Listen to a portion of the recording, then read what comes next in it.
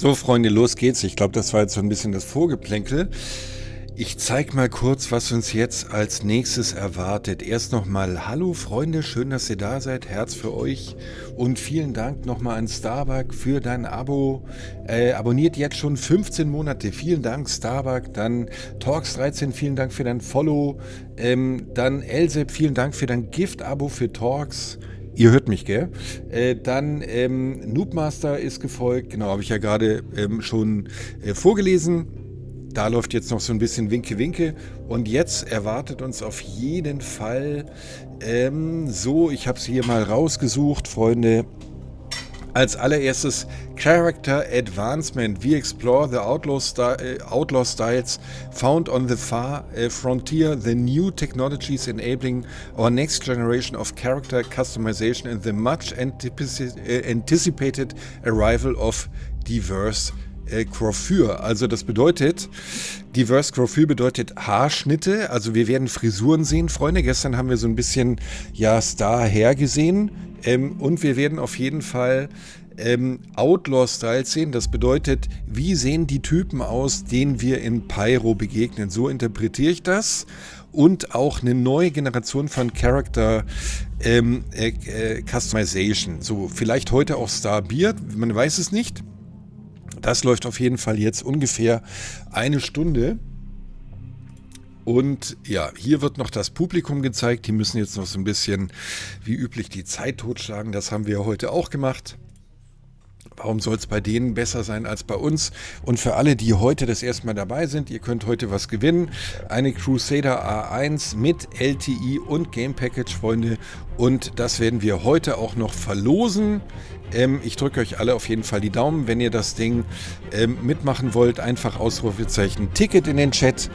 Und ja, let's go. Wir sehen heute so ein bisschen Outlaw und später werden wir wahrscheinlich Dinge erfahren über Squadron 42, weil wir ja hier irgendwas haben, Destination Adventure, from high up in orbit down to the surface of our planets.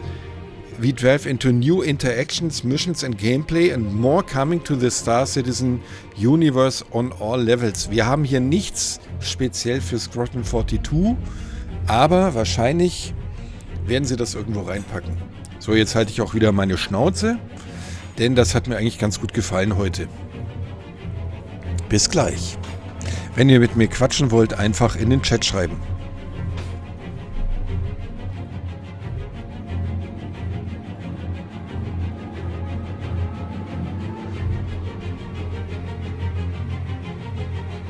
Hallo Tommy Sifu.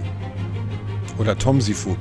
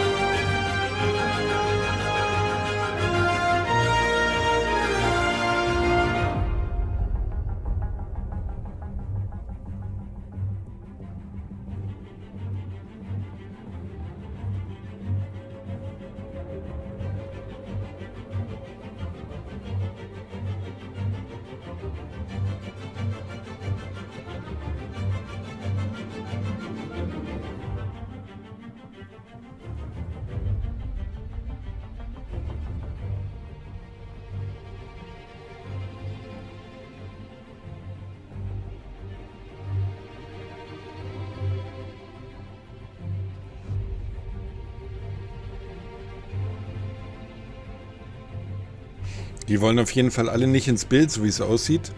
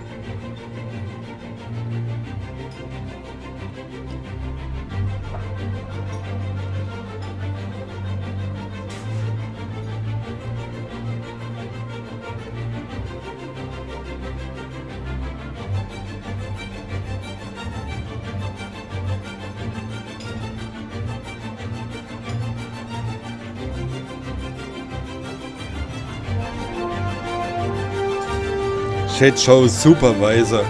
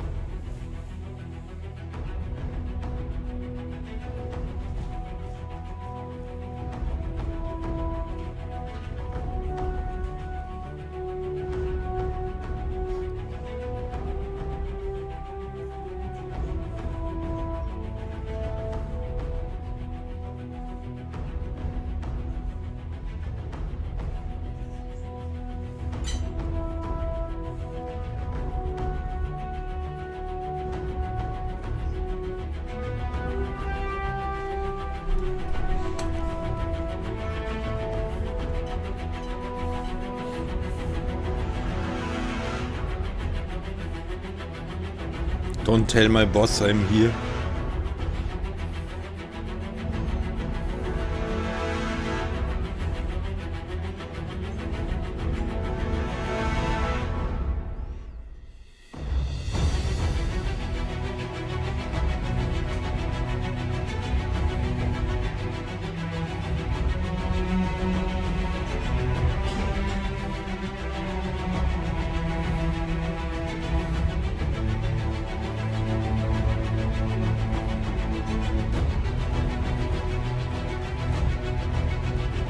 %10 haben einen Krankenschein.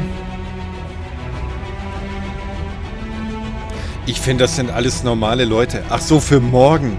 Okay.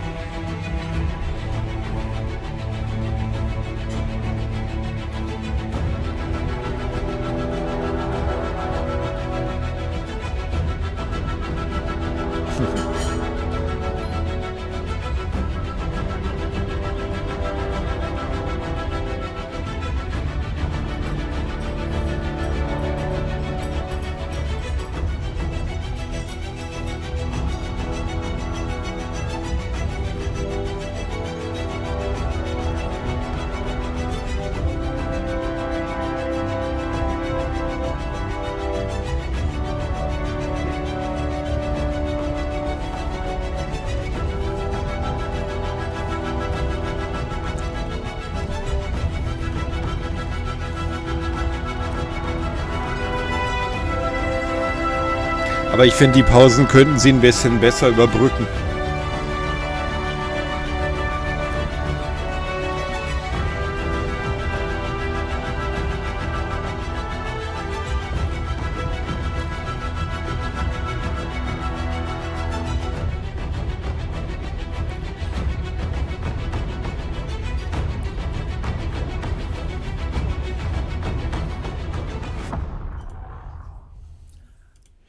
Ladies and gentlemen, please welcome to the stage the person who forgot to create himself an intro, Disco Lando!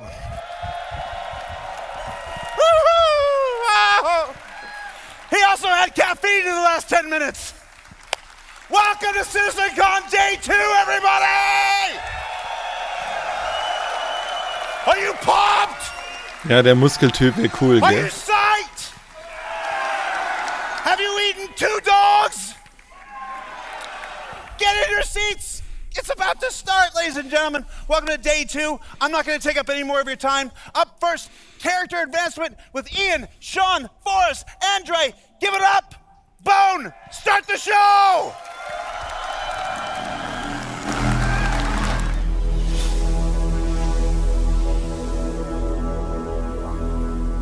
So, endlich geht's los. Hello there. Hey everyone, it's so good to see you all again in person. Thanks for coming out. So I'm Ian, I'm the art director for Star Citizen. We're going to kick off the first ever day 2 of Bei uns jetzt im CitizenCon Kontrollraum, genau. by talking about some of the awesome work done by the character team. Viel Spaß, Freunde. Alright. Viel Spaß. Los geht's. So first let's talk about life in a frontier system like Pyro and how this influences the character designs. So we wanted to create something unique compared to what we've seen in Stanton already. We want to give a wider visual palette and a feeling of historical age between the different solar systems. So this chart describes the fashion pillars for humanity. We can see where all suits, armors, and fashion items should belong. In terms of material use, manufacturing technology, and novelty. So you can see Earth fashion on the left, Terra fashion on the right, and frontier fashion right in the middle with a little bit of overlap of Earth. So essentially, frontier fashion is function over form. They are repurposed and repaired, and generally are misfits rather than sets. Outfits are purposeful by having storage solutions. This implies survivability along the frontier.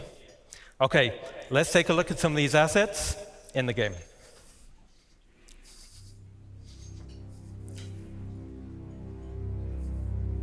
So sieht's in Pyro aus übrigens. Sehr geil. Viele Zimmerpflanzen.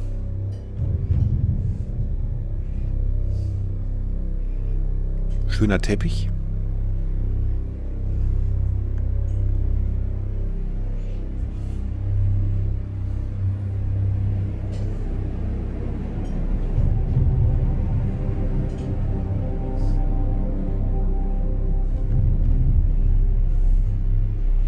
Schon sehr Star Wars-mäßig, die Klamotten, finde ich. Sieht cool aus.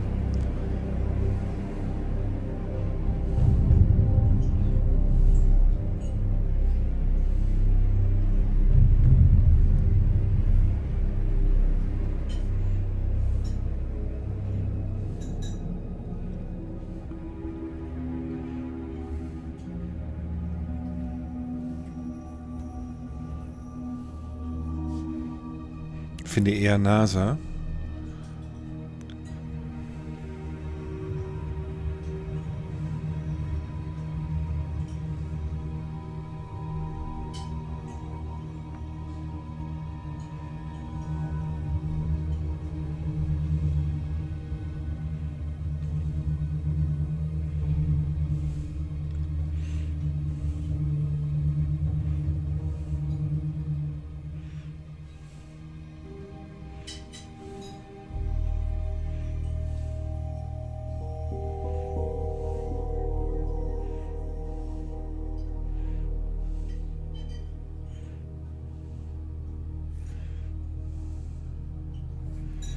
Ich sehe auch ein bisschen altes Star Trek in manchen Designs. Wenn man die Dinger jetzt nur noch unter dem Undersuit anziehen könnte.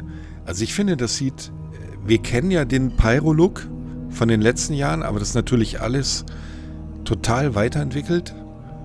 Und die Klamotten, ich meine, das ist eine Riesenarbeit, diese ganzen Klamotten zu machen. Das sieht schon echt richtig gut aus, finde ich. Und der sieht auf jeden Fall safe aus wie Star Wars, Freunde. Der sieht aus wie so ein Tusken Raider, finde ich. Also wie so ein Sand. Okay, awesome. So hopefully you guys that played Pyro Playground, you will have seen a few of those assets being showcased. So as we saw from the video, pouches and storage are a key part of the frontier aesthetic. This drives the feeling of survivability. But from here, we thought it'd be really cool to give the functionality, but also some customization options. So let's take a look at a video we just developed internally, and this is for modular storage items on the player.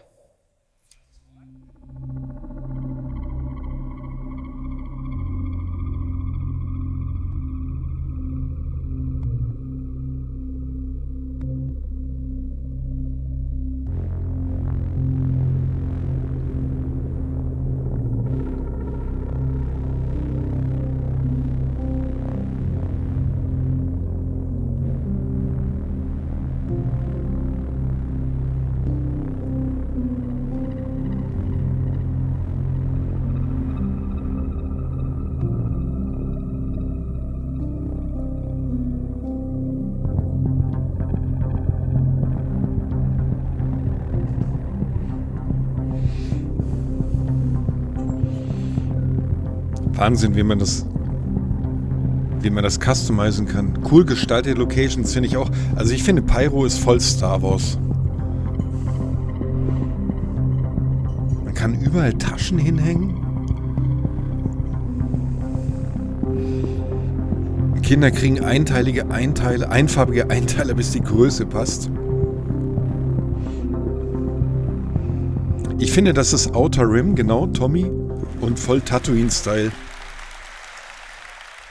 Pretty cool, right? So I think this will provide loads of customization options in the future. We're super happy about that. So we also created some extreme weather costumes for frontier locations, and these also follow the same mismatched and repurposed design aesthetics. Now we've also been focusing on achieving a higher visual benchmark. So this is all driven by our new Layer Blend V2 shader and its texture library. And we focused on more consistent wearing between 0 and 100% values.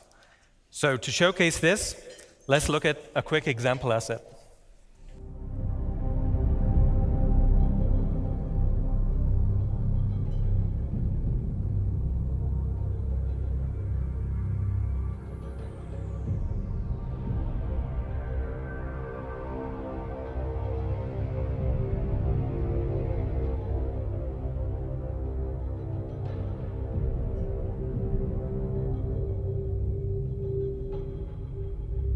Unglaublich detailliert.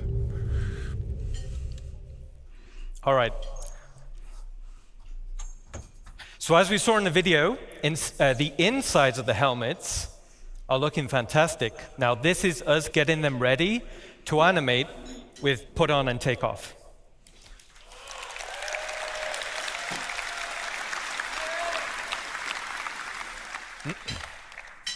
So in summary, Frontier Fashion is expanding the visual design palette for humans, giving a more credible feeling of age and history when you travel across multiple solar systems.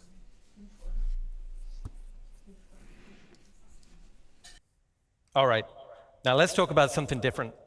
Now we're going to talk about some of the gangs in Star Citizen. So Ninetales have been one of the main gangs in the game. So far,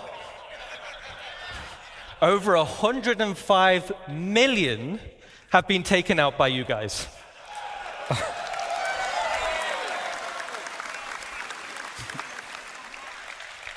So you guys have been busy, great job, all right.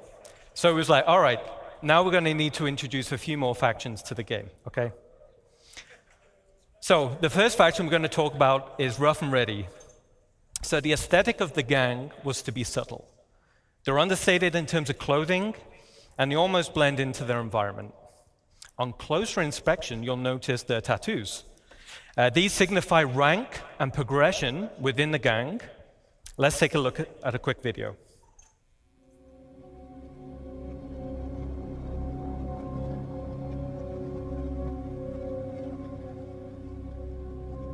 Rough and Ready?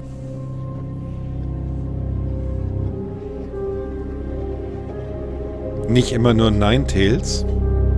Mal schauen.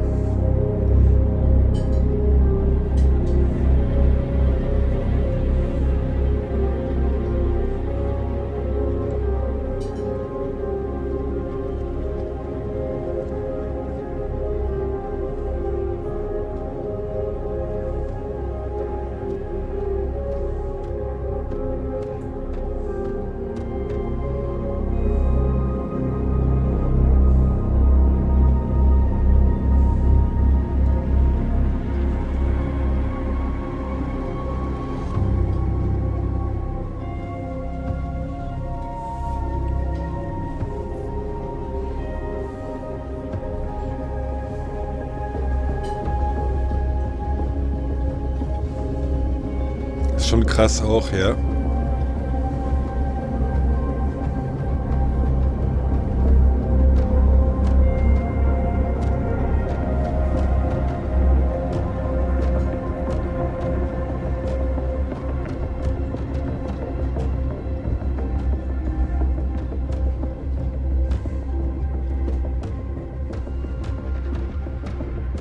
Die Mimik von den Typen.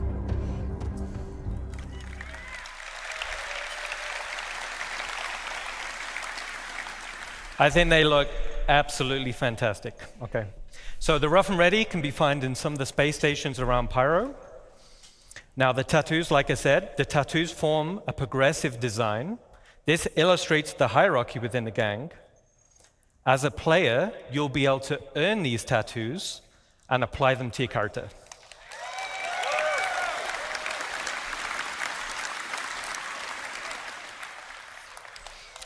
Okay, cool. The next gang we're going to talk about is Headhunters.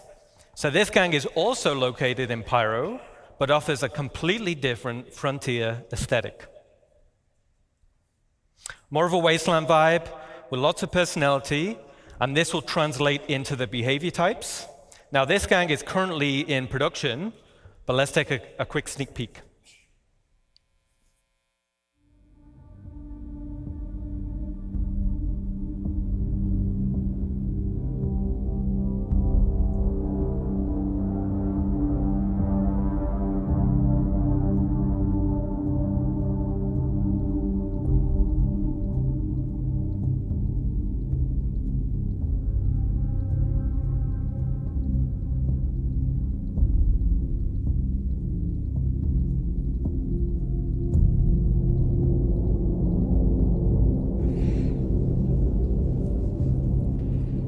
Die sehen wirklich aus wie Mad Max.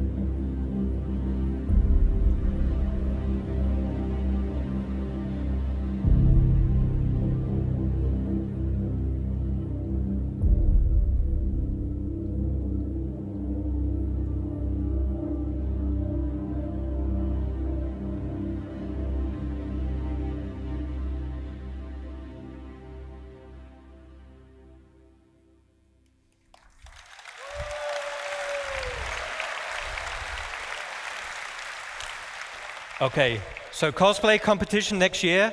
I can't wait to see what you guys come up with. All right. All right, so they're looking awesome. Now the last gang we want to talk about is Dusters. So Dusters are a criminal gang specializing in mining-related crimes. Now internally, I love the original Desert Nomad armor. You can see him here, right? Now I wanted to use it as a starting point to establish the Dusters design language. So here we can see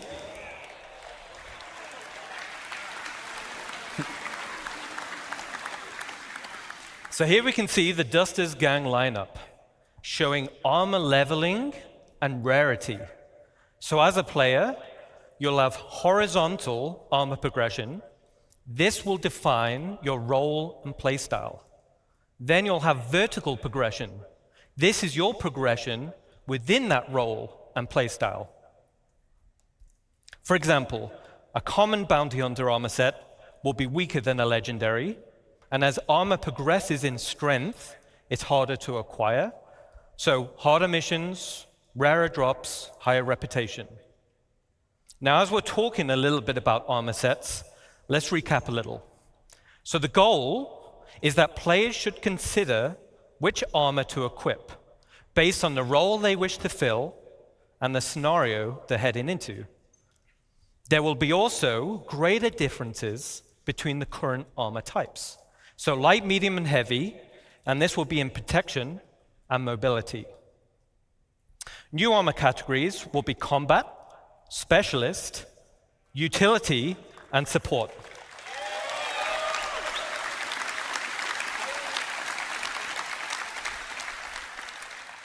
And these will define the type of items that are quickly available on the slots of the suit.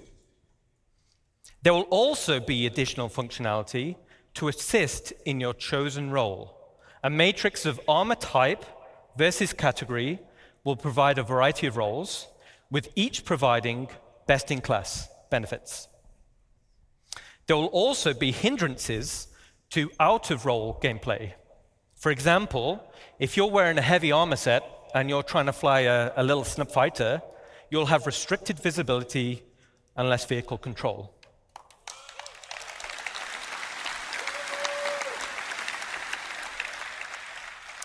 So in this scenario, like a flight suit armor type with resistance to milder G-forces would be preferred. Okay. So as we saw in Ali's presentation yesterday, hygiene simulates and tracks the accumulated effects of a character going unwashed for any length of time. Hygiene. Poor hygiene can lead to disease, lowered health, and snarky comments. Jetzt kann man sehen, ob die Haare gewaschen sind. Hygiene decays faster if a character becomes dirty or wears dirty clothing or armor, and visual effects are going to be displayed on the character's skin, such as blood, sweat, and dirt. Certain usables, such as a shower, will reset the character's hygiene and clean away all of those dirt effects. Alle den Waschlappen bereithalten. Let's keep clean. Yeah. Also ist schon extrem geil.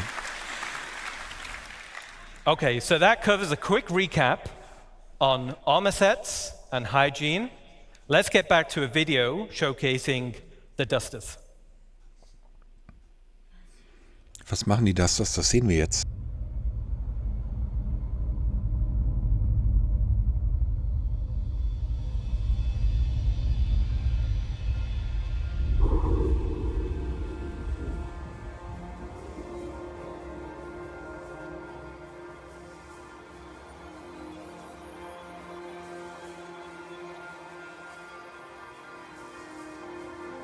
Hallo Driss.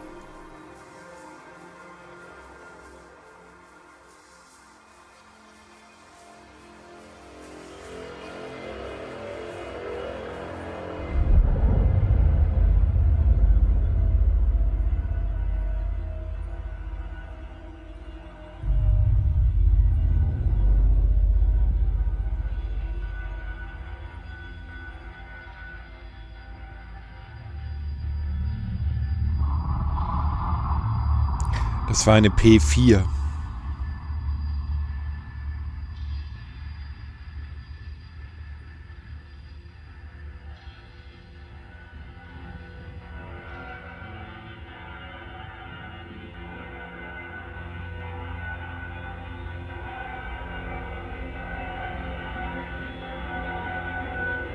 Das ist eine FS9.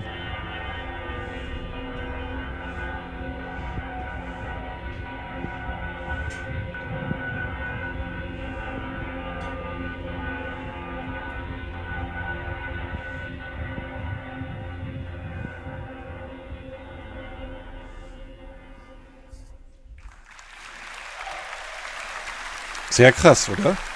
Also wie die Gegner aussehen, ist schon awesome.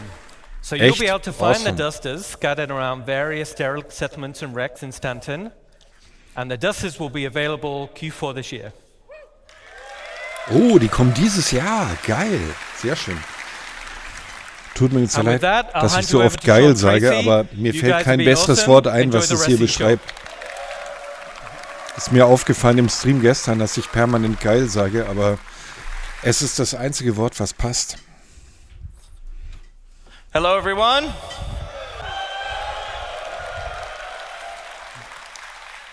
All right, so I'm Sean Tracy. I'm the Senior Director of Tools and Tech Content here at Cloud Imperium Games in Los Angeles.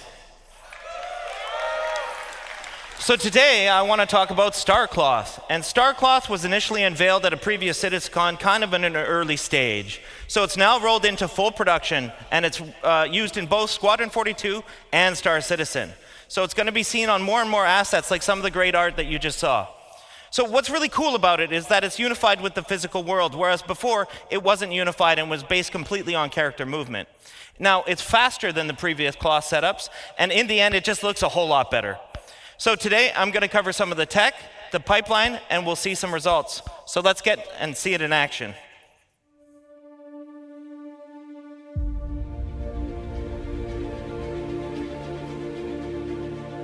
Trench coat. Cloth is hard. Guys have to run upstairs, they have to crouch, they have to prone, it's got to collide with the environment.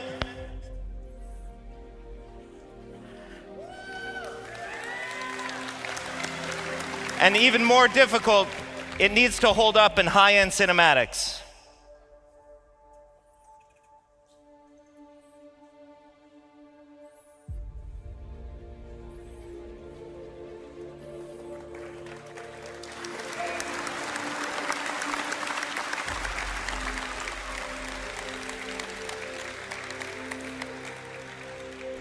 We are at war.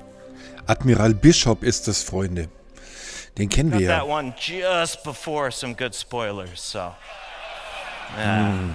All right, so how's it all work? Well, cloth Hallo, uses two Igel. meshes, a simulation mesh or cage, Schön, and dass the du da render bist. mesh itself. So vertex colors indicate how it's constrained to that cage, and thus the simulation. So for example, black vertex colors indicate a full constraint. Basically, it follows the skinning. White vertex colors indicate unconstrained vertices. So the movement is determined entirely by the simulation. And then we can do a blend of gray values that is used for fine transitions and blending and fall off in between the fully skinned and fully simulated assets. So in the end, these meshes are sent to the engine where we bind the cage to the render mesh, and then tech artists can leverage some of the runtime tools. You can see up on the image that the sim cage mesh has about 5,000 triangles, whereas the actual render mesh is about 45,000 triangles. So it's obviously much more efficient to simulate the sim cage mesh versus just the render mesh itself.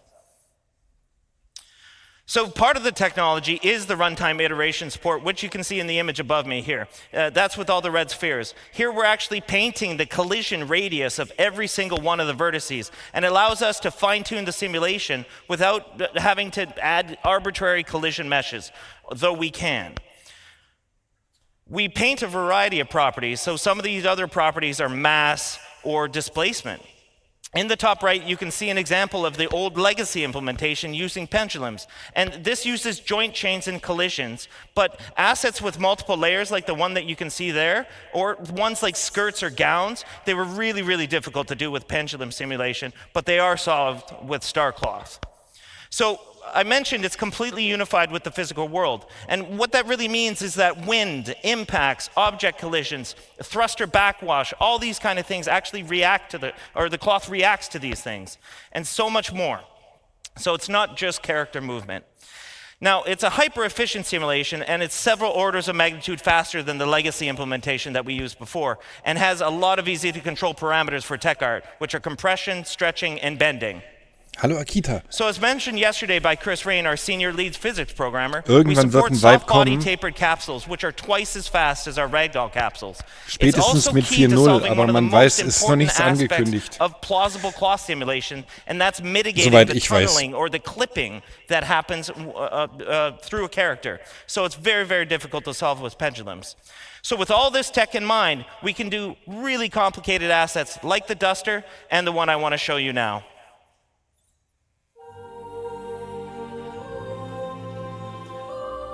So here you're seeing about 5 different layers of cloth going on and self-colliding between each other.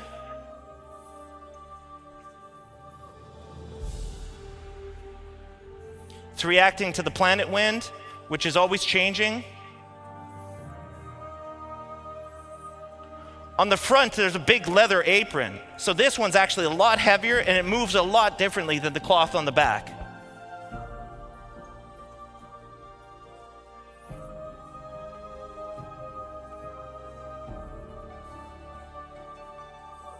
So he's walking into the wind here.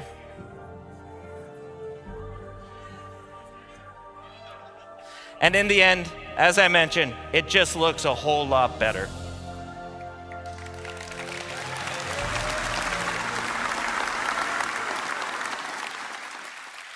So with Sieht that, sehr I geil want to aus, hand finde you ich off to my auch, friend Andi. Andre Piers, who's going to talk about hair. Jetzt kommen die Haare. Thank you, man. Hi, everyone. So, nice to be here in LA with all you guys. So, I want to start with a question, okay? How many Yes, of you yeah. are actually excited that Der we're getting new Friseur. hair into the verse?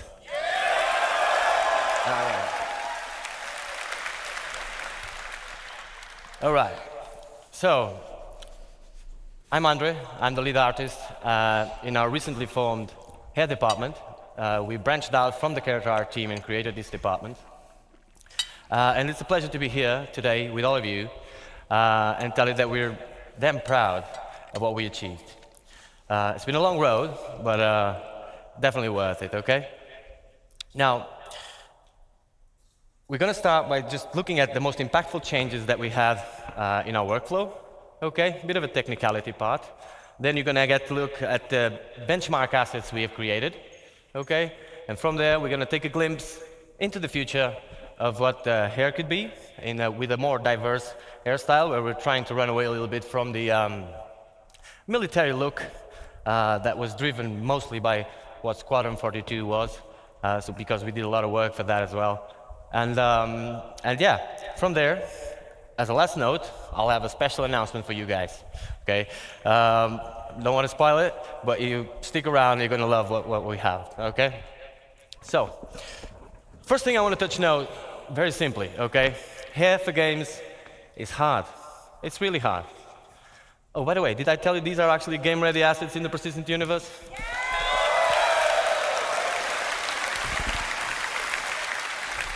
Fully rendered in our engine, okay? Game-ready, performant, ready to be shipped, okay? So, hair is really hard, like I was saying. It is a AAA challenge, basically.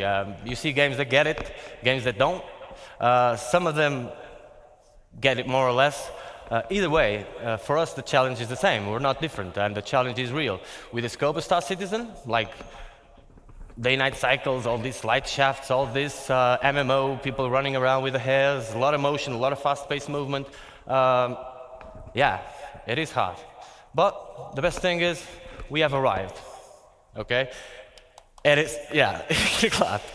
It is, it doesn't end here, okay? Yeah. It does not end here, okay? It's the nature of CIG. We just keep pushing the boundaries, but like I said, we're really proud of what we're showing you here today. So let's dive in what we made all this possible, okay? On a high note, on a high level, basically, a successful hair requires 3 fundamental elements, okay? There's the texture, there's the placement, and there's also the shader. If one of these elements fails, all of them do, okay? So it's basically, you can have a great texture, great placement. If your shader is wrong, no go, really. And the same if the texture fails or if the placement fails. So really vital, really important that everything works together. But the good thing is, by breaking down the hair into these 3 parts, it also allows us to actually go deep into each of them and push the quality up. Or like Chris Roberts would say, bring the high fidelity, right? So, on the texture end, there was a lot of changes. What you see on the top there, the common approach of a AAA game would be to have true black, true white on a transparency map, a bit of taper on the tips and roots, and call it a day. That's what happens in 99% of the games. Now at CIG, we went a bit further than that. We tested all the thicknesses that were actually reasonable to test, of course, and we came to a realization. The hair doesn't need to be thin enough. It just needs to look thin. We do need it to be thicker enough, thicker than real-life hair, because if you take one of your hairs, ich finde, es gibt sehr wenig really Games, thin, right? wo die Haare gut aussehen. It does need to be renderable. That means if it's really thin, it will be sub-pixel rendered at some point. With the motion and all that, we will get a lot of artifacts. Alles zur Immersion dazu. And so that would be a no-go. We do need it to be thicker than in real life. But can we make it look thin? That was the question. So we came to the realization that from hair, or from scalp to hair, and from hair to the background, so these 2 points, the transition points, are the most important ones for the hair. So we aggressively tapered the tips, which is what you see over there, and added a gradient to it. So no longer true black and true white. Now, this is a lot of technicality. You will see practical examples of this, but that allowed us to have smooth transitions and basically achieve the result we expected. Stell dich mal vor, ihr setzt den Helm ab und dann sind die Haare so ein bisschen platt gedrückt. Wie geil ist das? Now, Ich finde, Haare sind I could wichtig. be here all day talking about hair libraries, okay? Because I'm a very technical person, and if you see me around the venue, feel free, I'm Andre. You can just come and talk to me about this. I'm not going to bother you all that for 1 hour about this, but I'm going to give you a very quick example that you all can relate. So imagine in real life, you have a construction business, and you could make one wall, one roof, one floor, and one window. You make it all work together, and from there, you're not only building your house, you're actually building the whole town, and then the whole state, and then eventually the whole universe, right? That's what air libraries are.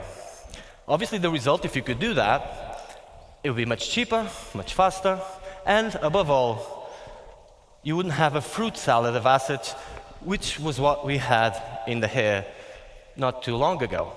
And by fruit salad, I mean several artists working through the years, each one of them applying their own workflow. Everybody's at different levels of quality, of course, different minds, different ways of seeing the same problem. So, at the end of the day, fruit salad, right?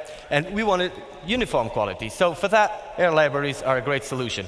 We also decreased the time of production of hairs. So, it was taking us 20 to 40 days to create one hairstyle per artist, okay? Right now, it's going from like 3 to 5, 7 days per hairstyle, which is that great news, okay? So, yeah, that was In major Zukunft achievement. könnt ihr mir in jedem Stream zuschauen, wie ich mir erstmal die Haare richte. Cool. So, hair libraries are just a thing. We love it. It's not just picking up a texture and putting it there. If you do that, like, you need to actually see the scope. Gladly, we have some of the best artists in the world on hair working with us, so we managed to achieve this at the scope that we wanted. Now, on the shader side, there was plenty of changes as well. Some of them are very techy, very, very cool as well. I'm going to run through fast through some of them so you guys can Erst understand noch the scope of duschen, what we're genau. dealing with. But let's Der just understand, Stream like, at fängt bake später time, so an, ich bake muss time is erst noch prior duschen. to runtime. Runtime is where the game runs. Bake time, we're preparing the asset to actually put it in the engine. Gibt At es bake in-game time, einen we Friseur? Ja, calculate the wird es custom geben. normal and we store it per vertex. So each vertex gets a custom normal. That makes, in a practical sense, for those who are not too technical, it basically makes the card, the air card, not look like a card. So the normals is help with the way the light reflects. We kind of do more smoke and mirrors on it and make it look not like a card by just making it that way. Now, Das ist halt richtiges Roleplay on dann. the Zuerst ambient Feuergefecht occlusion, und danach kämmt man we sich die store Haare. two baked ambient occlusions onto the color channels of the vertices as well. Now, each vertex on a mesh in any game has a color. Ich finde, gerade für Tischi sind die You might Haare use sehr it or not. wichtig. Imagine in a car, you have a trunk. You can use it or not. It's up to you. You don't. It's not silly to use the car without using the trunk, of course. But if you have a luggage, you can put it there or in the back seat, wherever you want. Now, we decided to use this because it was free. The trunk was already there, so the vertex color was already there, and we just decided to store two ambient occlusions on it. Dann kommt das These two ambient occlusions work Friseur-Gameplay. this way. Geil. Light hair, like a blonde hair, obviously needs more shadowing, or less shadowing than a dark hair, right? And so we store two. The length of the card is now baked onto the last one, and that gives us a metric of where the card starts and ends, and allows a lot of cool things you're going to see on the videos I'm about to show. So, Hallo Elvis. one last thing before we can start looking at videos is that, and this is really creative, total credit for the people, for the tools programmers. I personally had nothing to do with this. This was already at CIG when I joined. It's absolutely amazing. Ich liebe das, So. dass der Typ das Thema Haare so wichtig We have an nimmt. hairstyle Du musst that den was mal ready, angucken, das that you ist can so see geil.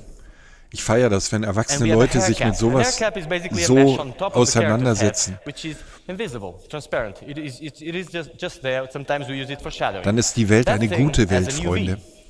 And so we project Ist the wichtig. hair, or where the hair starts, onto that UV, and gives us that image that you see on the middle, right?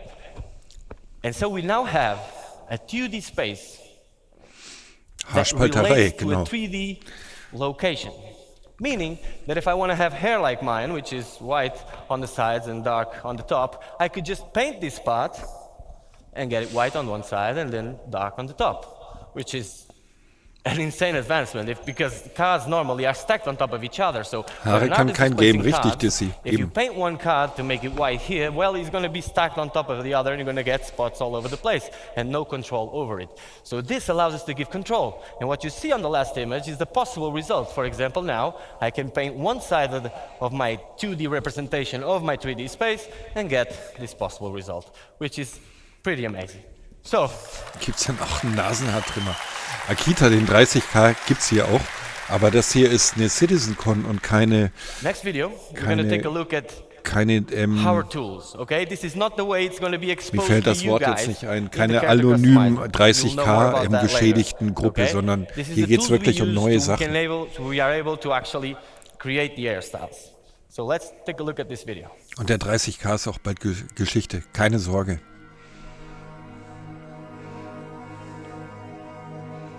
Genau, neue Bugs werden einfach unangekündigt released. Schaut mal hier. Melanin Range.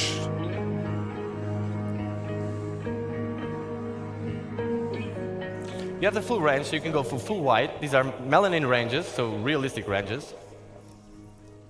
Fully white up to black. Sieht geil aus. Ich finde das geil. Obviously, you can go redhead as well.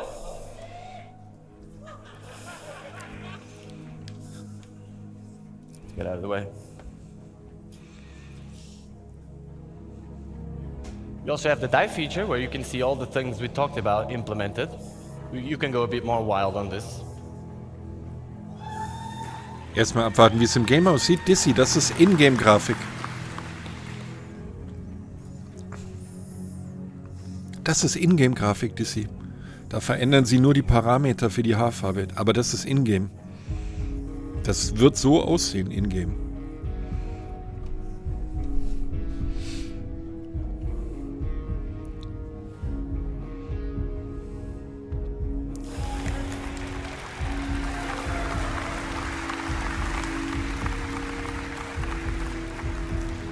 And this is why important, the length of the card is stored in those vertexes.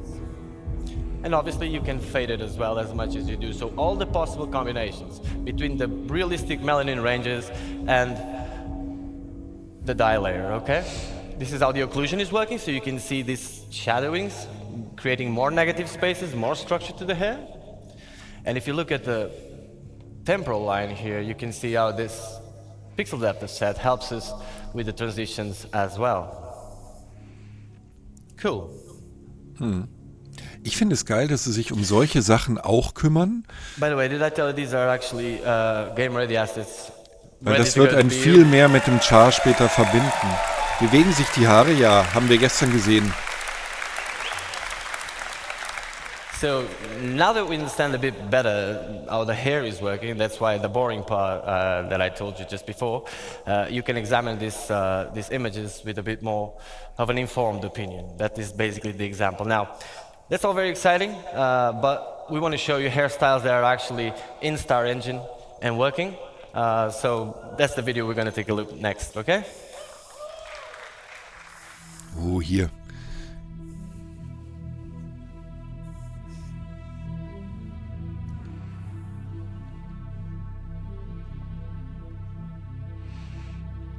Ja, da sehe ich mich schon ein bisschen.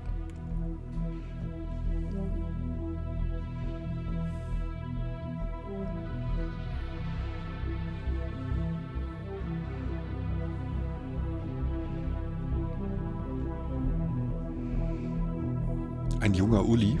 Ich bin jung, Mugulatsch. Tischi, bitte mal Mugulatsch notieren.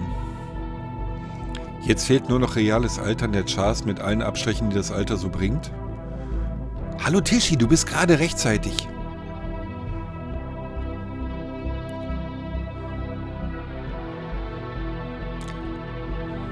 Mugulatsch hat gerade gesagt, ich wäre alt.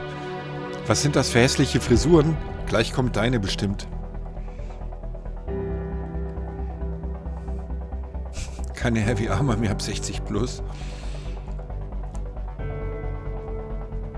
Sieht super aus, ja, finde ich auch.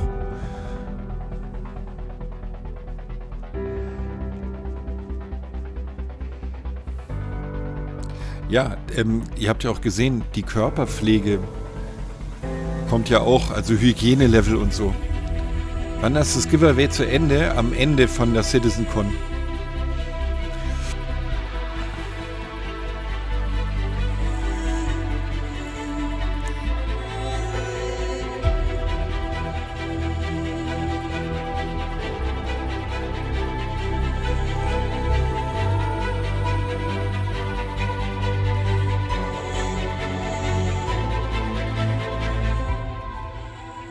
Das nennt man doch Bob, oder?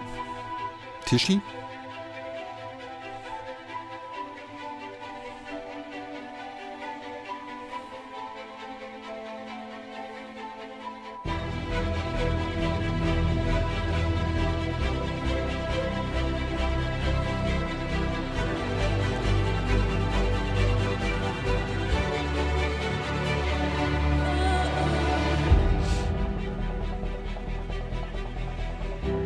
Noobmaster-Gewinner ist entweder da oder wird benachrichtigt.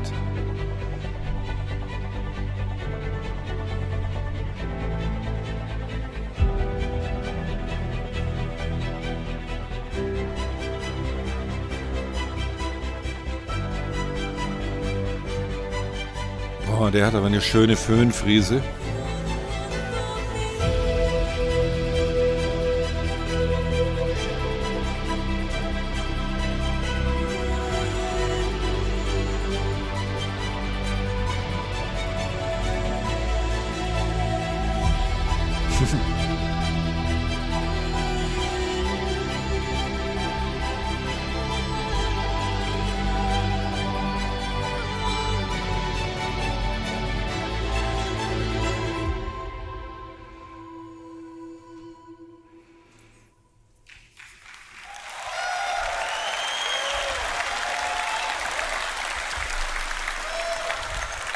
Sieht geil aus. Coole Haare. Sehr schön. Great, guys. So I can see by your feedback that you really enjoyed the dive, so I'm going to try and direct things that way next time. Pretty cool. Okay, yeah, these are game-ready assets as well. Now, like I promised you, we're trying to make this diverse and get away a little bit from this type of hairstyles you just see now, which is a bit more military. And for that, we'll have the next video. Now, it's important for you to understand if there's any 3D artists, character artists, air artists out there, you will know. Some of the hairstyles you're going to see next are some of the hardest things you can do in hair for games. In a practical sense, if you can do what is going to be shown next and render it at 60 frames per second on an MMO, you can do pretty much anything. Ja, eben darum geht's. Wenn man Haare in einem MMO mit 60 FPS so animieren kann, bin ich mal gespannt. Jetzt sehen wir das alles mal in Aktion. Is one of the directions, then the full range will come. I hope you enjoy.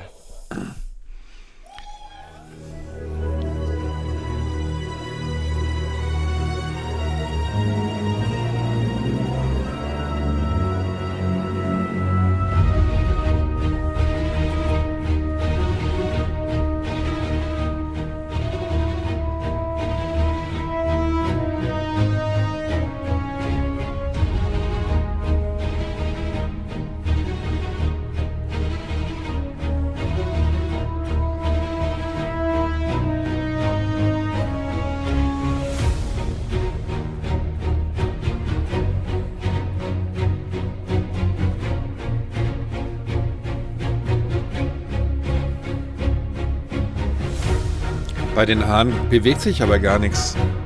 Ich dachte, jetzt sehen wir Movement.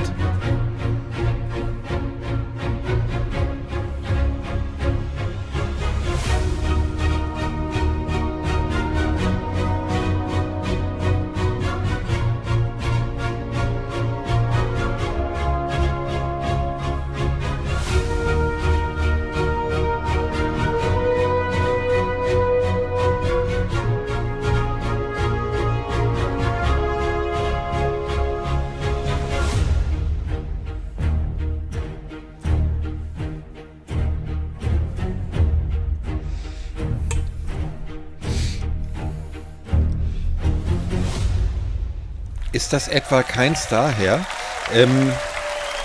Thank you, guys. Genau. Das ist das Haarteam. Zum Haare yeah. raufen ist das. Like I've been saying, Aber die machen einen these guten pictures Job, you muss see man here, sagen. Ist geil. They are all Hallo, rendered as Smoke you and see in Joke. real time, depending on the light conditions and stuff. But there is no tricks here. This is actually how it looks. And that's why we're really proud. Like I said, it doesn't end up here, okay? We're pushing this forward. This is just to replace the stuff that was there. I'm pretty sure you guys were tired. Nobody at CIG was happy with what we had. I can assure you that. Yeah. Especially as an artist, right? So, but we finally arrived. Now, we've seen all this. What does this mean in a practical sense for you guys? It's the question you may have. Well, let me tell you really fast. We made over 75 hairstyles since like 6 months ago. On the last 6 months, we made 75 hairstyles. That is a lot. That was possible with all the changes we made. Yeah. Yeah. That is a great achievement. Now, we cannot hand them all to you right now. It's very simple. It's very simple. It doesn't end up here at the artist end, okay? After this, there's a tech art pass where they need to skin it, they need to make it work with hats, with goggles, with everything that needs to work, right? So it's a process that takes time. Das hat der neue Style, die Augenbrauen. Ich glaube, das trägt man heute so. All the Max. stuff that it's there, give you enough variety for you to start, and that's what we're going to see next. Now, it also tells you when are you getting it. So, Das ist das as a last Braunteam, note, da hat er I'll leave you keine with this Ahnung video, von. and next, Forrest will come here to talk about this stuff. So, Ich finde das geil. let's take a Immer look at wenn this, ich an yeah. Haare in Star Citizen denke, werde ich jetzt ihn hier vor mir sehen und mich freuen, dass er sich drum kümmert. Oh, Into schau the mal hier. BU. Oha.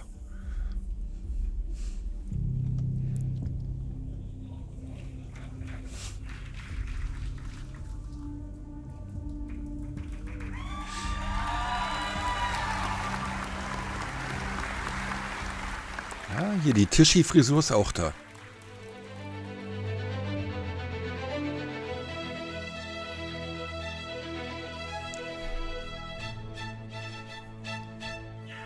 Q4, geil, sehr geil. Dieses Jahr noch. So before the year ends, you're all gonna get to enjoy these hairstyles. It was a pleasure to be here with you today, guys, and see you in the bus. Sehr geil. Dieses Jahr. Perfekt. Nice. Another round of applause for Andre and getting new hairs into the game. I can't wait to put new hair on my character, I'll tell you that. And for Ian and his awesome character team and the amazing characters they showed us earlier. Absolutely fantastic. I'm gonna run through this, we don't have a lot of time. I'm gonna talk to you about character heads. We've talked about hair.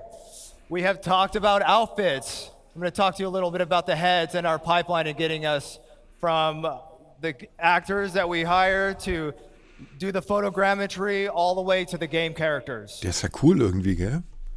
Der macht So voll we have a Druck. DNA pool, expansion, and customization. I'm going to be taking you through. We made a data-driven pipeline for adding new heads. So what is a DNA pool? DNA pool is just a bunch of heads that we put into the game. That way you can modify the ears, the nose, the chin, the mouth, and you could interpolate between all the different heads. A DNA pool. We want to expand the pool and allow for more selection and range. So we scanned 60 new heads for our DNA pool, 60 new heads. Krass. And we processed them internally. We also added customizable facial features, skin tones, complexion, makeup layer on top, revisited the eyes. These characters look new and they look great. Klamotten und Haare hast du verpasst, Smoke and Joke. War aber sehr interessant. All right. So our current pool, there's the 18 heads right there. But that wasn't enough. We need more. That is our new pool. Wow. Geil.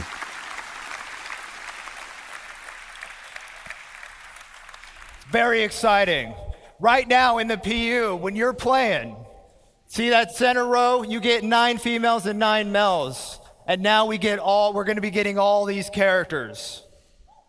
It's for Squadron and the Persistent Universe. How do we do it? Well, we partnered with Clear Angle over in Pinewood, London. And they have this thing called the clear angle Dorothy scanner. The scanner improvements allows us to get shoots done in 4 weeks of sessions.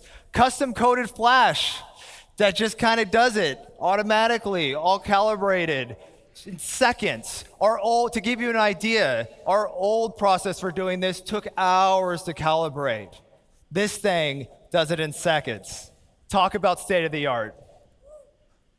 Average of 4 scan actors per day now. Krasses We used Ding, to be gell? doing 1. Das ist so What wie in this Tron. means to you is Da we werden die can Typen get komplett you digitalisiert. characters faster. We can get you new heads faster. Ich könnte mir gut als Schauspieler Polarized image vorstellen, wie data Pinkman resulted in in Breaking improved Bad. spec, blah, blah, blah. Those are awesome texture So maps sieht that er we auch can aus. put on the Aber head. That way we can render them. guckt make euch them mal look das really Ding good. an. Da gehen Leute rein, werden gescannt. In dem Ding. Photogrammetry captured in raw images at 8K texture map resolutions. Hyper accurate scan results. Super geil. Now, close your eyes if you're a little sensitive to light. Guckt euch das an. This ey. is the Alter. process we use to get the pictures, to build the photogrammetry, to calibrate the cameras. Von allen Seiten. Krass, oder? Ist das nicht ein Wahnsinn? Zieht euch das rein. Hey, was das für ein Aufwand ist, Freunde. All right. So we got some characters here on the screen. Those are all built using all these things that I've briefly mentioned. I want to talk to you a little bit about skin tone, though. Skin tone's tricky because we want to apply it. We want to be able to customize it. We want you to have the ability to do whatever you want. So what you see is some really weird looking characters. We see a head with some yellow. Yellow's good in this case. Keine What we're trying to do Klonarmee is mehr, we're trying to genau. find the average skin color. Once we find the average skin color, we can figure out what that skin tone is, and then we can apply it. The blue means it's further away from the average skin tone. So when you apply your skin tone, it has less influence, keeping those high details, keeping the color, the blemishes, the imperfections. Ich That werde middle irgendwann one, meine that Traumfrau whitehead, stellen, that's what stundenlang we get duschen. once we've extracted the data. It's now ready to apply the skin tone, which you see at the end. Rüsseldüse, ich glaube, ich weiß, warum du deinen Namen hast.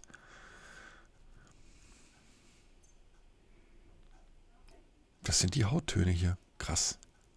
Schaut mal, wie echt das aussieht. Hey, da müsst ihr doch schon begeistert sein, oder? Nicht immer von 30Ks philosophieren und sagen, wann werden die Bugs gefixt? Guckt euch das mal an. Das ist fast schon... So here's a little more detail what I'm talking about. We knew that we were going to get a pull for these heads, this pool of all these different awesome shapes, noses, ears, lips. But now, with what we're doing currently, you can see that we have calibrated all of our source photos of our actors. Das And ist schon with that, we can figure Uncanny out Valley ist das, Freunde. exactly what they're supposed to look like. Macht einem And schon then Angst once I fast. extract and do the average thing, I'm able to get a value. And that value translates into a skin tone. And that skin tone translates into a chart that you can customize your character with.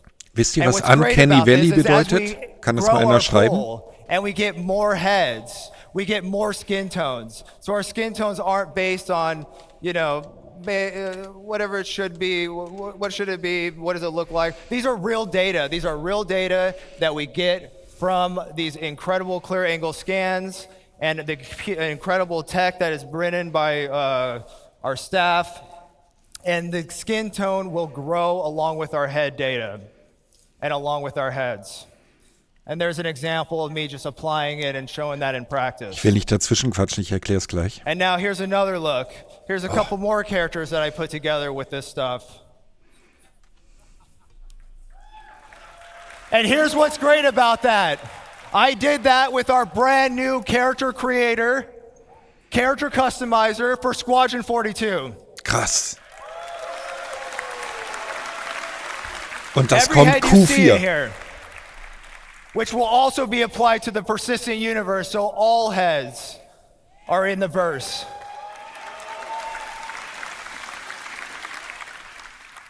And as you can see right here, here's a little scene I put together using the outfits, using the hair, using the skin, using the heads. And I did that all with the new character creator. And here to show you that, if the live demo of the character creator, I'm going to bring back my good friend Sean Kommt Tracy. morgen, ja. Thanks, buddy. Give me. Oh, that's awesome. All right, so what's this all mean to you guys? Let's show ya. Time for live demo. Sean Tracy. Wie cool ist der All denn? right. Die werden immer So, cooler. I want to welcome you to the Biotic Corp Calliope machine.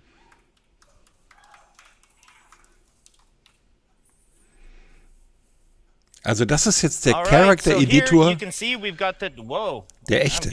I'm getting feedback. You can see we've got 2 body types that I can select from at any point in time. Das ist So we're oben going to auch start die, in right away. das neue Now you might recall how the UI. Seht ihr character das? creator currently works. You would have a whole bunch of source heads from our DNA pool. We would select one of the facial shapes, and then we'd blend it up or down, depending on how much you wanted that certain facial shape. Now, this was pretty good, but it's not the most intuitive of systems. So instead, what we wanted to come up with was a much more intuitive way to control this.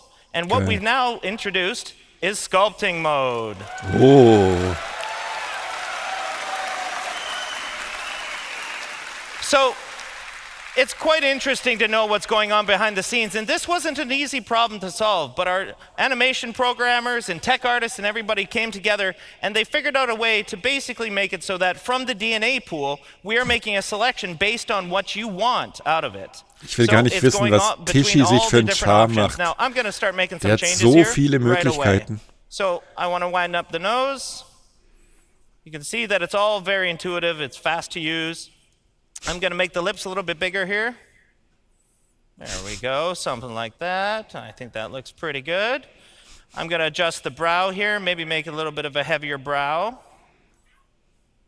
Now we can adjust the eye shape. We can go more almond eyes. We can go more oval. We can have a heavy lid. You know, I can find a whole bunch of different options within here.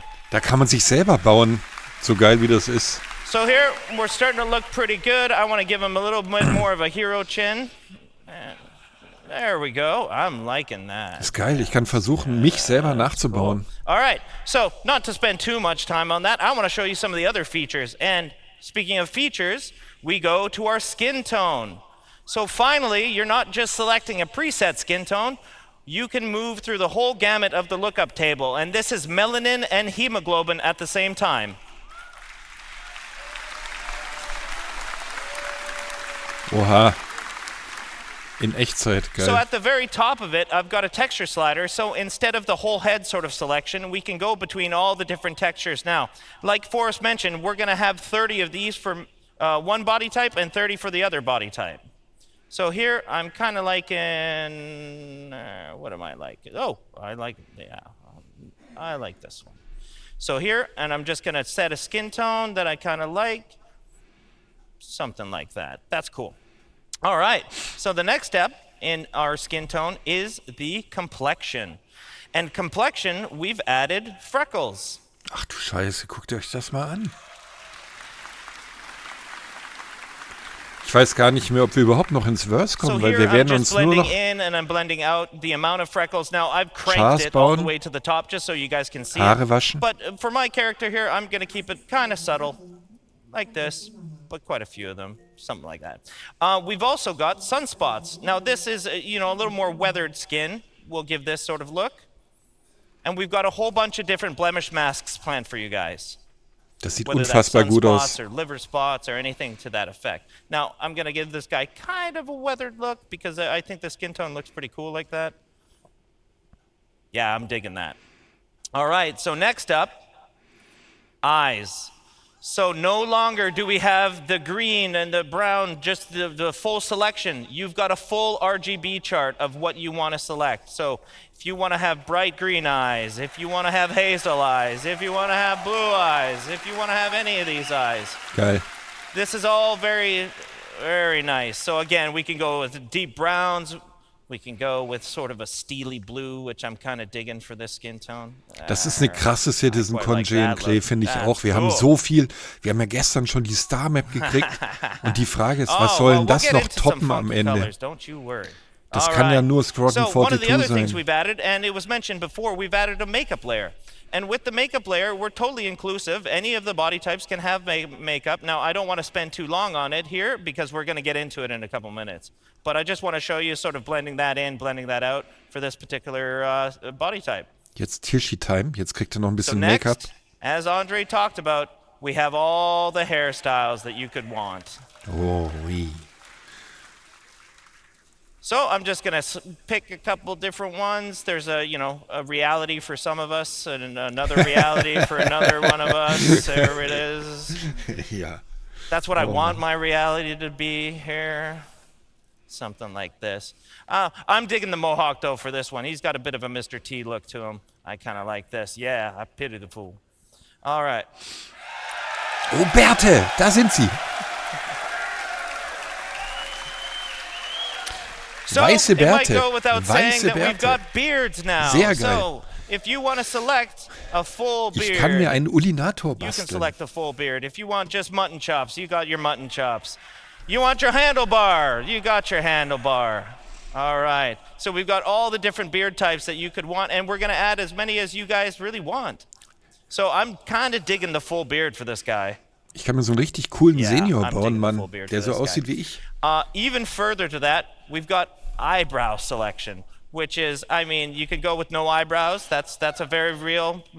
You could have bushy ones. You can have a little bit more, normal, kind of straightforward ones. But it was mentioned before during the hair and with Forrest's discussion that we've got the hair dye as well. So with the hair dye, you can affect all the hair at once, and right now I've got all selected, so I can go through the gamut of all the different hair melanin Ja. that you can set.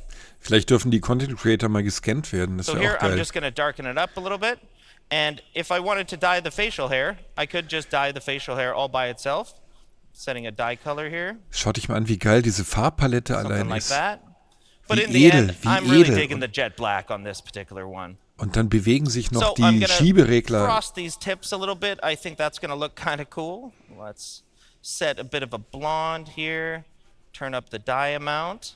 And then what's really cool about this, and I'll show this in a minute, is that we can actually control the fall off of it. So again, if I just want this on the tips, I can just blend it right geil, about krass. here. So there we go. He looks a lot different than how that started, and I think that's actually pretty fun. Now, there's a lot of stuff in here, and I can't wait for you guys to explore it and spend as much time as you want customizing and expressing yourself as a character. So once you're done, you've got to sign off a personal declaration that the physical appearances that the calliope process has allegedly caused Sign and submit, geil. are okay with you. So let's go to our next body type. Ist das geil. All right. Das ist So I'm going to go to town here real fast. bahnbrechend, Right- Freunde. right Sowas away. gab's noch nie. And you might think it looks a little Das off or ist so, but I don't bahnbrechend, know. We're gonna wirklich get geil. there. Let's make some changes here. Jetzt mach doch Gonna mal eine adjust the hübsche. bridge of the nose, maybe a little bit of the cheekbones here. Der macht jetzt eine voll hässliche, oder? That's maybe a little extreme. Let's go back here. Mach mal die Augen weiter Something like zusammen. that. And I'll make the lips a little bit smaller here, and I'm gonna lengthen that chin for a little more of a triangle kind of face here. So you can see, you can tweak to your heart's content. You can spend a lot of time doing this. And I don't really like the brows. I like a little bit softer of a brow for this particular character. And that's looking pretty good to me, actually. So next, just like we did before, we go into features. We can do the skin tone. I'm going to select a certain texture here, just because we got to get going on time here. Let's go. Something around here is looking pretty good to me. Cool. All right, we go into the Das ist so complexion krass. the same way that we did before. Dass die auch So we start with the zwinkert, freckles. während er den Char macht, I zwinkert kind of er. like a real freckled appearance Oder on this zwinkert sie, schau particular mal. character. And I'm going to turn down the sunspots. Und ich glaube, sie So, we atmet move auch, sie forward bewegt ihre Lippen, to the sie eye zwinkert. color Das ist again. voll, als wenn die echt ist. Ooh, I'm really digging the green. Yeah, I like the green kind of look. Ja, Hasi-Töter, man muss sich seinen Char bei jeder Spielsitzung neu machen. I'm arguably not very good at this, but I will do my absolute best to show you guys how you can use it. So first is the eyeliner. So the eyeliner, we can do any color. You can go as crazy or as chill as you want to go with this. But for this particular, I'm going to go quite dark here, just in the dark sort of fuchsias and purples. Here, we'll do in the inner lid eyeshadow. And that, I'm kind of keeping the same theme, I think. Yeah, and then we're going to do the same thing with the broad eyeshadow. So again, we can go as crazy or as calm as you want. Da oben ist auch geil, Biotti Corp. So eine eigene what I've Firma had good gegründet. success in doing is kind of having it cranked, and then I just pull it back to a little more of a natural blend, something to this effect here. Next is the lips. We can do the exact same stuff on the lips. Now what we have is a whole bunch of different makeup masks, and you've got 3 different channels within those masks, so basically 3 different colors that are affecting different areas of it. Now for the lips, we can go with the same sort of theme if we wanted, and I think I'm actually kind of digging that. And let's go on the lip liner, a little darker. And then lips are a lot more glossy, so we can increase the gloss there, so that looks a little more like a lip gloss. Yeah, that looks pretty cool there. Wetten, dass seine Frau zu Hause zuguckt und sich fragt, warum sieht die so anders aus wie ich? And there we are. Alle mal ein Herz in den Chat, die glauben, dass es so ist. I think we're good. Yeah, I think we're good. I have no business doing that, that's for sure. Same thing on the hair. Again, we've got a whole bunch of different hairstyles. These will all be shared between the 2 body types, but for this particular demo, we've got the ponytail, we've got the slick back kind of look. Weil es dein Char ist, Tom Sifu. I'm not finding one I'm really digging yet. Ah, yes. Yes, now we're talking. All right, so cool. Now, again, we're fully inclusive here, guys. Oh, so, jetzt kriegt die noch if you einen want Bart. facial hair on any body type, you got facial hair on any body type. That is up to you guys.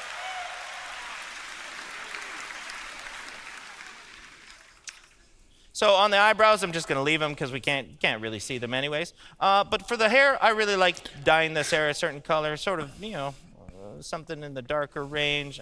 Gonna turn that down. I like the nice jet black. Look at the makeup bounce out. That looks cool. I'm gonna turn up the dye though, and I'm gonna try to carry my same theme forward here. There we go. And then I'm gonna give it a bit of a fall off, as we can do. So it's just on the tips there. So let's see that in action. Wie viel Spaß das dem macht, gell? All right. So Ich now, glaub, die Männer, die hocken länger in at dem first, Charaktereditor weren't sure als about die that Frauen, character, ehrlich right? gesagt. But in the end, I think she turned out, definitely. So you go to a review, sign off your declaration again, and head to game. So, I'm really lucky to be able to sit in front of this. And again, it was a huge amount of work from tech art, engineering, designers, and specifically the Squadron feature team that has done all this work. And one of the cool things to note is that we use this now internally as a tool. That's why it's me up here demoing this. This is our tool internally for creating all these heads, for creating all the NPCs in the verse. Because as Chris put it one time, he doesn't want his NPCs to look lame. He wants them to look cool. And this gives you cool looking characters. Thanks a lot, guys. Sehr geil. Sehr geil. Was ist denn das für einer? Ach, das ist er hier. Lol. Das ist doch das mit dem Star Clothes, glaube ich, gell? It works. All right, we're behind on schedule, so let's welcome the Life in the First Person crew. Take it away. I'll be here. I'm busy.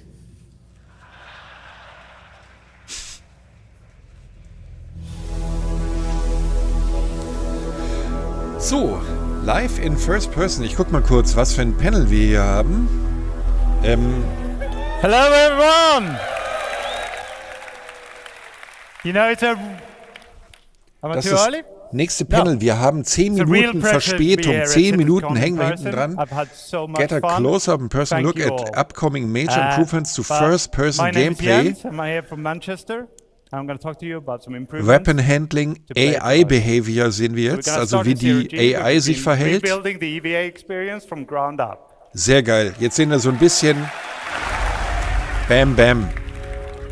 So the first thing you should see is that we've made the exit from gravity Oh. less disorientating. Schaut mal. Sehr schön. Oh, we're gonna face plant. We made it. All right, so we made the re-entry much more forgiving.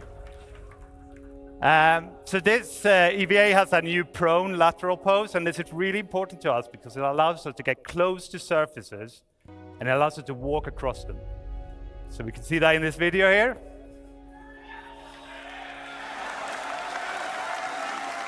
Okay, and as it gets to the end, we're gonna jump off. Okay, here we go, into that. And this smaller profile lets us get into spaces we couldn't get into before, or not easily with the old EVA.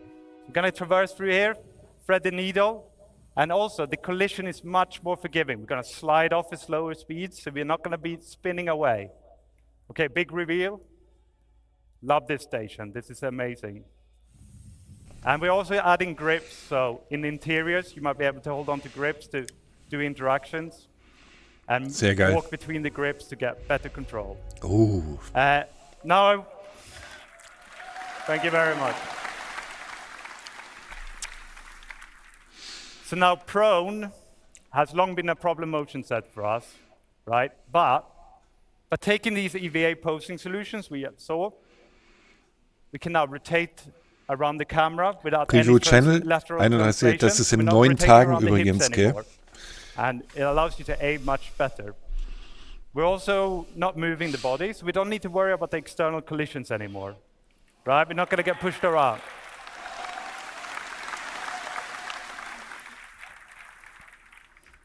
Of course, prone isn't all about looking around. We want to traverse as well. So we're going to head down this vent.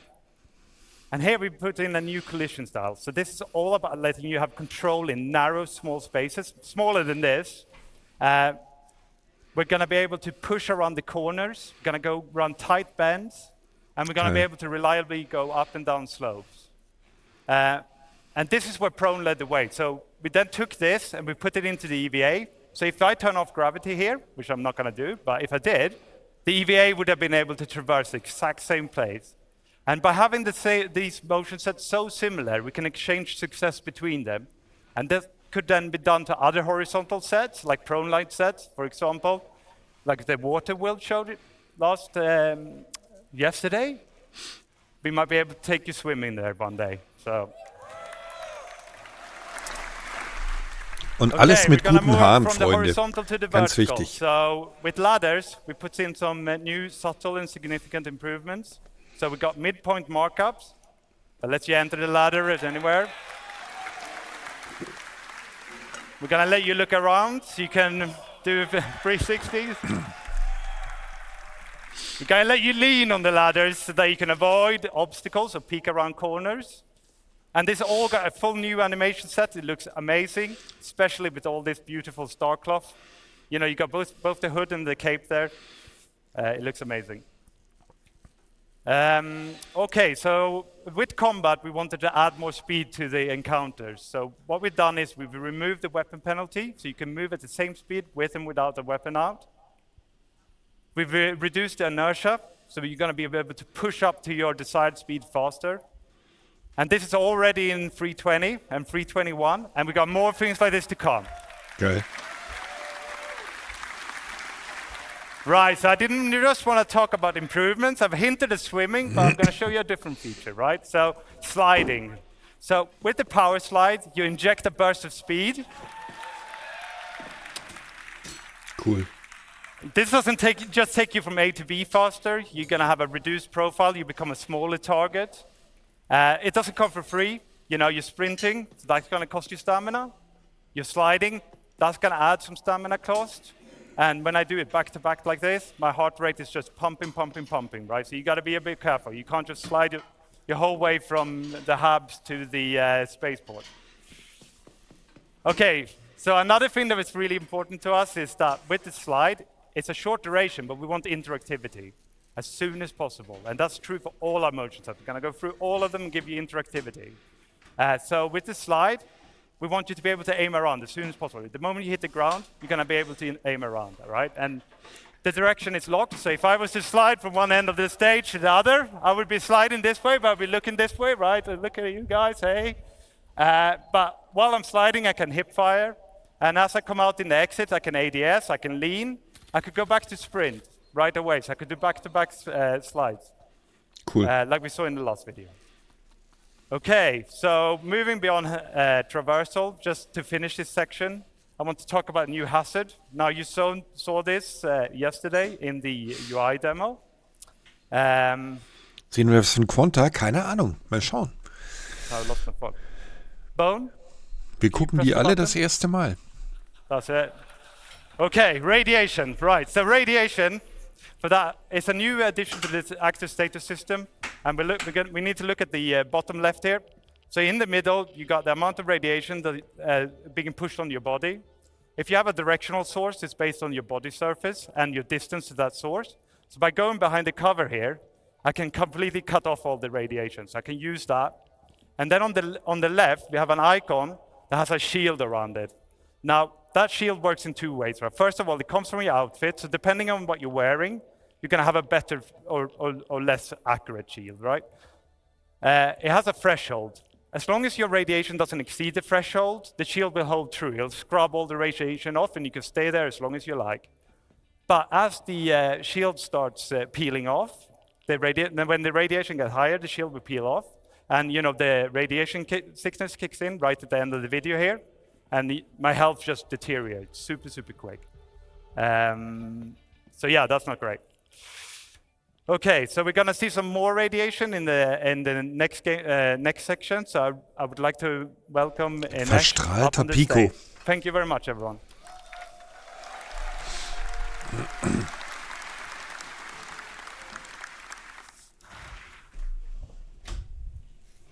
Why are we showing that? Okay. Hello, everyone. My name is Inês, and I'm a gameplay programmer here at CIG. And I'm here today to tell you all about... Thank you. And I'm here today to tell you all about the features we've been working on to improve the player interaction experience with the physical objects in the world.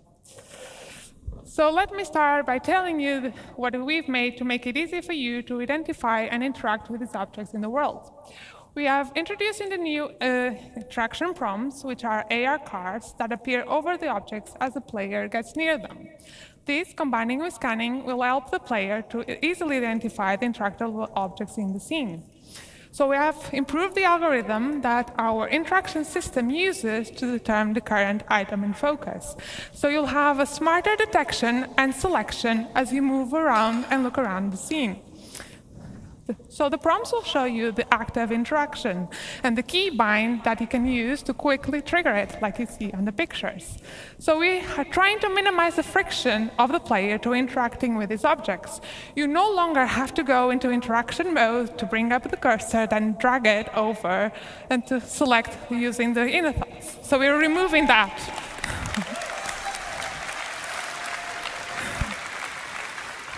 So what happens if an object has more than one interaction? Well, for that, you can just simply hold F, and this will bring you the new interaction wheel. So this is our new interaction wheel. It will be focusing on the item. And you can see that up to 2 of the interactions have a star icon. So this is related to another system that you are bringing to you that we call in the default item actions. So this allows us to have a primary interaction, that's the one that shows on the prompt, and a secondary interaction. So these are default actions that you can easily trigger using shortcuts. So these actions will change based on the combination of the item, the player, and the environment state. And although designers do choose the default actions that we bring to you, you are fully able to customize them to fit your preferences and playing style. So let's take a look at this in action. So, jetzt mal gucken. F? Here you can see the prompts that change depending on your focus. So let's bring up the wheel. And I really like my plushes, so I want to inspect them when I find them around. So I'm changing that to my primary. Sieht geil aus. And you'll see that does not affect only the item they're interacting with, but any item that falls into the same category. Ah, okay, die kann das generell festsetzen, was man mit F macht. Also man kann in so einen Loot-Modus gehen, dass man immer alles gleich I've shown stort. you some features that improve. Thank you. So I've shown you features that improve the readability and easiness of interacting with the objects in the world. But the other part of our focus was to bridge the disconnection between the player and the object you are interacting with. In a fully physicalized world that we want to provide you, a tactile experience is very important to sell the experience. So we've introduced a new system that allows us to play animations on the player of actually reaching out and physically touch the objects in the world. Yeah. So our main goal was to give you a better immersion, but at the same time minimizing the friction and the control we take away from you. So this really was an exercise between code, design, and animation to give you the best experience possible. Let's see some of this in action. Das Krasse ist, die ist ja Spanierin, gell? And Die heißt ja pressing buttons has never been Spanierin. so satisfying and fun. Oh, geil. Die spricht da astreines Englisch, also ich höre überhaupt keinen Dialekt. I just kind of like Oh, geil, geil. Hört ihr da einen Dialekt bei der? Ich höre nix. Boom. Geil.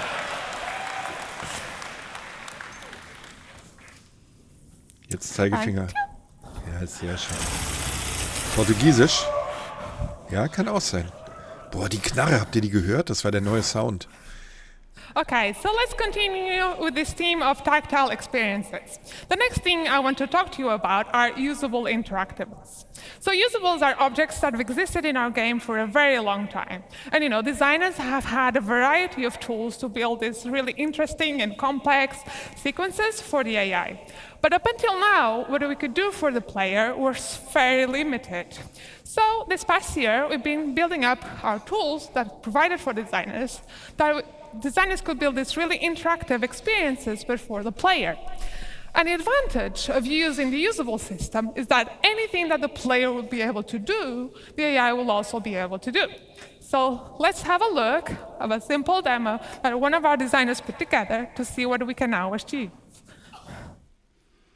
So Die in hat this halt aus scenario, Mikro genau the- vom Mund, The gell? player has to go forward but can't go forward because of the toxic water. So he has to go over to the valve to turn off the water. So before we could maybe play a simple animation when you interacted, but now designers can give full manual control to you. So you, by pressing the specific inputs, you will be driving the system. So, but this is not enough. We needed to be able to give designers a way to translate what the player is currently doing and affect other objects in the world in specific ways. Geil. So this is what is happening here. As the player is turning the valve, is controlling the flow of the water that's coming from the pipes. And what should happen when the player is no longer in control? Do we want to keep the state, revert back to the initial one, or maybe trigger something else altogether? Well, it's up to designers to define the type of experience they want to bring to you. So let's finally turn off that valve, rush over before that broken valve starts turning off, and then see another small example. Oh, let's go. So yeah, you'll see another small example where you won't be able to open the door by a press of a button, but you have to manually interact with that pump and manually open it. So you'll have to time your inputs to slowly open the door. So this is just a small taste of the level of interactivity that we can now have with these objects. Das We had geil. really nice results for Squadron, for the mess hall line, and I can't wait to see what the PU designers will create and bring up to your hands. Driss, das Wasser ist abgelaufen. Thank you. Guck, da sind ja überall Löcher. Siehst du das? Das ist ein Gitter. Okay, let's quickly talk about kiosks and terminals. And let's be honest, it's really hard to interact and get a good view of these ones. So we made a small little changes to make it easier for you. We've created a new focus mode that will walk the player Dampf, to genau. perfectly Kann auch sein. align with the kiosks. So we can better perfectly frame the screen on the viewport. At this point, the interactive screen will steal the input focus until you actively chooses to leave. So let's take a look at this in action. Ja, das ist schon perfekt. And look at that. When you trigger it, I'm like, Was macht denn die für yeah, Geräusche? so this is a very small quality of life improvement, but it will make it much easier for you to interact with these kiosks. Das habe ich jetzt nicht kapiert. And finally, let's talk about looting. This is our new looting screen. It's not replacing the inventory, but it will be used when you're looting a body or any other lootable that you find in the world. It was specifically designed to improve this experience. So since looting is a common action during FPS combat, especially if you haven't fully prepared ahead, we wanted to make it as easier and quick as possible, so you could spend the minimum amount of time to grab any items you need from your target. Oben ist So eine it's Gallant a very Rifle current loadout und and a eine simplified P8 version of the inventory. Looting und eine favors S38. speediness, while the inventory is there, so you can kenn mich fully aus, manage Freunde. your loadout. So we're still actively working on it, and this is especially on the UI and art, but I want to give you a little sneak peek how this all works. Das ist alles schön sortiert auch, gell? Also, boah, der Sound, Alter. Okay, let's go over to so you see Boah, the geil. player loader is on items are on the bottom, the target is on the top. You can if you hover the different widgets, you'll see a tooltip that with the different quick actions you can do. You can just simple press. Yeah, it'll be so much easier. Ja, So geil. yeah, you can quickly press to just equip or swap. You can even use your mouse wheel if you want to change the target. You can drop anything, store anything, just really quick actions. And you'll see in a minute that we also can trigger ammo repooling. So this will grab all available ammo, either from your target or from your inventory, and will fill up the magazines in your loadout and get rid of any empty magazines. So yeah, Die haben das looking ganze really User good. Interface überarbeitet. Das ist cool. Yeah, so it's looking really good, and I can't wait to see the final art. So that's all from me, so thank you so much for listening, and I hope you have a great time! Sehr nice. Live in the first person. Right, hello everyone. For those who cannot remember, my name is Jens. And I'm now Jens. going to talk to you about some changes we made to our stealth gameplay. Jens I'm going to give you an update on weaponware. Right, so takedowns is an important part of our stealth encounters. So this is where we're going to add some player skill progression. So going to move you through different action sets. Boah. You're going to start out by struggling. You might fail. Of course, this sort of added time and the extra noise you're making is really going to increase the risk of detection. You're going to get faster the more you do it, and then you're going to reach maximum efficiency. Check this one out. So he's so fast you can barely see him do it, and then he guides the body to the floor, so it makes almost no noise, right? We're going to explore some more variation beyond our unarmed and our knife takedowns, like sedative injection pens and contextual takedowns. So this guy on the railing here, let's see what we can do about him. Oha. So by using the environment, we can do a more efficient takedown than maybe our skill level would have allowed. Alle And it unter 18 certainly looks a dürfen das lot nicht mehr cooler. spielen dann. And we're going to be able to use this to get to enemies that might be otherwise difficult to get to with our normal takedowns, like a pilot strapped into his pilot seat, sneak up on him and take him out. Okay, so in that last video, we incapacitated that enemy a lot. I'm going to introduce you to a new weapon, a new item, and that's the restraints. So with the restraints, okay, let's take him down first. One more. Oh. Okay, so with the restraints, we're going to turn him over. We're going to cuff his hands. We're going to cuff his legs. Cool.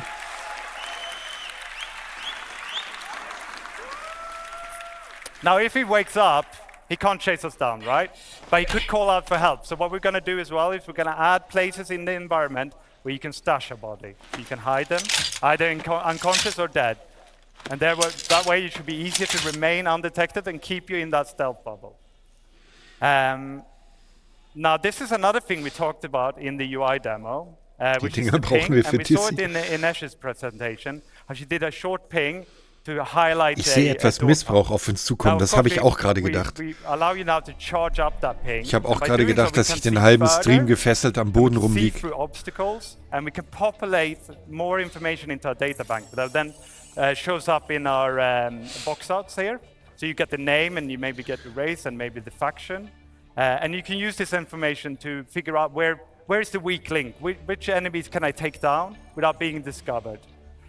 There's a risk here, okay? So there's a charge up time, means you can't do it all the time. It's going to recharge slowly. You see the bar at the top slowly going down. Until that goes all the way down, I can't ping. I can't even do a short ping.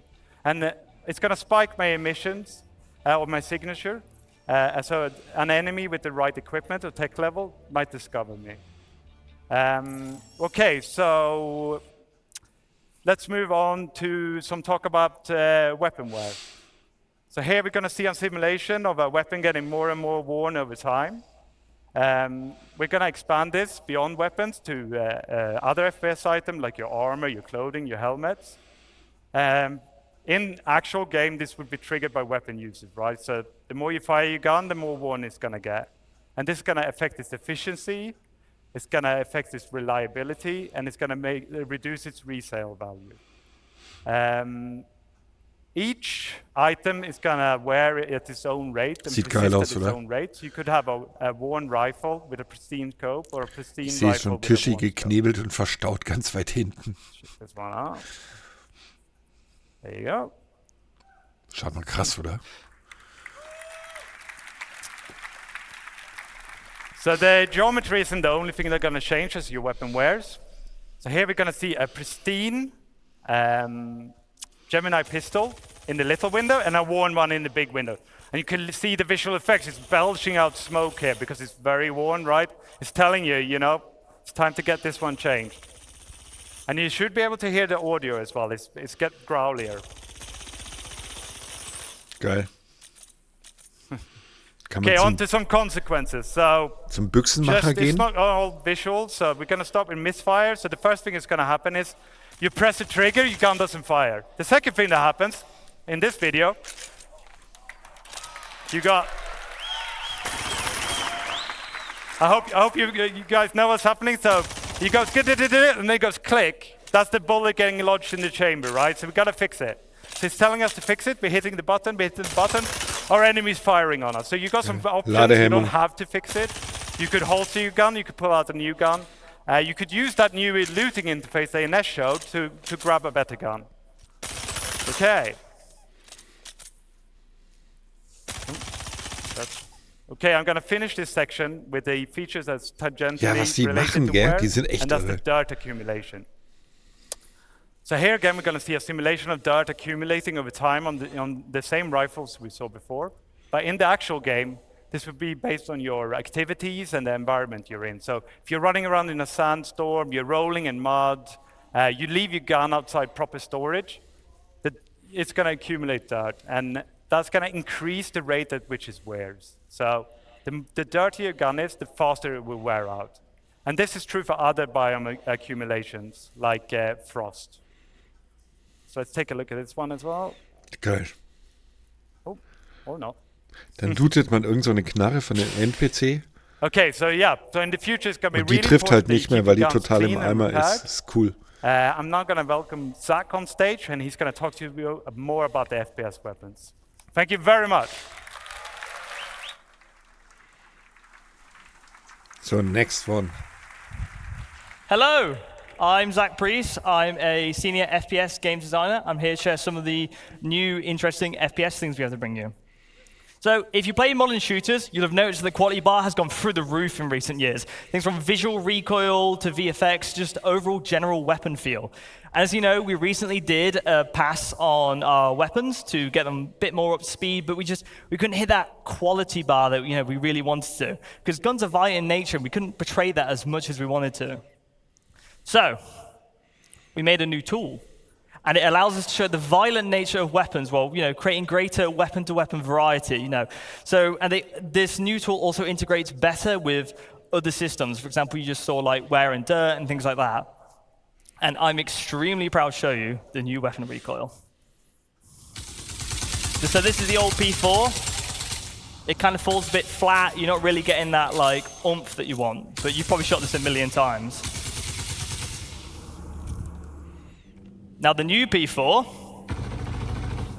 It has these nice little bop downs, and you feel it getting close to the camera, and the overall aggression of the weapon is a lot more there. It feels a lot more visceral when you fire it. This new tool gives us granular control over the movements of the weapon. So essentially what we have in one of our tools now is almost an animation tool where we can control the rotation and the location of things. So this is the old PA SMG. This is a new one. Krass. And in general, it's bringing the house down now. So recoils are just, in general, easier to tweak now. And they're a lot more impactful, and we can create weapon variety in just far new, more and interesting ways. Cool.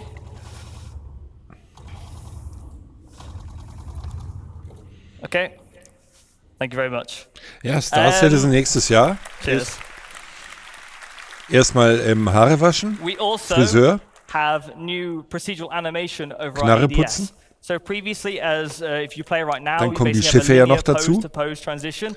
And sure, it's there, but now we layered some of this procedural stuff on top. Wir So, kommen gar for nicht mehr example, zum with an Spielen, SMG, ehrlich it can gesagt. come a lot quicker, it can flick up, you feel really cool. LMGs can be a lot more heavy. So before, it basically just do, move from pose to pose, but now we can keep it Schiffputz-Simulator, longer ja. down here, bring it up slowly, and overall it just feels like you've got an LMG, or it feels like you've got an SMG.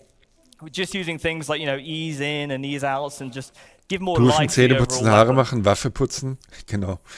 Ja, oder man gibt Tischi zum Beispiel in die Knarre und sagt, kannst du mir die There we kurz go. putzen? And we also have Oder gib mir mal new deine iron ist ja sights. sauber. So, sci-fi weapons are chonky. They're full of detail, they look really cool, but a lot of that detail can potentially get in the way sometimes. So you've seen, this is a change to the Kana, where we have raised the weapon sight and given what we call the target acquisition window more room to breathe.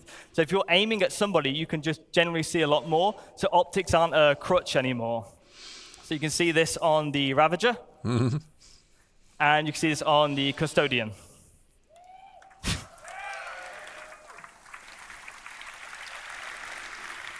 Now, weapon functionality changes. So as you imagine with the new recoil tool, we're going to do a pass on all the existing weapons. They're going to look and feel great. But while we were looking at our weapons, we also realized that some things don't necessarily, align with their manufacturer, right? You look at something like a Gemini pistol. Now, Gemini overall, it's rule of cool. Like, that's what Gemini is supposed to be. So the LH86 pistol should be fully automatic, realistically. So we have a video to show you of the pistol. And as you can see, it goes ballistic when you fire it. The magazine count has also increased to allow for that just crazy feeling that the pistol gets. Cool. Cool. Thank you very much. Right, and moving on to our new Vault weapons. So, it's the other video. That's the optic one. There you go. Thank you. These are the Vault weapons. So Vault is primarily based around controlling a heat of a weapon. These weapons have the potential to overheat. And if they overheat, you'll be unable to fire. And they will enact differently. So some weapons will just basically be beams from the get-go. Some will go into beams. Like you see, this one goes into a beam once it reaches a certain level of heat. And it's really fun because these are quite powerful weapons, and you basically want to manage the heat and keep it in that ideal spot. Ja, Okay, Bowen hat cool. das falsche Video angezogen, genau. And scope improvements. Now this was shown yesterday, but I want to dig in a little bit more with this one. So Cool. So, to get if anyone plays a modern FPS, they know the optics are just gorgeous now. In all modern shooters, they look fantastic. And as you can see, we have zoomed in optics in the center. So and then we have other things like parallax, like you see in real life. And they look gorgeous. And so in general, all our sights and scopes have been overhauled to be more realistic with things like parallax, pin cushion distortion, and things you'd expect from having a scope in general. And it differs manufacturer to manufacturer, right? So some things are purely digital, some things are purely physical. So if you get hit by an EMP grenade, for example, we're using something like a television sight, like something like Cluey might have, then your optic would turn off. All right, thank you.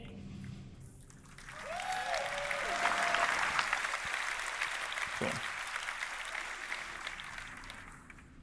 Sehr geil. Weapons Winkel, are ultimately as only good as they sound. I'll be quiet for this next bit. Hallo Uli, but hallo as you know, Winkel. we've done a lot of work on our audio propagation systems and just in general how guns sound. We've also switched out some noises and made them feel a lot more beefy.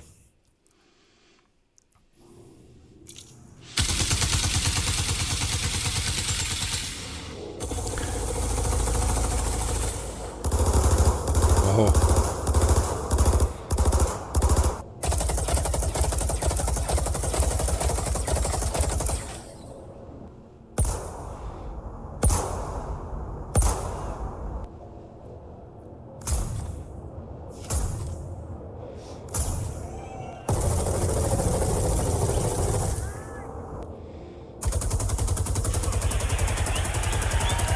Oh, die FS9, krass.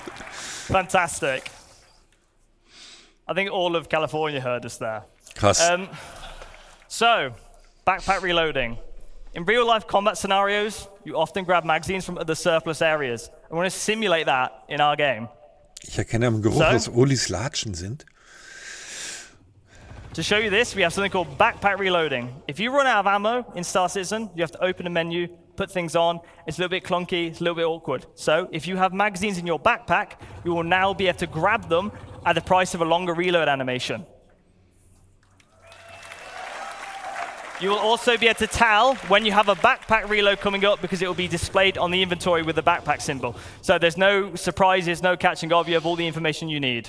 Geil, sehr gut. And this has been shown, and it has been teased a little bit, the dynamic crosshair. Now, no more third-party dynamic crosshairs now. So, if you have a look at this, this is our new crosshair. It's a crosshair that fits the aesthetic of Star Citizen. It's a crosshair that follows the barrel of the weapon, so you'll see exactly where a bullet is going to land.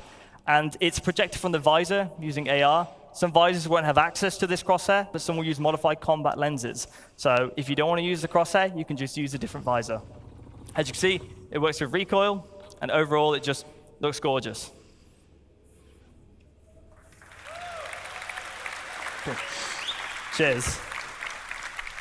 And on to more data things. We're going to provide an improved PvE experience. The accuracy calculator for NPCs is coming over from Squadron 42.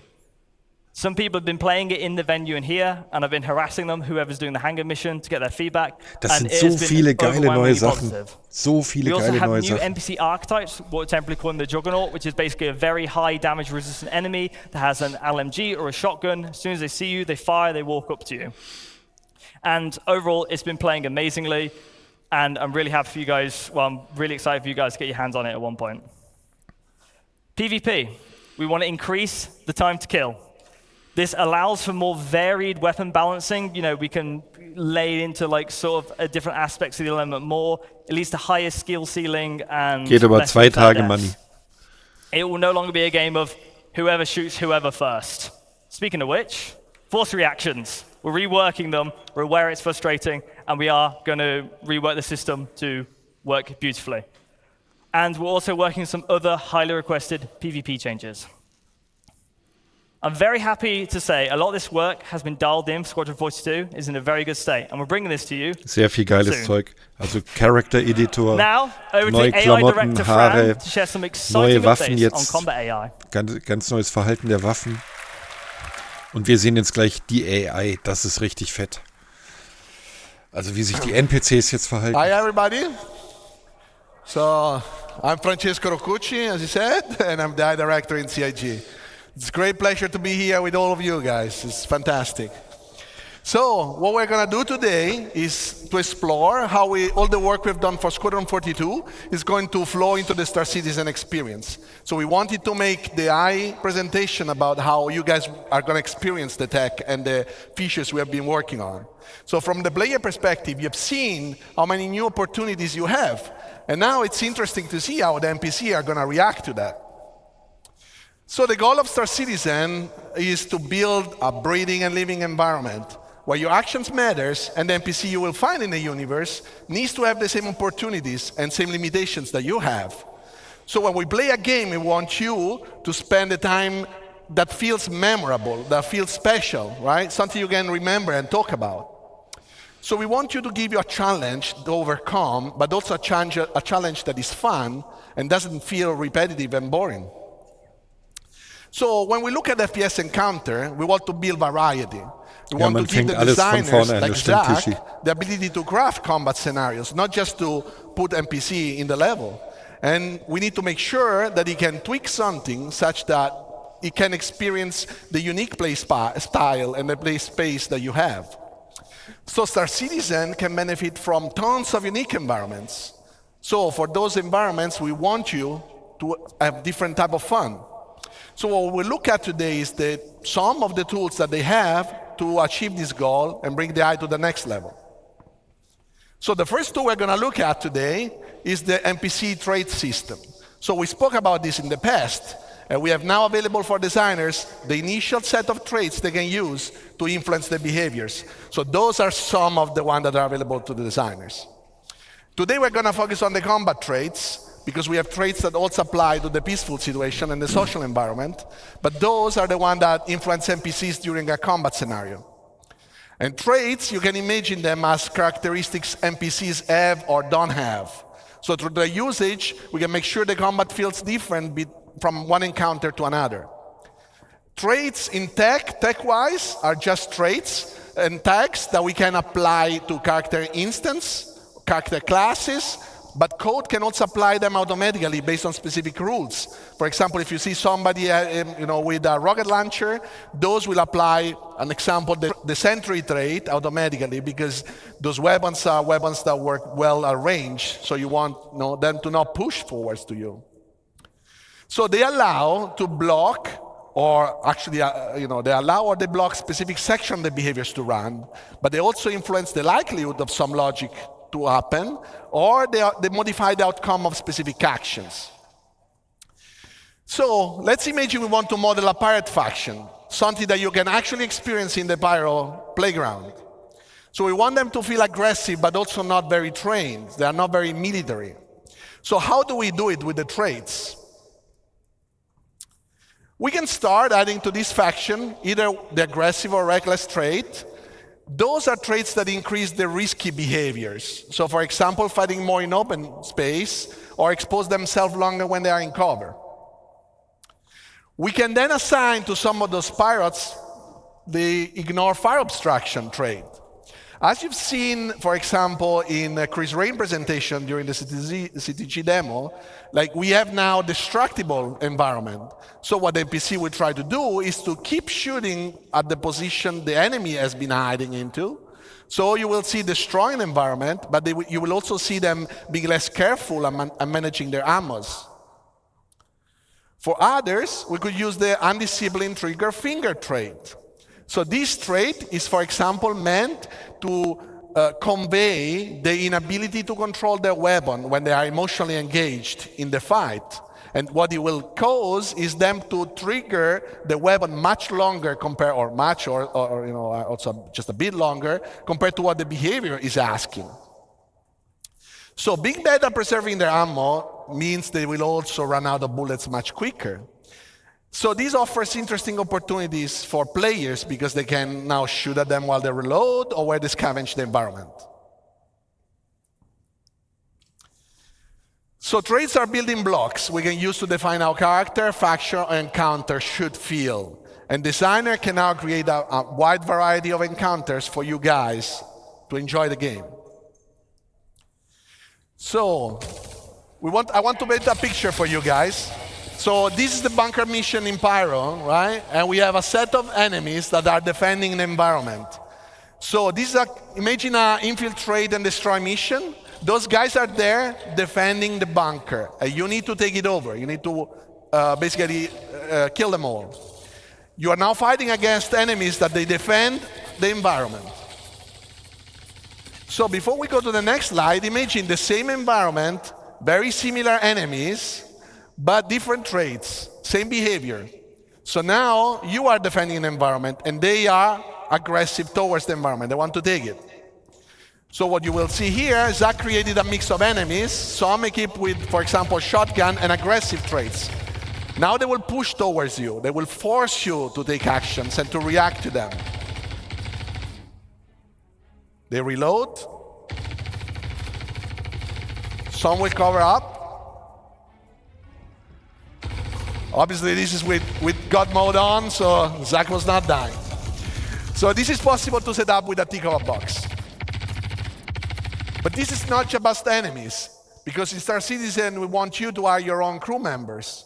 And those crew members, those characters, will have different personalities, different traits, different training level that they can build up. But when you look at their traits, we want you to see their strengths and their weaknesses so that you can pick the one that either match your playstyle or compensate your playstyle.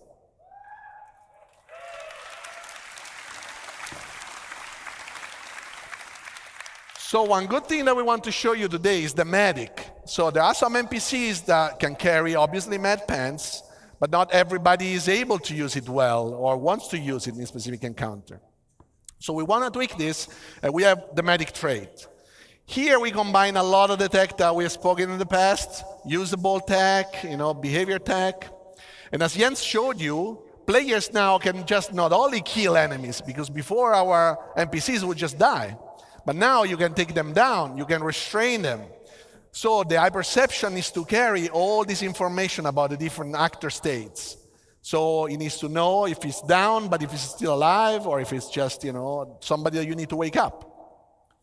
So a medic in the regular combat flow can, when it's safe to do so, and at the right time, attempt to heal his mate that can be helped. So now you can imagine guard patrolling the environment, you take down a character, the guard finds this body on the ground. He doesn't know if he's alive or not. So he can go there, he can check it, check the pulse, see the state, and if he can be helped, he can basically execute the right healing process.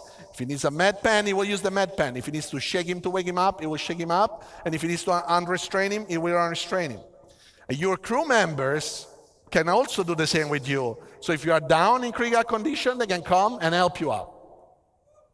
We'll see now an example of this, where two factions are fighting. And you will see that at the right time, when the guy retreats, this guy can go there and heal his mate.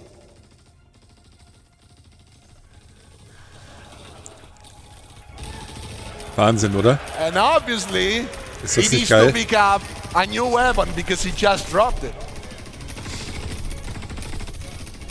So as we mentioned before, and as you've seen here, NPC can run out of bullets, but can also lose their weapons. So what we have to do right now is that, first of all, we want NPCs to have a concrete ammo pool to use. We don't want infinite ammos anymore. So the ammo pool is actually constructed by the ammos the NPC carry in their weapons, the one that they carry, the one that might have, and all the magazines they carry. They don't have any more bullets out of that. So NPC must properly use those items to fight. And the longer the engagement, the more likely it is they will run out of bullets and they will have to scavenge the environment. How do they do that? It's through the NPC, the usable system, as you've seen with Ines as well, the Ines presentation. You see that anything the player can interact with, the NPCs actually can, in the same exact way. So the dead bodies can be looted, same as dropped weapons. Haben wir ja schon gesehen. Ammo crates will have physically inside some weapons, magazines. They can provide you with items. And the NPC can understand where you can find ammos that are actually functioning with their own weapons. And they actually can decide. For example, if it's better to reach an ammo crate and gather some new ammos, or if that is too far or towards the enemy, they can decide to pick up another weapon. So you will see that also already in Pyro, you might see it. And once they decide to do so, obviously they don't have bullets, so they cannot fight you. What they can do, they can also switch to their sidearms. And the sidearms is less effective, obviously, compared to the primary weapon, but it is still better than nothing for them to protect themselves while they go around and they loot the environment. Wir haben das ja schon gesehen. Mich hatte mein So we'll see NPC here an gelootet, example where some NPC ran out of bullets. weil ich eine P4 Obviously, in aufgenommen this video, hatte. we give them a chance to go and loot as well. And this is a proper ammo crate that allows them to get back magazines. Geil. And another NPC arrives, and he will loot the dead body. This is the same dead body you might be able to loot, and you will not find ammos after that. But you will probably find it in the other one once you kill it. So, last but not least, another tool in the FPS arsenal is grenades. Geil. Grenades are a great tool, and PC can now fully react and use grenades in the environment. So grenades are a great tool, especially when an NPC needs to counter a player that is camping or a player that is hiding or saying a location that the NPC cannot reach. So grenades force the movement and keep the action going, but they're also very dangerous. You've seen in Ali's presentation and my presentation that a grenade can make electronics explode, ignite a fire, and then the fire can propagate in the environment. So NPCs need to properly understand the environment and not jump into the fire and get damaged. So how do we do that? Is we have a new full system to handle hazards. Basically, hazard on the technical side can create a navigation volume modifier, and the navigation module modifier gets registered in navigation system, and our basically mesh can be modified, and it will carry semantic about if that is a danger, something better, and how much costly it is to go through. Because maybe you have a suit that allows you to go through the fire, so that is fine. You will not, the NPC can understand that. But if they can't, they will try to find positions that are safe for them to position themselves, but also paths that will avoid those dangerous areas. And now we'll see an example of that. This is a safe environment, still fighting, but safe, safer. And what will happen now?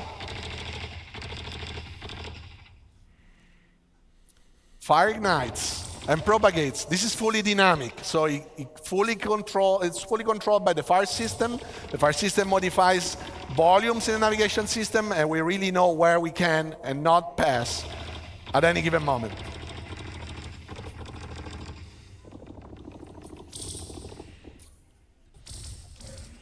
So this is a subset of the things that we worked on and we wanted to show you today.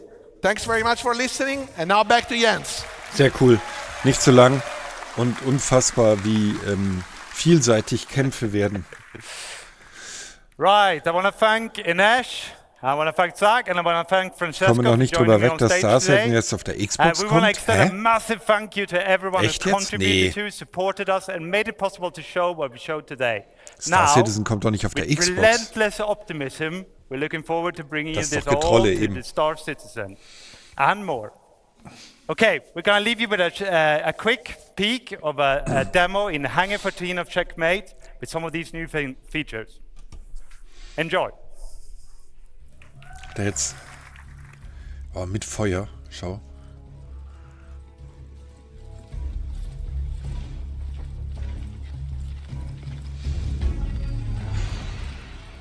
Sneaky, sneaky.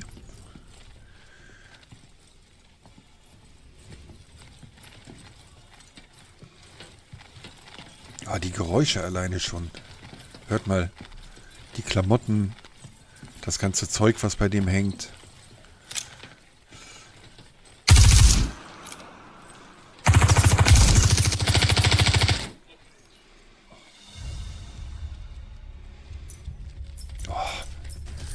Nicht schlecht.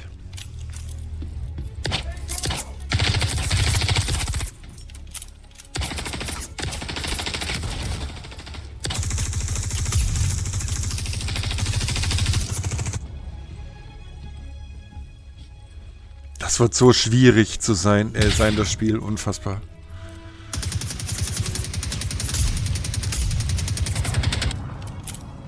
Die NPCs werden wahrscheinlich genauso gut sein wie menschliche Spieler in Warzone oder so.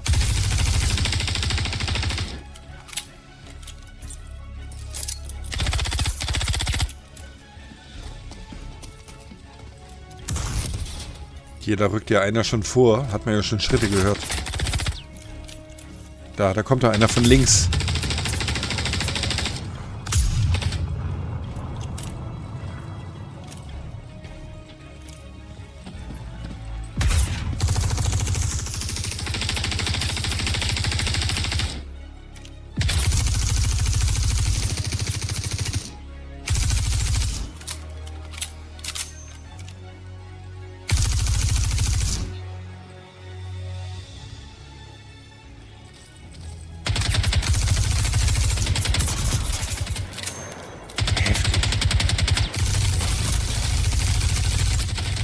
Alter, was das für eine Action ist, gell? Allein die Soundkulisse.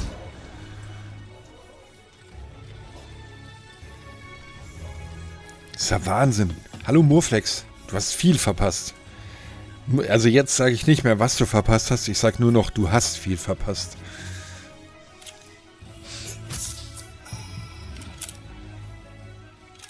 Das Geile ist, die Haare sind noch gut. Wie der da hinten trifft.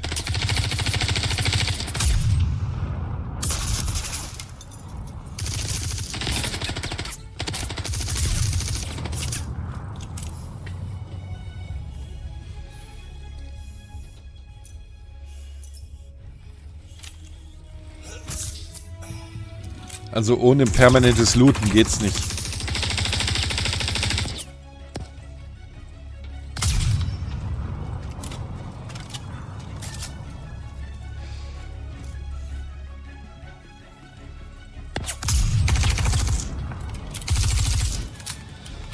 Der hat den Spieler umlaufen hier.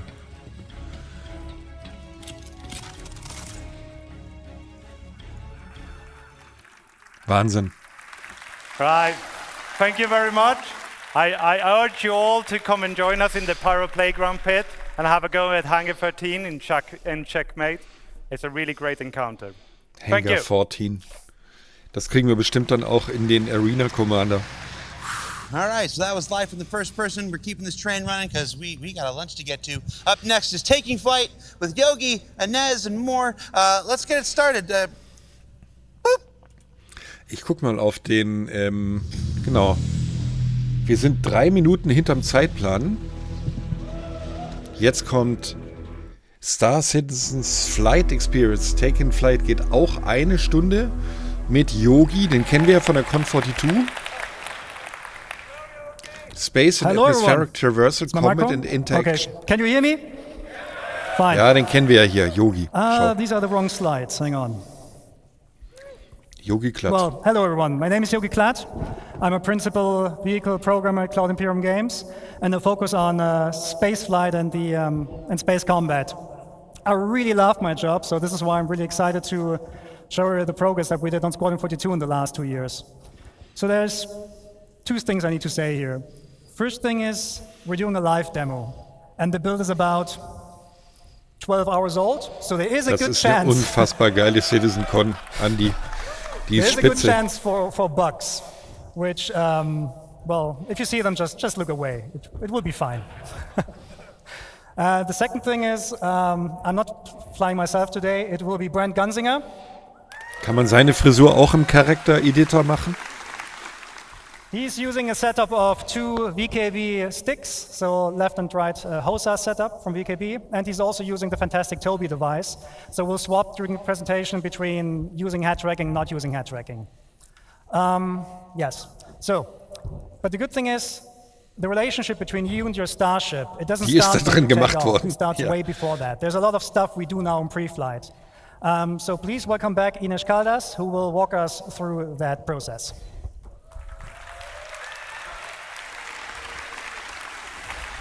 Guck mal, der hat einen Jumpsuit Hello an. everyone, it's a privilege to be here back on stage to tell you all about the what you can expect about the player interaction experience inside your cockpit. Ines. If you like, I've told you before how we've been working towards improving the player interaction experience all across our game. And we wanted to bring these improvements to what happens inside the cockpit. So we wanted to give you a greater immersion and Okay. Yeah, the slides are not, sorry about that. Yeah, so you want to give you a greater immersion and give you a closer experience to what pilots go through in real life, not only when you're flying around your ship, but the moment you take your seat at the cockpit. So to achieve this, we've created when you enter your ship, you'll be put in what we call a new relax pose. So in this pose, you'll have free look enabled, so you can easily look around the cockpit and your dashboard. The prompts will be showing over the buttons, so you can easily find the ones you have to interact. And you, the pilot, have to press all the different buttons to get your ship ready for flying, and the character hands will be lowered away from the control stick. So all of this blends neatly into our new player animated interaction system, whereby any button is now physically pressed. So this new system uses what we call a CDIK approach. This stands for code-driven IK, or inverse kinematics, and gives full control of the IK setup to the code. So this, among other things, allows us to record the path of the hand relative to its target. So we can have more detailed animations than just simply blending the hand into position. So for example, we can open a flap and then press the button. But enough of me talking, let's go jump into the demo and see all of this in action. So now. So Brand very kindly will get us into the ship, where you'll see the new enter sequence. And you'll see the new animations we have been working on.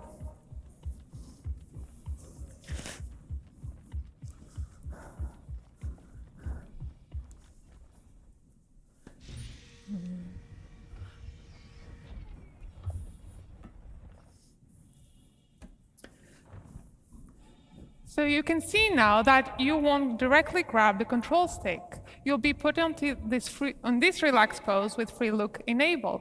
And you can see the different prompts appear over the buttons. So let's get this show started and get your ship ready for flying. So Brand, if you could close the canopy so we don't go flying around with that open. Power our systems. Oh, look at that. Aegis combat assessment. And finally, turn our engines. Yeah, so you are now ready for flying. So we will be bringing all of this to all of our ships in our fleet. And that's all from me. So please join me in welcoming to the stage Tony to tell you all about the new UI.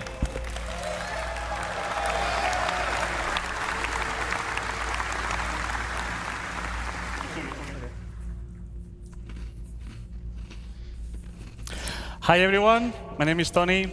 I'm senior UI programmer here at CIG. And I'm here to explain some of the spoilers that you saw yesterday about our new ship UI.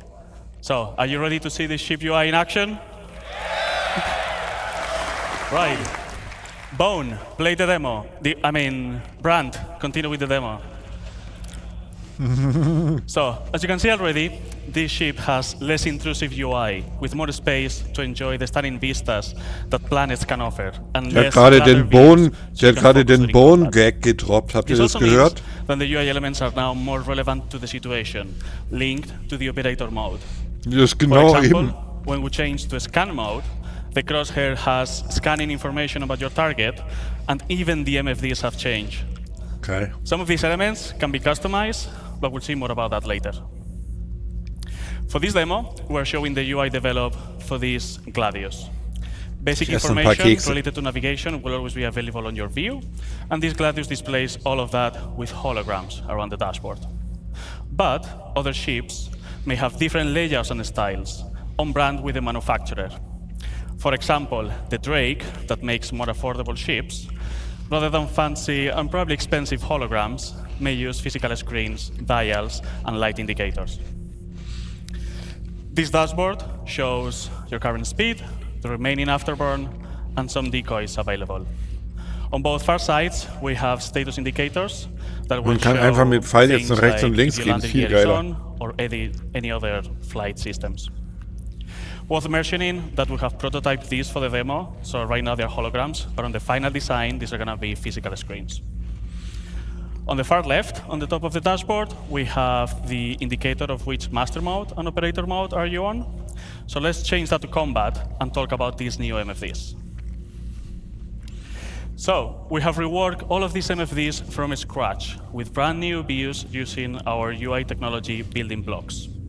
We can still navigate through these MFDs using the classic mouse interaction, holding F and then moving the mouse. On the left here, we can see the scanning view, which is going to show information that you obtain when you scan a target. It may show information about the ship name, the pilot name, or even the current operator mode of your target, so you know if they're just chilling around or they are ready to fight you. Cycling to the left one, we have the target status, which will focus on emissions, damage, and orientation of your target. We'll see that in action later. The next one, continuing to the left, will be the self status, which is contextual. So during navigation, that will show your current fuel, but during combat, like right now, will show information about your guns. You can click on the gun, and you can see basic information about that. You will see the name, and you can also see in which group they are assigned, which Yogi will explain later. On the MFD on the right side, we have the power management, where we can distribute the power of different systems of the ship. You can click on the triangle and move it around to change the distribution, and you can turn down the total power of the ship that will generate. The classic key bindings that you all know already works, so when you change the power management, you will see now a triangle on top of the radar to show you the changes. Now, instead of using mouse, you can also use key bindings to select MFDs and cycle through the views, which might be faster when you are in certain situations like during combat. And for those pro players out there, we have added about 100 key bindings, and I mean 100, to navigate through all of these systems. So you can fully customize how you want to navigate through them. And I really hope that's more than enough to use on your keyboard, on your HOTAS, or even on your game class setup. But if you need more, just let us know. Anyway, I think you're not going to need even those many shortcuts. For each operator mode, we now persistently save which views are shown on each MFD. So you can customize what's important to you for every situation. So as an example, during combat, you might want to have target information on your MFDs. But maybe when you change to quantum travel, have your current fuel, spend some time on the configuration screen, for example. Let's talk about this configuration screen. We're going to have now here a variety of options, from customizing UI elements to enable systems of the ship. We may see some of these later in action with Yogi. These settings are now available on this screen, not in the global settings of the game, for quick access. So just as a warning, expect changes on the settings that you already know, but we'll tell you all about it when we have it ready. And the important bit about this is that they will persist to your ship. So you can keep different setups of which UI elements and even ship systems enable for how you personally use each of your ships.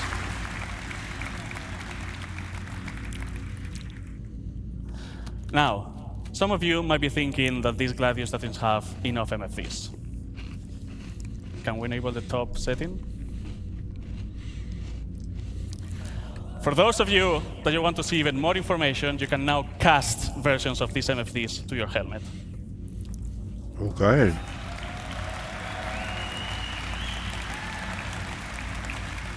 Hatte das jetzt auf das For this, you're going to need to equip the appropriate das Head-Up-Display gemacht? So it's connected to your ship and I can get all this information.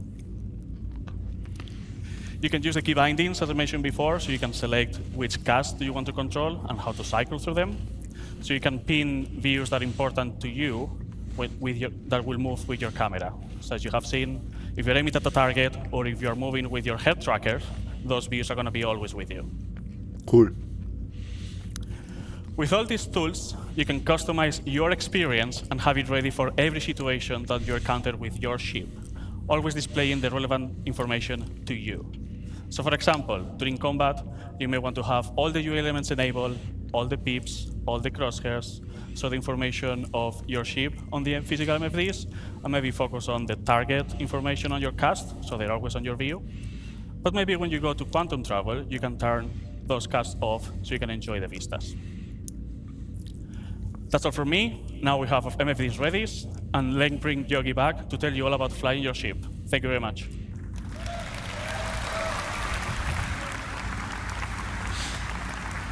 Und dann haben wir auch noch geile Haare in-game, Freunde, vergesst es Okay, nicht. at this point our ship is fully powered up, ready to fly. Pre-flight is complete.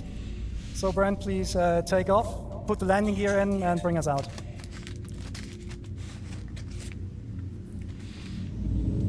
Have you seen the interaction? This is great, isn't it? Okay, so one of the problems we always have in space games is to produce a sense of speed. Space is big, and the sense of speed is always produced by, small things going around you. So although it's not very visible here, the VFX team has actually added space dust, so in the future you can tell where your ship is going, even without looking at instruments. Live geflogen, hoffentlich macht er keinen Unfall. As well is G-force reactions. So Brent, if you could come to a stop for a second. When your ship is sitting like that, and you strafe left and right, you have these small head motions that basically make your head and your body react to the G-forces they're currently enduring. We're actually increasing them now. We also added rotational G-forces into the mix, so if Brent is now rotating the ship to the left, you also can see that your head is swaying a little bit. Things get a little bit more interesting when Brent is actually taking boost into the mix. So the now boost forwards, we now added a camera shake, we added FOV changes, and this all then plays together with the other things like, the other exhaustion effects that we have. So overall, the ship should now feel a little bit more reactive than before. Wo werden die G-Kräfte angezeigt? The same thing, sorry. At the same time, we reduce the extensions that that look-ahead code is doing. So we basically narrowed it down a little bit so it mixes better with G-force reaction, so that even when you don't have a head tracker or something like that, it will still feel pretty good. But this is just a minor change. We also improved the flight controls themselves. So take a look at the speed gauge, for example. It's a little bit twitchy today. What that speed gauge is telling you, the number that's currently moving, is what kind of speed goal Brent is actually putting in. If he puts his stick all the way forward, the left one, you will now be able to see and read the number that you're asking IFCS to speed and forward momentum. This also allows us to bring back the sticky throttle we had pre 3.5, where now, if you play with mouse and keyboard, you can press W and S to increase and decrease your speed and let go of the key, and the ship will not automatically come to a stop. Of course, this is all completely configurable, so you can enable that or not if you want. Ah, du kannst. Oh. Also die Kopfbewegungen hier, die sind alle ohne Head-Tracking, meine ich. Like blackout and all that. Okay, so another thing we changed in the flight model is that we actually looked at the tricoding exploits. These are really important for PvP and racing players among you, because tricoding gives us a mathematical problem that we're trying to resolve. On some ships, when you tricode, you get actually up to 50% more acceleration. That huge difference actually makes a lot of the ship difference meaningless, so we're cutting back on those. So a first implementation of that is already available in the master mode testing areas in 3.21, I think. But we're improving the algorithm right now so that it actually is less punishing in future master mode builds. This is actually a current version, so as long as you go roughly forward, you get the full Gs from your back engines.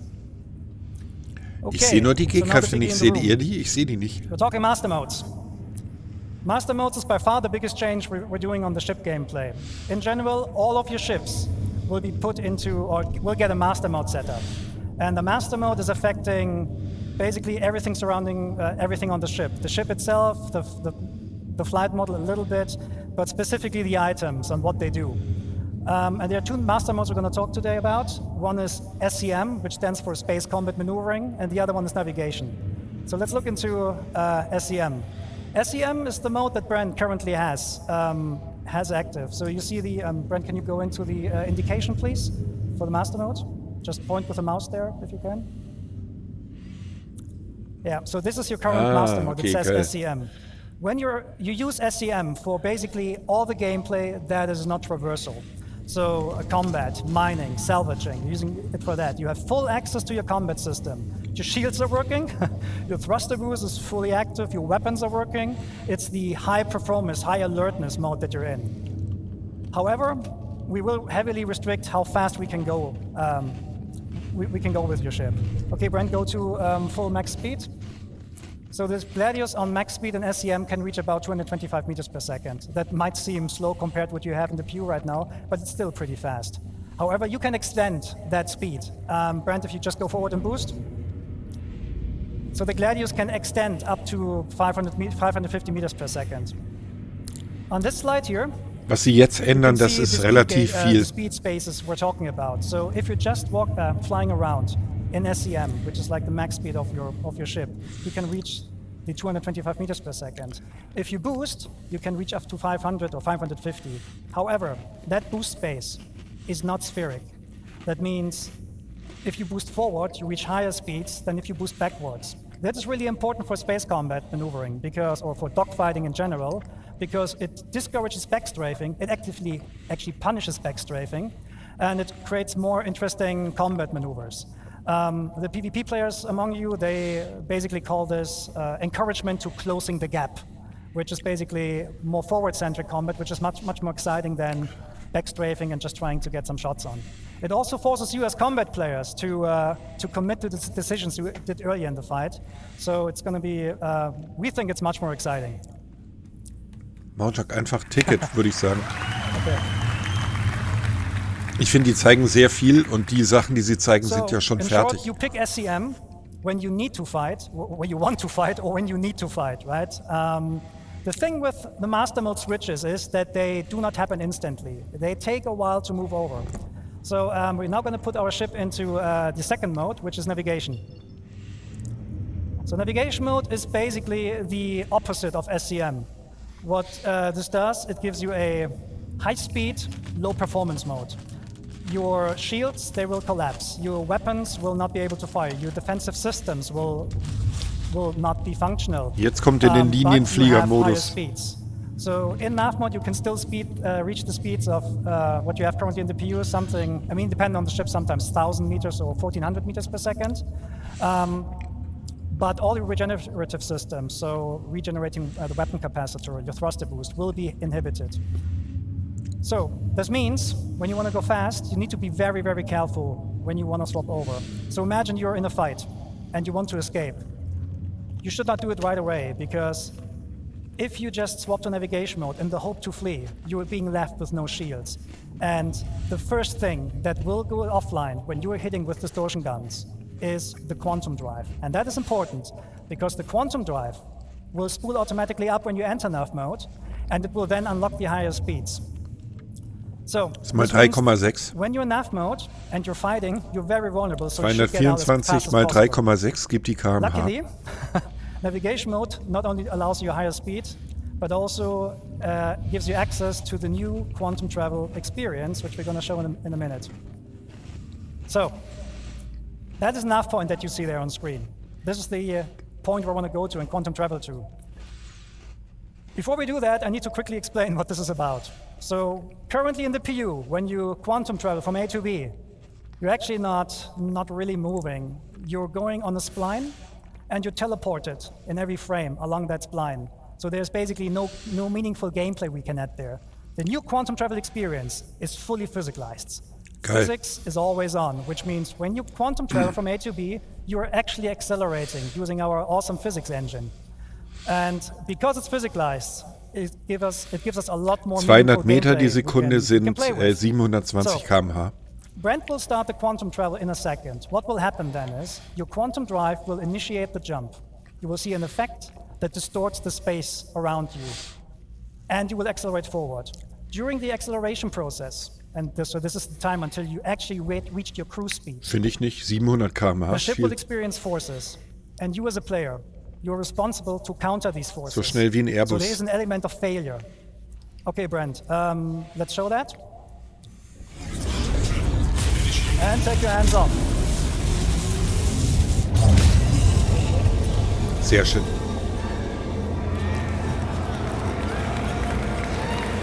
Ja, die Leute sind begeistert.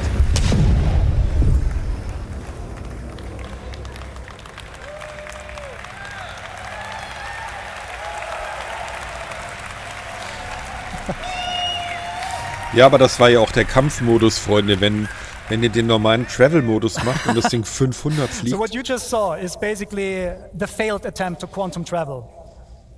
Brad was encountering the forces, therefore he was thrown out, the quantum bubble collapsed and threw you out. Your ship doesn't like that. IFCS needs 5-6 seconds to recover from that, during which time you're just tumbling, right? So and this is not just like dependent on your skills. If you think selecting a proper quantum drive doesn't matter in the future, think again. You want to take care of your quantum drive, you want to repair it and keep it in good shape. So if you buy a cheap one, your travel will not necessarily be faster, but it might be harder. Okay, so Brent show us how it's done properly.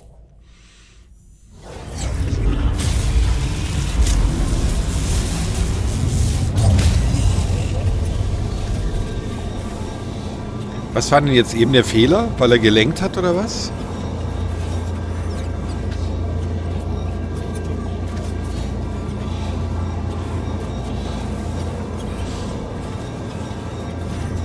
Bubble locked. The bubble is locked. You can now go hands off. Achso, er hat nicht gelenkt, okay.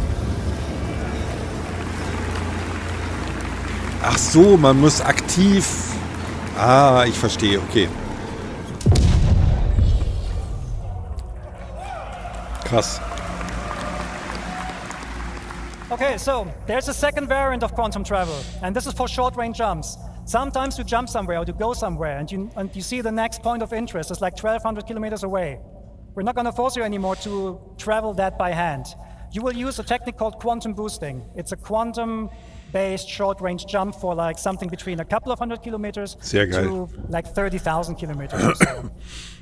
When you use quantum boosting, the process is practically the same, but the quantum bubble will not stabilize itself, so you need to be hands-on for the whole time, and the speeds are naturally, well, slower, but it's not slow, it's still quantum traveling, right?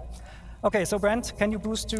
Kannst du auch, wenn die Bubble locked ist, kannst du aufs Klo gehen. Yeah, let's go there, let's boost. Du musst nur mal anfangen. Sorry. Thank you. Okay, so what Brent is currently showing here is, I think I forgot to mention, quantum boosting works in every direction. You don't need nav points. Sehr geil. Endlich, Freunde. Exploration Gameplay. Brent is awesome, thank you. Okay, so now, please boost to reinforcements needed. So if there's enough point and you boost, your quantum travel system will pick that knife point to go to. Einfach so, geil. Das ist wirklich schön. Welcome to Pyro 3.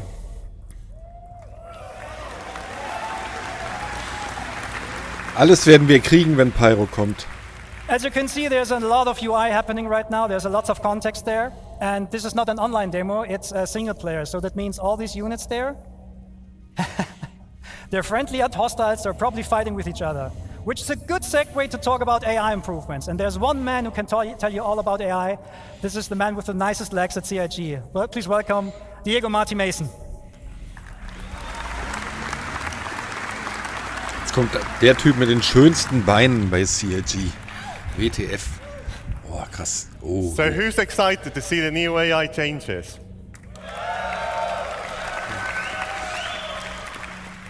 Hi everyone, as Yogi said, my name is Diego Marty Mason and I am the AI programmer focusing on the fly combat. Over the past year, we've been working on delivering a thrilling experience to the AI encounters. Let me first walk you through our journey. We first started looking at the current AI behavior in the PU. We quickly realized how uniform fighting was and how we were not using all of the tech available to us to make a more interesting experience.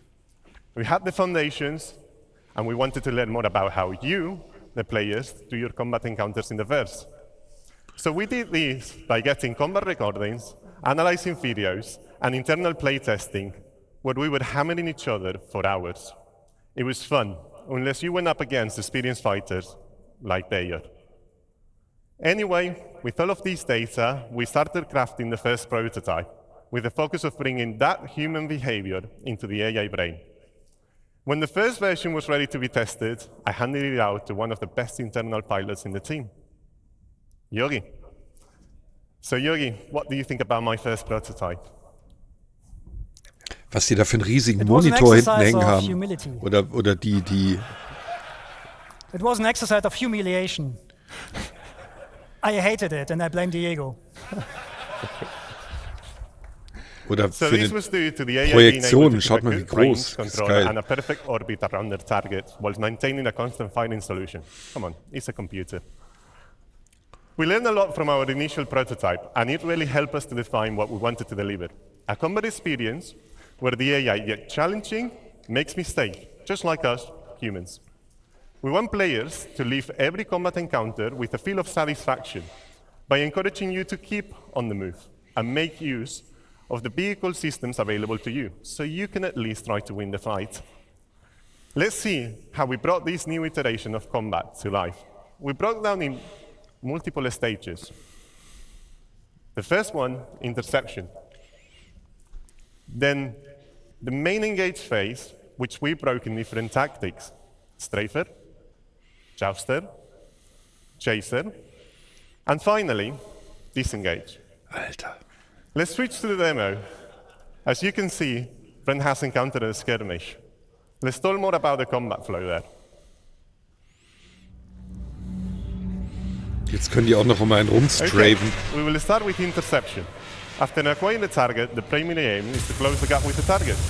If the AI is already near the target, the interception phase is skipped completely. If it's too far, it will tell the AI to use the new master mode to swap into navigation mode and make use of the full speed to chase. Swapping back to SCM mode when we are in a striking distance.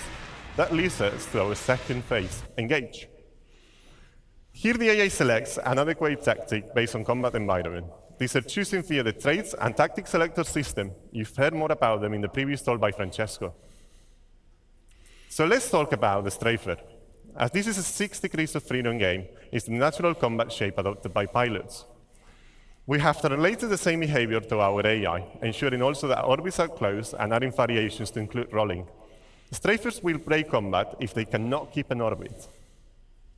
So now we see how the hammerhead is being attacked by hornets. These hornets are jousters.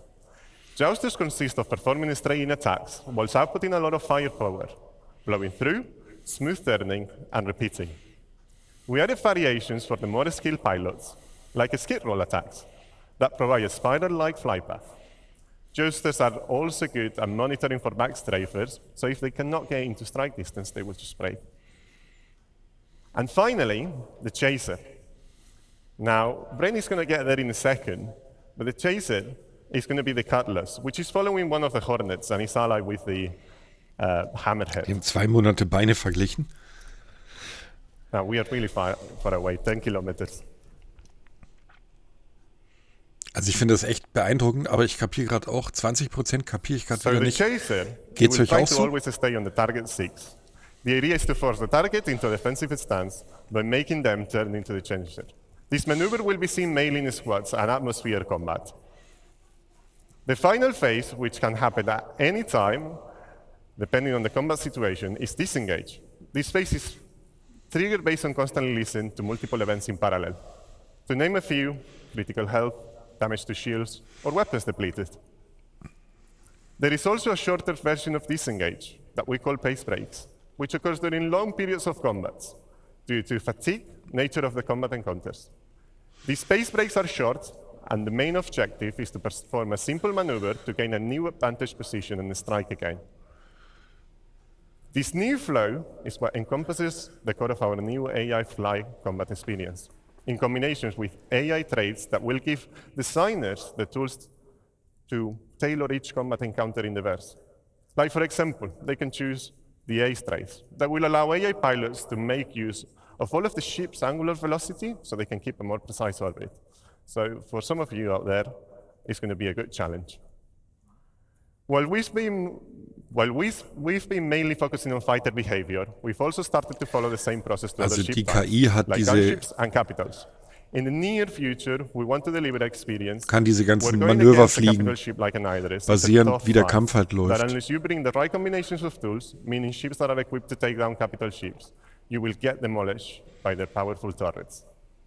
Now, after all of the feedback, in our first internal playtest, we've received a lot of constructive and positive feedback. And Yogi's not longer being destroyed by the AI, so I think he likes it a bit more. Thank you, everyone. I hope you enjoy the new AI. And back to you, Yogi.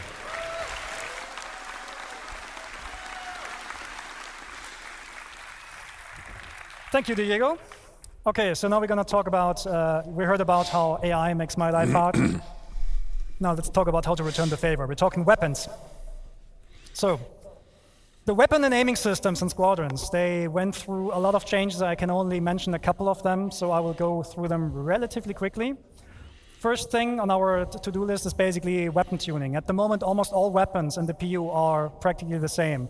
In Squadron, that's not the case. Almost all weapons have different properties. They have like different projectile velocities, different DPS numbers. But they're not just different in terms of these numbers. They also feel different. Remember the Singe cannons from like a couple of years ago? Habe ich auch gesehen. They were very powerful weapons, but they were extremely easy to use, which made them meta weapons. So we're going to bring the Singe cannon back, but we make sure that the amount of work you put into these cannons in order to employ them is on par with the other guns. So there's a lot of stuff that we're going to do to make sure that weapons have a lot of pros and cons and avoid meta. Specifically for this build, Brent is equipped with a nose, I think a close and burner laser repeater. Can you fire it once? Yeah. And the other weapon he has is he has 2 weapons on the wings, which are Gats cannons, size 3. With 1 push, they're actually firing 2. So we're also gonna have burst weapons and so on. Okay, cool. So a problem we have in space games is controlling the engagement ranges, because we want to bring the fights close. But the problem is that, well, how do I put this?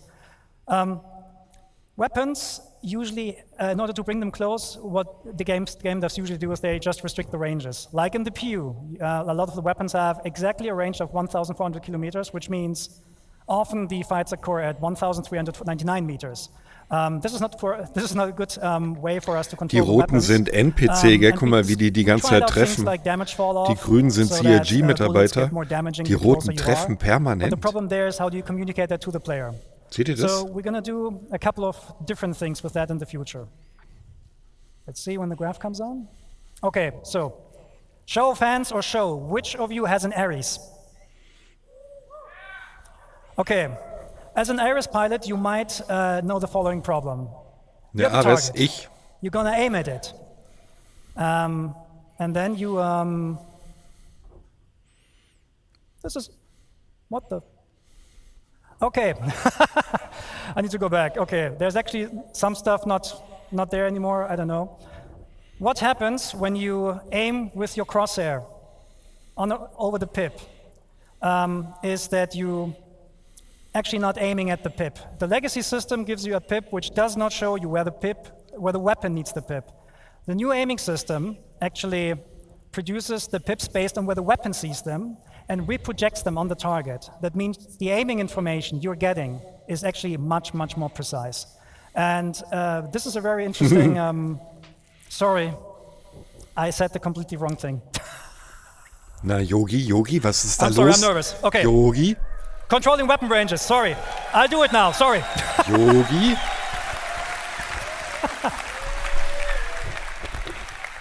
Okay, sorry. Okay, controlling ranges. In the future, all the weapons will get much, much longer ranges. Size 1 weapons will fly to up to 5 or 6 kilometers before the despawn. The way how we do this, how we do this is we're adding spread. Because spread is for us is a very good indication on how to control the ranges. This is not a one-to-one relationship there, so don't worry, you won't get like spread with like 20 degrees offset or something like that. Don't worry, right? But if we compare the spread of the weapon with the target size, we know when the weapon is in range. we know when you actually are close enough so that the majority of your hits can hit. And we're telling you that via the aiming system now. So Brent, let's go back to the demo. If you get a green pip and a green crosshair, it means you have a high chance of your weapons hitting the target. If Brent takes a little bit of a step back and waits until the pips and the crosshair turn red, this does not mean that the ship is out of range. You can still hit it, but you might waste bullets. This also has the benefit that, I'm not sure if you saw that before, but if you look at how many bullets are in the air, you're actually getting a lot of bullets, a lot more bullets, and it just looks a lot better. Okay, Brent, just kill these guys now. Bam!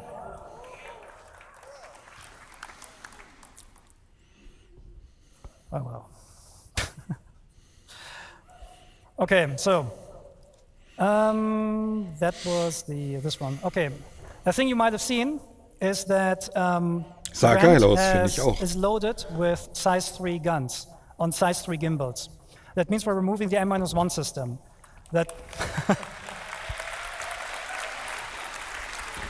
reason for that is the original intention of controlling the performance between joystick and mouse players just didn't work out, and the new aiming system is flexible enough to deal with these differences. So we're just removing it and keep going. So, next point, pip grouping. If you have different weapons with different projectile velocities, you will get different pips. Because merging the pips makes no sense for us anymore, because the weapons are going to have vastly different projectile speeds. So if Brent, for example, enables all the weapons now, you get separate pips. So let's talk a bit about pip optimizations here. And this is the thing I messed up before. Again, who is an Aries? If you aim at your target, you get a pip, right? Your Aries owners know that. You aim at the pip, you shoot, you miss. And this is because the pip is not being shown where you need it. In the future, we're actually offsetting the pip where the weapon sees it and then reproject this onto the crosshair. Like that. And when you then hit, you hit. No, when you then shoot, you hit. And this is, of course, also communicated by the aiming system. So when the pips turn green and when the crosshair turns green, just shoot. Okay, so now to the actual best part. We cannot take down this hammerhead. It's too big for us. But we can cripple it. The weak points on the hammerhead are the turrets. The way we're going to do this in the future is with precision targeting mode. Brent? Enable precision targeting mode. There we go.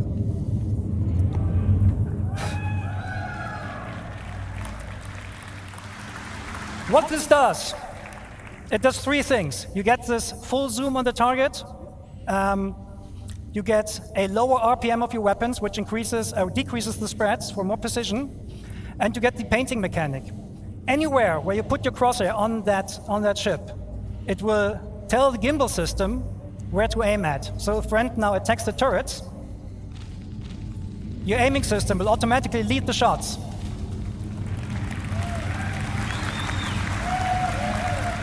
Bam! 1 turret down.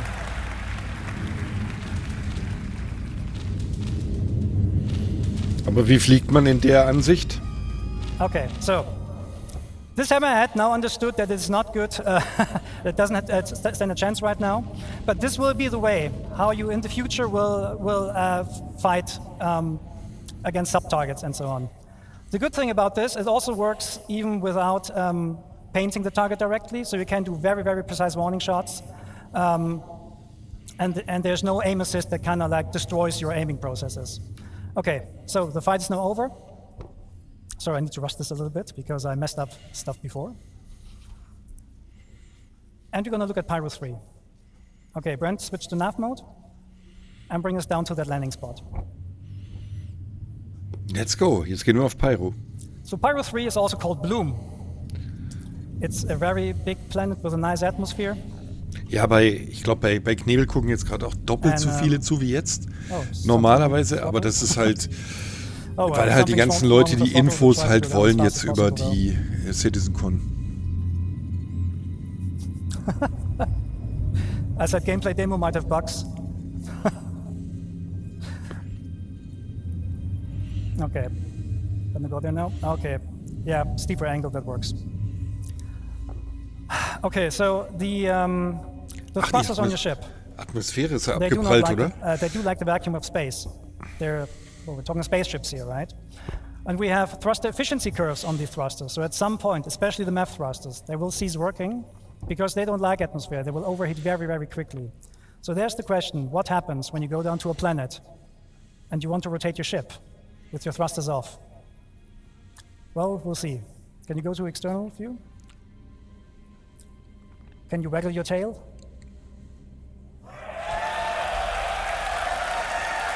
Oh, da sehen wir das Ruder. Schaut mal. Bewegt sich. Okay, back first person. Okay, so what you see here is the new aerodynamics model. Because obviously our left stick is somewhat damaged or so, we can't be as fast as we want. Actually, Brent, can you try W and S on the keyboard instead? Oh, it doesn't work. Oh. No, it doesn't. Yep. Okay. No, the stick is affecting us. Okay. Anyways, we're gonna go down as far as possible. So the new aerodynamic system is a complete replacement of the aerodynamic system that you currently have, and you need your control surfaces to actually turn the ship around. It simulates the airflow over your lift surfaces, and therefore, the slower you become, the less effective those control surfaces will be in order to turn your ship. So we can demonstrate this. So if Brent just sits here and yaws left and right, you will see he cannot go further than that. That is in line with what real airplanes also experience when they're trying to use the rudder to yaw left and right. So what Brent can do here is he can roll and he can pull to actually change his direction. Sehr geil. Er gleitet jetzt durch den Wind. Okay, so just for this demo, we added a button. The button is called Thruster Disconnect. Because at the moment in the PU, when you fliegt jetzt gleich nur noch mit Rudern. Using the thrusters to rotate, we're not doing that anymore. Cool. So Brent, disconnect the thrusters, please, and put the ship into a purposeful stall. A stall happens when the airflow over a wing ceases, or over a lift surface ceases. And then at some point you will not have any authority anymore, and your ship will not turn and so on, and you will basically fall out of the sky. That is naturally a state that every plane wants to avoid naturally. Ja, genau. Right? Und jetzt geht er gleich mit der Nase runter, zieht dann Brent hoch. is not able to use the control surfaces right now because the ship is in a process of stalling. However, the airflow will pull the nose back into the wind, and once you have enough speed, he can actually, well, he gets authority back over this control surfaces. Geil, oder?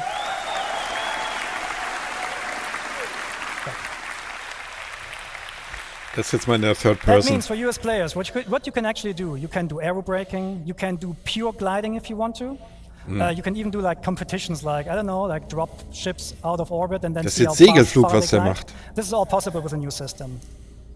So let's talk about the problem, how do you come to a stop now? To come to a stop with the new system, you need to purposefully put the ship into a stall. But don't worry, when we don't have the thrusters disconnected, IFCS will help you. So you're gonna bring down the speed more and more until you're reaching stall speed, which is about now. And then the thrusters will kick in and catch you. Okay, also er würde jetzt abstürzen, weil er halt nicht mehr gleitet. However, you are now in a state that the thrusters don't like, right? So at the moment we have turned this up, but in the future you will not be able to hold this for long. So if Brent, for example, now from a hover, strafe is left, more left, more left, more left. The wind flow again pulls the ship over, and you go forward again.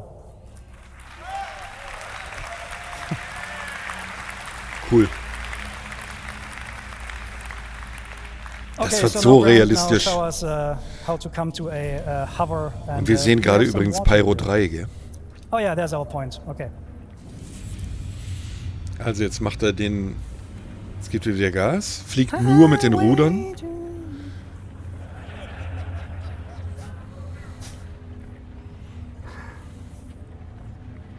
Okay, so there's our landing point. Jetzt nimmt er Speed raus, geht runter. Can become a little bit slower, I don't know, 100 meters per second. So we're trying to land somewhere here.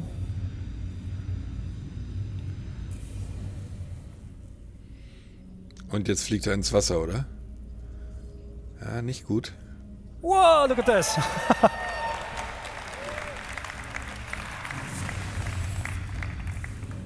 Yeah, that water is great, like, awesome. Okay, so now we're coming to so now Brent will try to land with a broken throttle.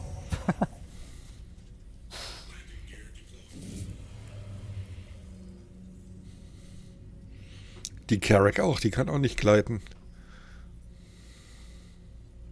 And yeah, he's aided a little bit here by the landing gear, so he has landing gear out, I think, because that automatically enables precision mode at the moment, so that you're a little bit slower, but you can of course like turn this off as a player.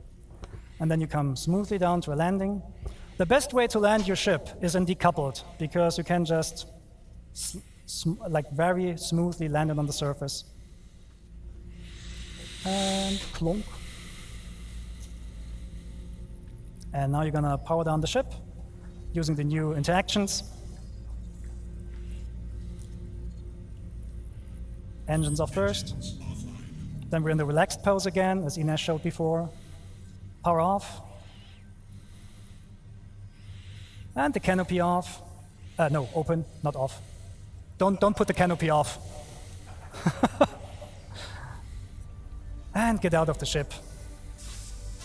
And probably go for a swim or something.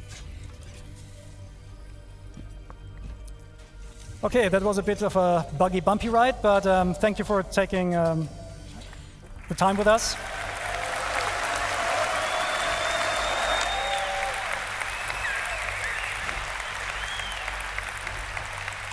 And we'll see you in the verse. Thank you.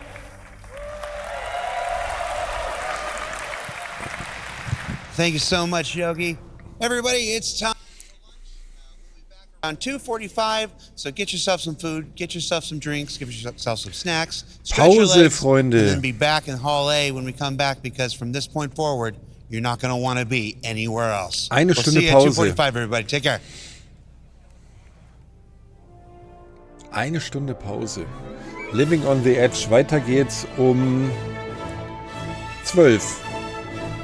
Duschen und kämmen. Nee, muss ich nicht mehr.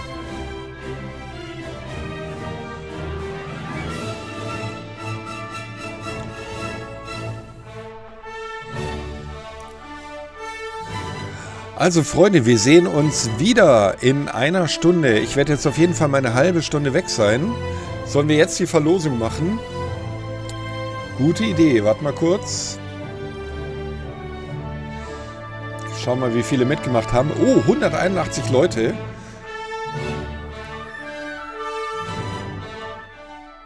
Sollen wir die jetzt machen oder sollen wir die nach der zweiten Hälfte machen?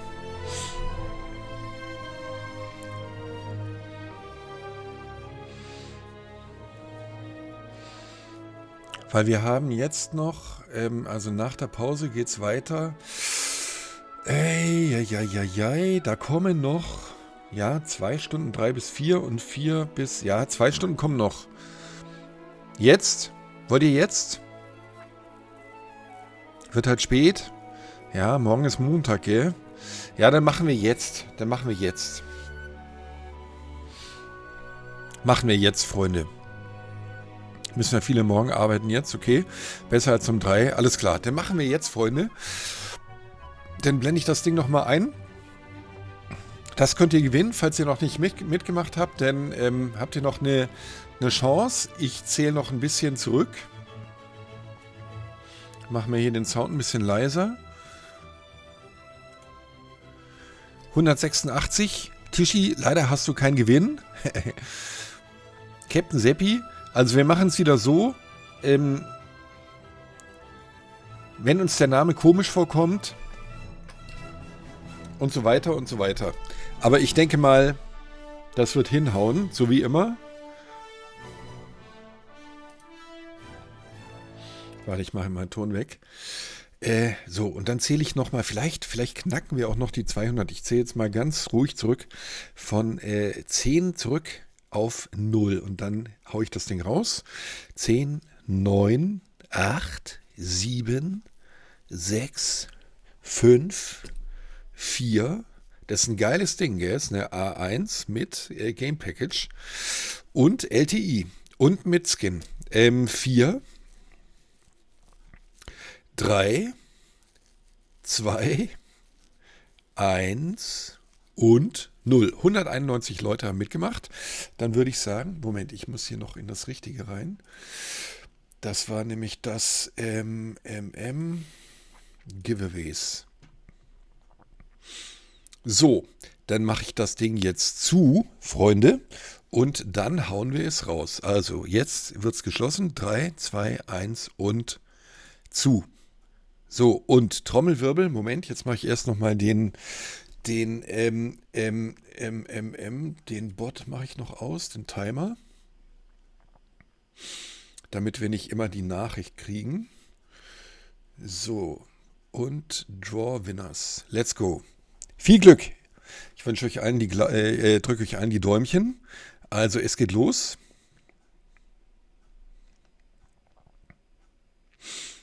Alles klar. Also, 3, 2, 1 und Trommelwirbel. Zack. Und der Gewinner ist Amunra79. Amunra, bist du da?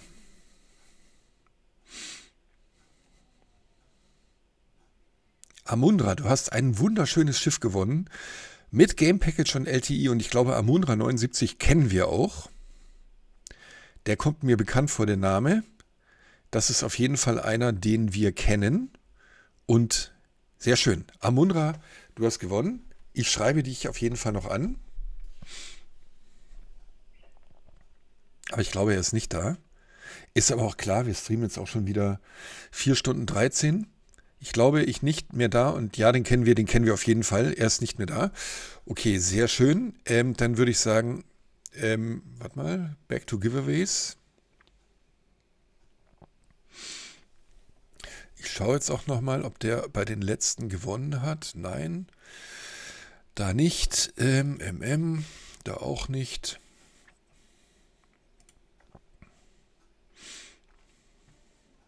Genau. Alles klar. So, den können wir weghauen. Ja, so, Peng. Und da sind wir. Also, Amunra79 hat gewonnen. Sehr schön. Herz für dich.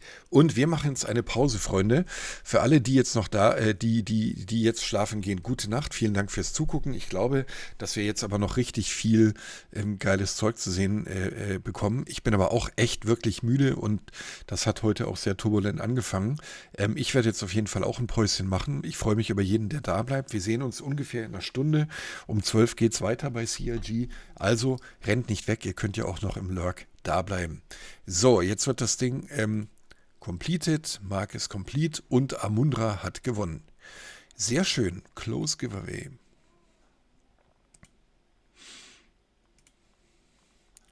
So, alles klar. Dem schreibe ich jetzt noch gleich und wir sehen uns später ungefähr um 12. Ich mache jetzt das hier rein, blende das ein, lasse es ein bisschen laufen mit Mucke. So, und da könnt ihr immer reingucken. Und wir machen jetzt ein kleines Päuschen. Bis dann. Amunra, du hast gewonnen.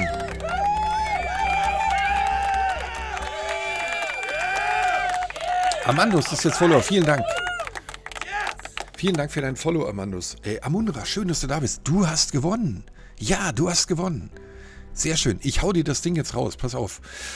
Schreib mir mal bitte auf Twitch eine PN mit deinem Namen, mit dem du bei CIG angemeldet bist und mit deiner E-Mail-Adresse. Und dann kann ich dir das Ding jetzt in der Pause direkt rübergeben. Und wir sehen uns nach der Pause wieder. Der war bestimmt bei Knebel, ist auch okay. Bei diesen Events ist das für mich, nur damit ihr es auch wisst, ich hatte normalerweise bei den CitizenCons so 30, 40 Zuschauer. Ich bin super happy, dass jetzt überhaupt so viele zugucken. Herz für euch alle. Und ich kann das voll verstehen, wenn bei solchen Events die Leute alle beim Knebel hocken. Das ist für mich völlig okay. Das ist für mich völlig okay. So, Jackflash hat gerade abonniert. Vielen Dank, Jackflash, für dein Abo. Das heißt aber nicht, dass ihr jetzt abhauen sollt, sondern ich würde mich freuen, wenn ihr nachher noch da seid. Und Amunra, schreibt mir bitte, wir sehen uns auf jeden Fall nach der Pause. Herz für euch und bis gleich. Wisper ist raus, sehr schön. Alles klar, warte, dann mache ich das so, dann ziehe ich den hier rüber und den lasse ich hier laufen. Und Amunra, dir schicke ich das gleich. Ihr seid beide super, bei dir ist es halt gemütlicher. Ja, ich habe da heute Morgen auch drüber nachgedacht. Aber das ist einfach so, bei der CitizenCon kommen viele Leute, die gar nicht spielen. Viele Leute, die einfach nur Infos wollen. Und da rennen auch viele auf den größten Honigtopf. Das ist ja bei der Crash Academy gerade auch so. Da gucken ja normal so 50 Leute. Und da gucken jetzt auch gerade so 200, 300. Das ist halt, weil die halt ein riesen Fachwissen haben. Also ich bin da nicht böse. Im Gegenzug, ich freue mich über jeden, der hier ist. Und wir sehen uns auf jeden Fall nach der Pause. Amunra, ich hau dir das Ding raus. Ich hab euch lieb. Haut nicht ab, bleibt da. Bis dann. Bis gleich.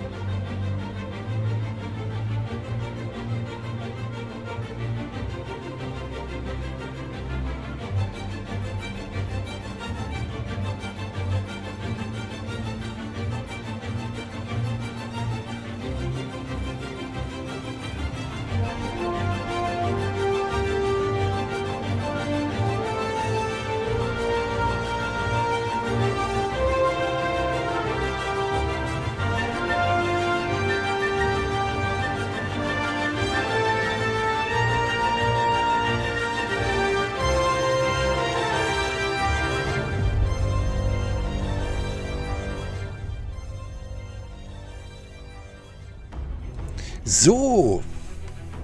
Hallo Freunde, hört ihr mich? So. Hallo Freunde, hört ihr mich? So. Warte mal, was höre ich denn hier gerade? Freunde, hört ihr mich? So. Warte mal, was höre ich denn hier gerade? Freunde, hört ihr mich? So. Was ist denn das jetzt? Was ist denn das jetzt? Klammern wir dich, sehr schön, das ist aber schön. Warte mal, welchen Browser habe ich mir jetzt hier? Sehr schön, das ist aber schön. Warte mal, welchen Browser habe ich mir jetzt hier? Sehr schön, das ist aber schön. Ach, da habe ich ja. Ach, bin ich doof. Ach, da habe ich ja noch den Browser. Da habe ich ja zweimal den Browser gehabt. So, Freunde, schön, dass ihr wieder da seid. Wir machen jetzt weiter. Oder nee, dass ich wieder da bin, weil ihr seid ja die ganze Zeit da gewesen. So wie ich es gesehen habe. Vielen Dank dafür. Gleich geht's weiter, gell? In 10 Minuten geht's weiter. Dann würde ich sagen, gucken wir gleich mal wieder rein in das Ding. Ich hoffe, ihr seid nicht zu müde. Und ich hoffe, ihr schlaft nicht ein. Aber ich glaube nicht. So, pass auf, das mache ich noch leer. Echo, Echo, Echo, genau, wir hatten jetzt ein Echo, aber jetzt haben wir kein Echo mehr, gell? Jetzt mache ich nochmal einen Check, ob alles fein ist. So, das ist richtig so. Das ist richtig so. Die Lautstärke ist gut so. Das ist gut so. Ihr habt Bild und habt Ton. Knebel ist gerade voll in seinem Element. Er analysiert gerade pausenlos die Videos. Okay, das ist schön. So, Freunde, ich gehe jetzt auch gleich wieder rein in den Originalstream. Und zwar hier. Was analysiert er denn so? Was ist denn so seine Haupterkenntnis? Koffein regelt. Schon mal passiert, das Einschlafen war aber bei Hahn und so. Ja, okay. Was hat er denn analysiert? Vielleicht können wir das ja dann als unsere Weisheit verkaufen. So, das hier ist auch alles fein. Das ist auch alles fein. So, jetzt machen wir wieder den da.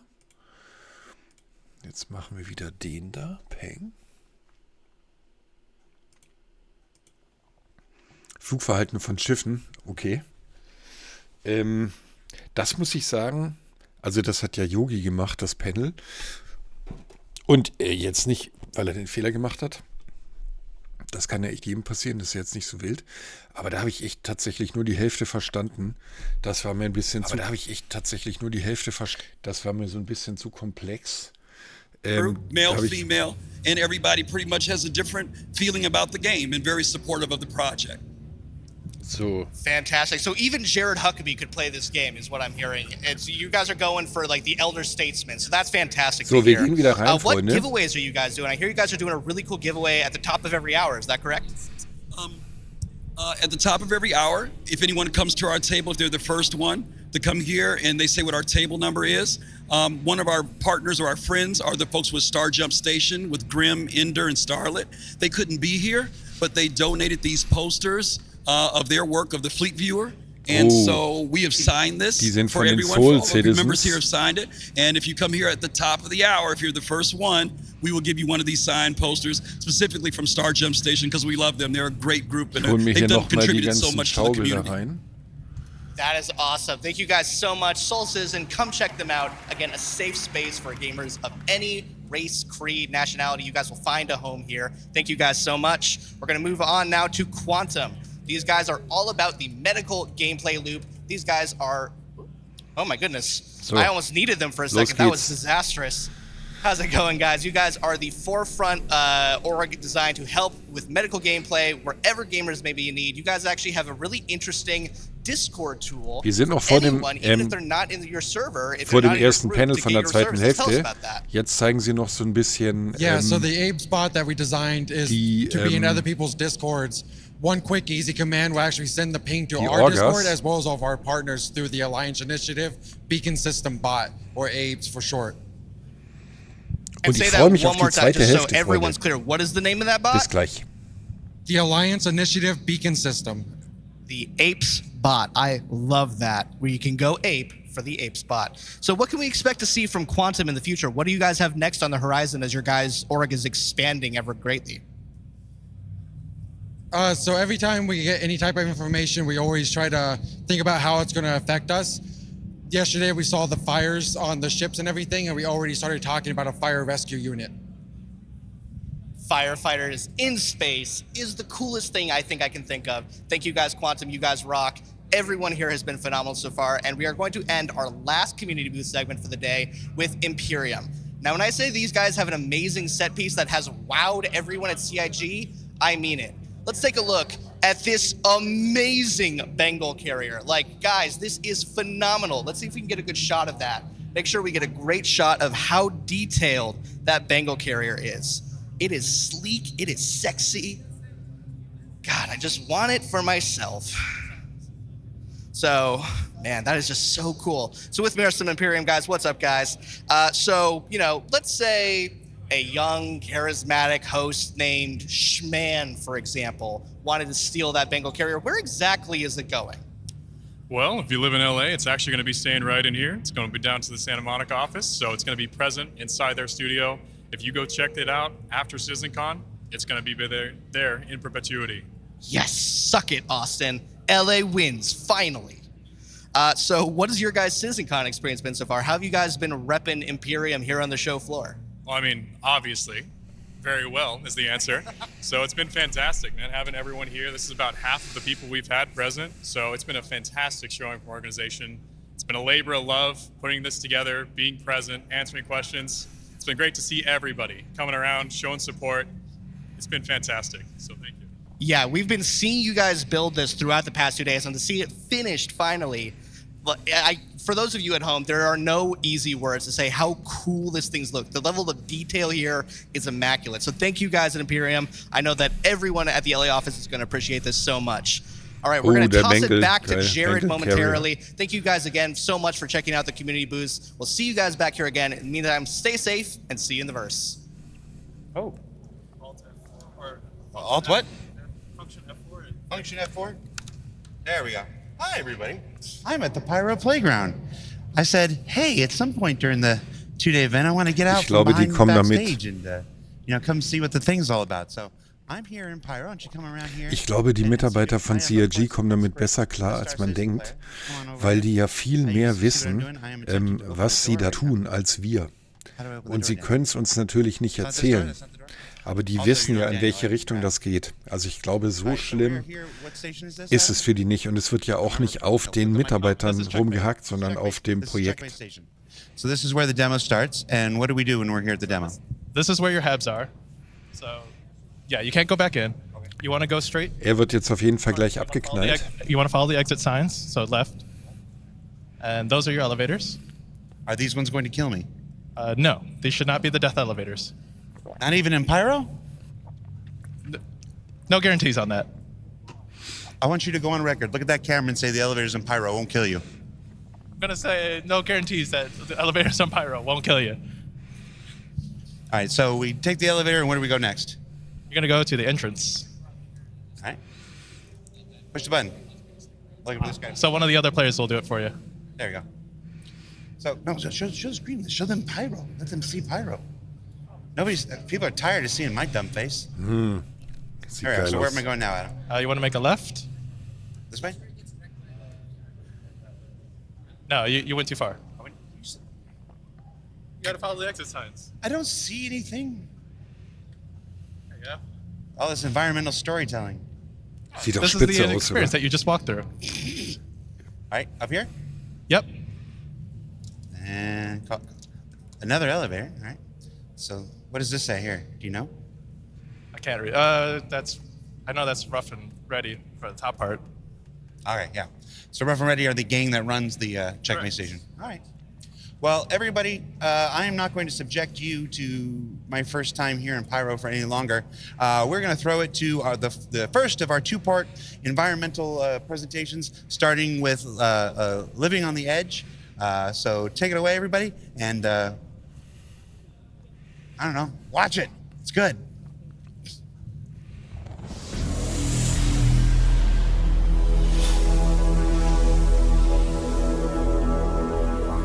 Living on the Edge. Mal gucken, worum es da geht. Hi everyone. My name is Colin Chuckett. I'm the lead level designer for the PU. Conditions and environments of outlaws and settlers. To our locations when it comes Mega to the design, a high-level overview of the design of our locations. I'm going to describe you the processes of our workflow. Es geht darum, wie die Menschen in Pyro leben, wahrscheinlich. So, to break down our process a bit, this is very high level, but it starts out with a pre-production phase, an ideation phase. Here everything starts out in the mind. We bring it down to paper, sketch, write, formulate a plan based on our overall design goals. And then it moves on to the blocking stage. You might have heard of this, like the white box and gray box phase. This essentially contains all of the gameplay that you would see in the final product. Basically, the way it's meant to be played, and we test this out with a lot of iteration and a lot of testing. And it's basically, the white box is not in a stage where it's presentable, but that comes now. So on the right, as you see, the food court that Adam is going to be showing you later. This is the final product, VFX, lighting, everybody had their pass on this. And level design or other designers still maintains the space and makes sure that the systems that get created are being retroactively implemented. All right, so one key aspect of game development in general is the balance of narrative, visuals, and gameplay. So all these interplay, they interconnect, and it's the foundation that runs through all game environments. So it's important to communicate context. And here in this draw-over, you see that narratively, we see sort of a dangerous environment. The spiky shapes here are sort of threatening. We see defensive structures. We can expect some enemy NPCs here, but it's also an old village. Maybe there's some exploration, some loot to be found. And then what's also important is communicating goals. So goals can be the pathways that you take, the gateways that bring you from one step to another, and so on. Whoops. Yep, there we go. Okay, since we're a sandbox game, accommodating playstyles is pretty important. So playstyles meaning going guns in blazing, shooting at everything and everybody, going more of a stealthy, infiltration-y pathway if you wanted to, but also all the social aspects that you know from Stanton. Raupen zum Futtern. And to do this, we established, so one of the core design philosophies is granting the player the freedom of choice to do what they want to do at any point throughout their experience. And we do this by establishing or defining multiple pathways or archetypes that we call primary, secondary, and tertiary pathing. So the first one is pretty straightforward. In a social setting, you have the goal right in front of you, and it's a single goal, such as here in the Habs. In a combat setting, this is very exposed, so it's dangerous to traverse this route. Where it gets more complex is when you have, such as with this outpost here, when you have multiple goals that can be equally important to the player at any given point. This is where we need to have a bit more design put into it with, for example, the landmarks that serve as orientation points. Ich mag diese Grafiken, wenn man so diese erklärenden Linien und Schraffuren und so auf diese Bilder legt, um was zu illustrieren. Das finde ich cool. Die haben sich überhaupt viel Mühe gegeben, finde ich. These are secondary pathways, so these are alternative routes. And these are options that are offered to you as you traverse the area on the primary path, for example. And so you may know this as a tourist when you go to a new city and you look around the corner and you see an alleyway that sort of looks nice and it evokes your curiosity and you want to investigate. In a combat setting, these are covered approaches or opportunities for you to flank the enemy to get to your goal, which could be this building on that sketch. Versus more open spaces, when you have, in a combat setting, in open spaces, you tend to be a bit more stationary because you want to feel more secure, unless you're in a vehicle. The third path is tertiary pathing. So these are more hidden infiltration routes, especially discoverable throughout the rundown stations that Adam will be presenting later on. And these are mostly discoverable to the attentive eye. You can explore these, find loot, or different routes to traverse through the station. Environment interactivity. You might have seen this in a previous presentation. It's very important to ground the player to their environment, offering them ways of interaction, being able to change the state of rooms, to toy with the AI, or just simply being able to unblock your pathway. Where it gets a bit more complex is when you talk about resource network systems, such as in day one when Torsten mentioned that we are planning to implement this as well in locations.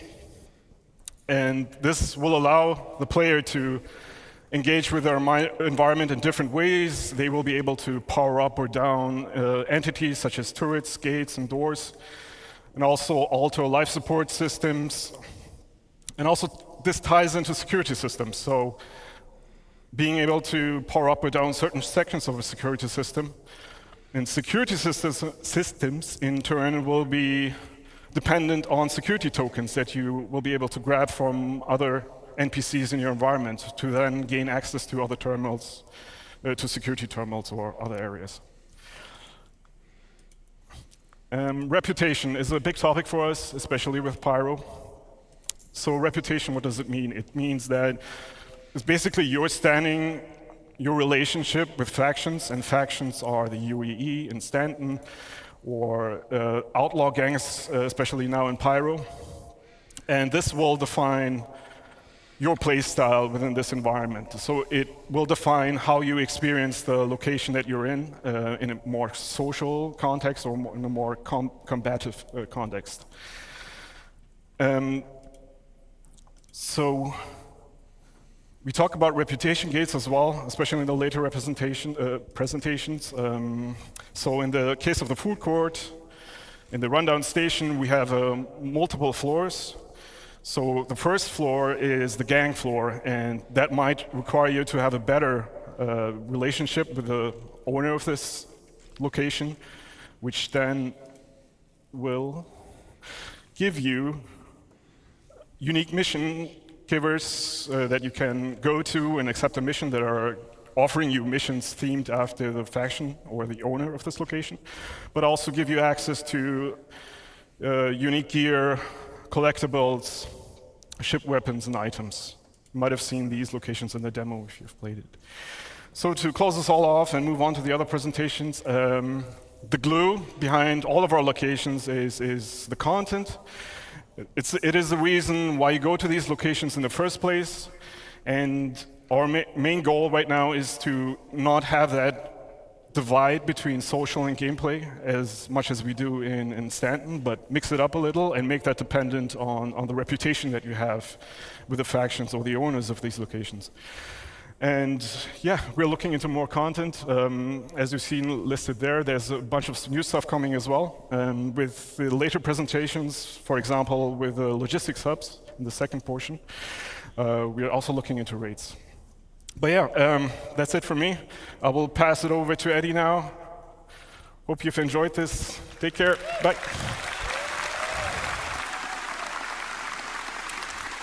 Hi, everybody. So, I'm Eddie. I'm an assistant art director on Star Citizen for locations.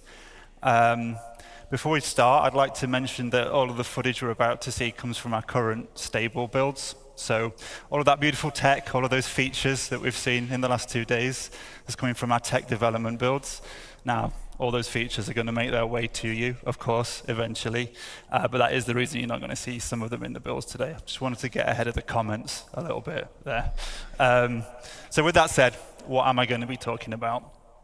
Well, I'm really excited to show you that the hard work that the Sandbox One team have been doing to expand our new outpost locations. I'm going to start by going over how we've expanded the library and what that means we can now achieve with the new locations, and then how we achieve that variety from the library by categorizing our locations into both archetypes and themes, and what that means for you as a player. So, I don't know if you remember this, but at CitizenCon in 2021, we showed this new style of outpost for the first time.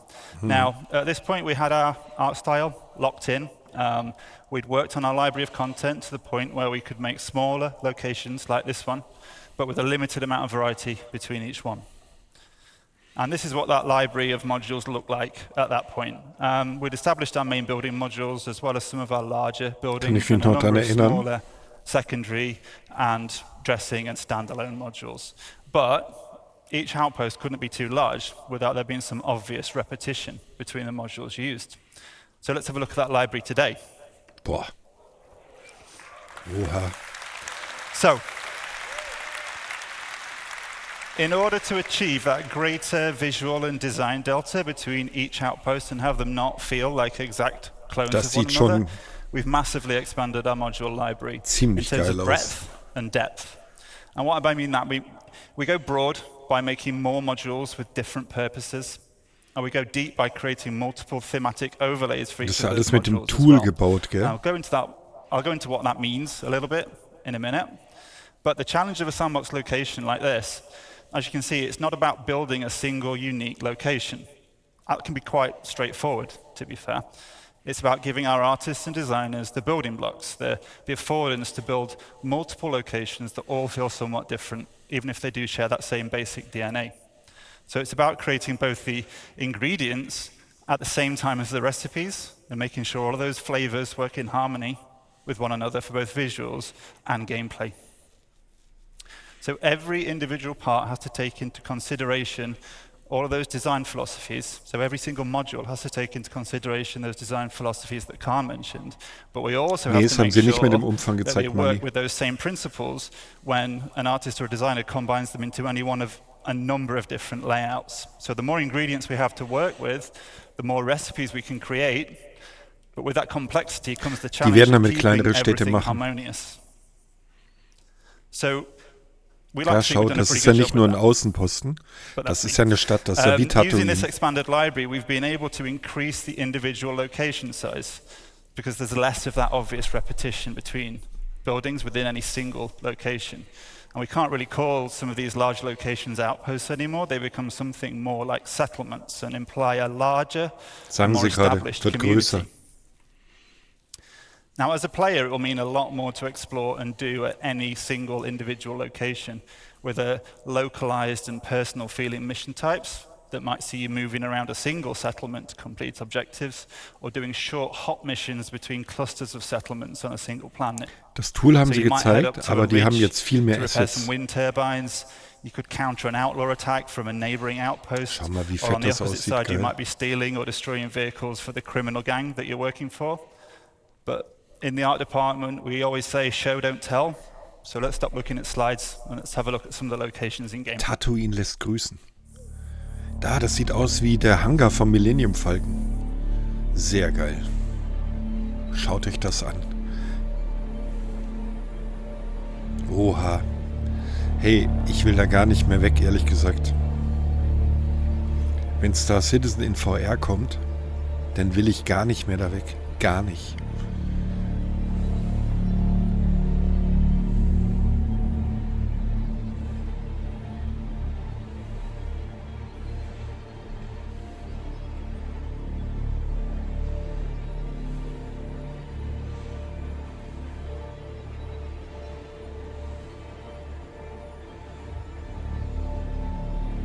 Wunderschön.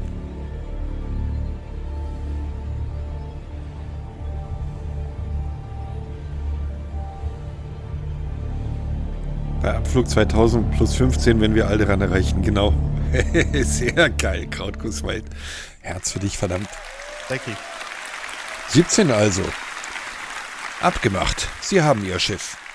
So, what flavors of outpost did we just see? Wir treffen uns, sobald wir bereit sind. Startrampe 94. Ways, as I said, and then we mix and match those Sobald Sie categories bereit together sind. to provide that variation. Now, the first and primary category is the archetype, and they provide that core gameplay hook and define the main function of a settlement. So scrapyards have a landing pit module for repairs and refueling.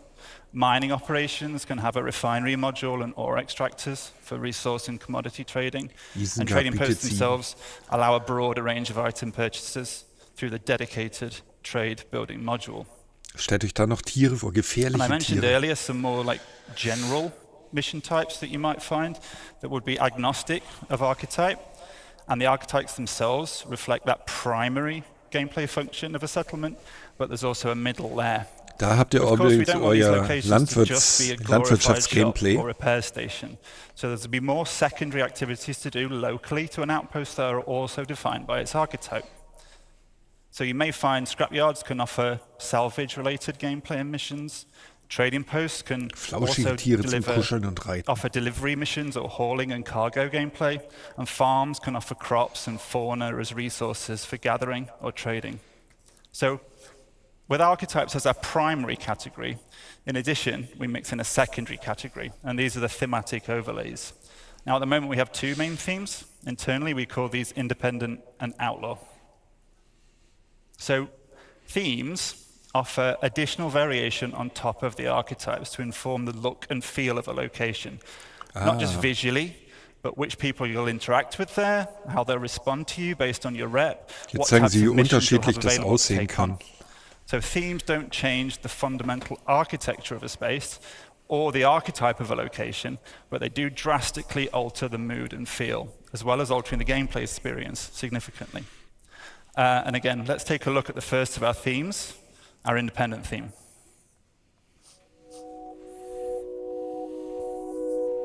Jetzt seht ihr, wie unterschiedlich ein und dasselbe Ding aussehen kann.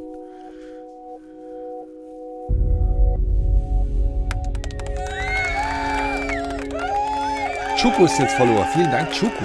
Vielen Dank. Sehr lieb. Danke. Vielen, vielen Dank. Ja, das ist Star Wars, Freunde. Das ist Star Wars. Ach, ist das alles herrlich. Das liebe ich total mit dem Gelb.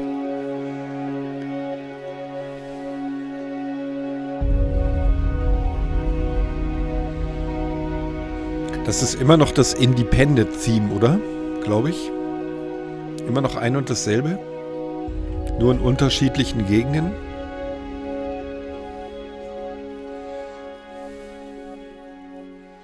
So, jetzt kommt das nächste. Oh, thank you. Kommt jetzt noch eins? So, as a neutral player, the independent theme presents a much more social, visual, and gameplay experience.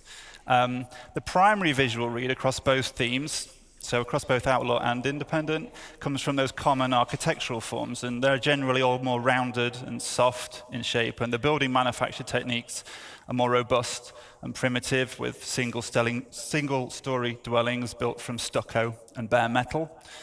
But for this theme specifically, we use soft textiles, warm lighting and color palettes, foliage, decoration that layer on top of those utilitarian structures to give that sense of home. And I use the word home for our independent theme quite a lot because we really want to get that feeling that this is home for the people that live there despite those harsh realities of frontier life. And in contrast to that, we have a theme that lies in a direct opposition to the independence, which we call the outlaw theme. Oh. So let's take a look at that now as well. Jetzt wird's böse, glaube ich.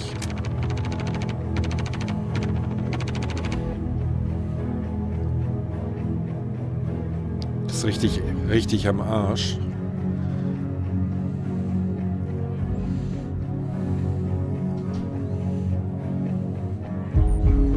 Das ist das gleiche, nur mehr Müll und halt dreckiger. Boah, die Atmosphäre. Stell dich da noch Raytracing vor.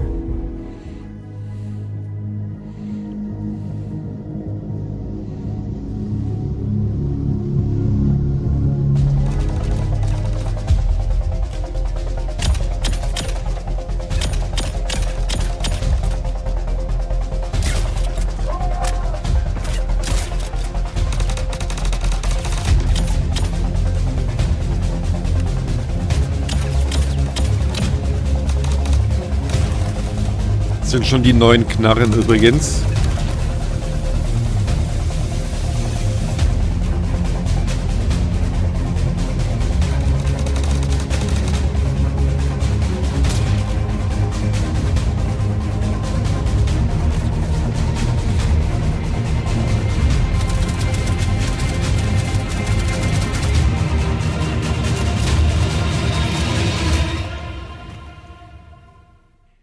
Ich finde ehrlich gesagt auch,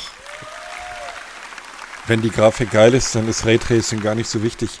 So the Outlaw theme tells that story of these once functional settlements being completely overrun by the various criminal elements that inhabit the system. And visually, we have themes of a regressed and subverted civilization.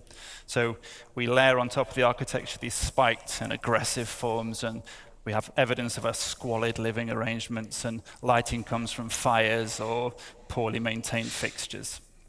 Some spaces are going to be recognizable as deformed versions of the independent theme, but some have been completely changed to more nefarious purposes.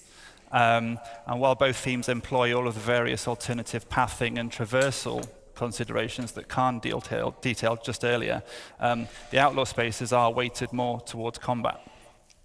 But just because these spaces are more dangerous and the experience can be more combative, that doesn't mean that the archetype of the outpost is lost. So if you as a player choose to be a criminal working up your rep with a headhunter gang, you'd be welcome at the trading posts, and you'd be able to buy and sell items or take on missions. But you probably won't then be very welcome at the independent-themed locations, and that's where you'd get your combat experiences. So while the Outlaw theme looks very different, the functionality of those archetypes still remain. So I've talked about the kinds of outposts we've been hard at work on, and I hope you've enjoyed checking them out over the last 2 days in the Pyro demo. It's really made me very pleased to see people playing our content at last, so thank you for that. Kommt jetzt where are we keins heading mehr? from here? Well, Wollt ihr noch eins zeigen? I hope it should be obvious that we're going to get these out for the first Pyro release. We still have some final optimization and polish passes to do across the whole library. We're also going to be expanding the amount of these locations throughout Pyro and beyond, and our tools allow us to do that very quickly now. And we've got the library as well to do it. And the new outposts are not limited to the Pyro system. They're completely system agnostic, so you can expect to see these outposts in other systems as well. And of course, we're going to look to add more ingredients, more of those modules to the library as well, to further expand the variety and depth you'll be able to see at these new locations. We want to encourage more on-foot gameplay within a small ecosystem of a planet to give that more localized and personal feeling experience. Our goal with these locations, as with many of the others we're going to hear about today, Dimo Strazio ist dir gefolgt. Vielen Dank, Dimo Strazio, für deinen Follow. Vielen Dank. Rich playground to Vielen explore. Dank, sehr lieb. And I guess I'd like to finish just by thanking everyone for listening today. It's really great to see you all. Vielen Dank, sehr I'm lieb. going to pass you over to Nick, who's going to talk about some locations who are coming in the nearer future. Thank you. Das war cool. Das war echt Bonjour tout le cool. monde. Français. Nicolas. We are French Canadian on the here. Cool. All right, guys. My name is Nicolas Pinchot. I'm from Montreal. I'm assistant art director, and I'm here today to show you the next new derelict settlement we did. But just before that, I just want to say thank you to everyone who worked on that mandate. You guys made an awesome work. I'm super happy and proud to be here today to show you that, all of you guys and to the world. So let's cut to the chase and let me present you the new derelict settlement. Die kennen wir ja schon, die werden jetzt noch geiler. Mal schauen.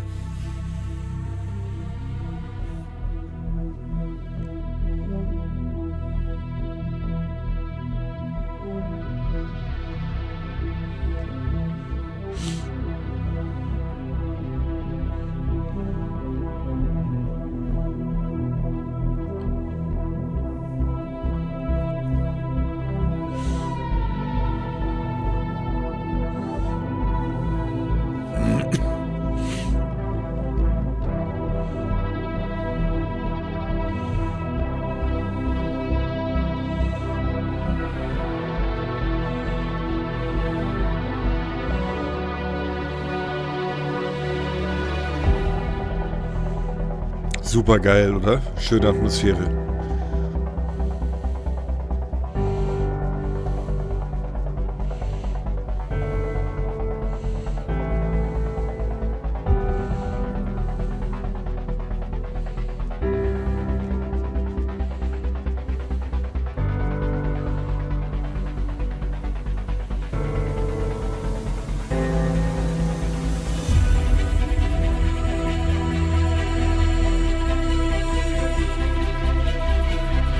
Neue Außenposten.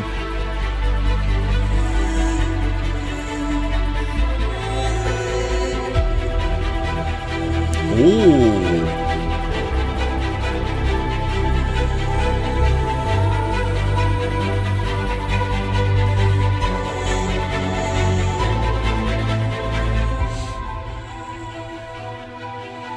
Das sieht eher nach Hurston aus.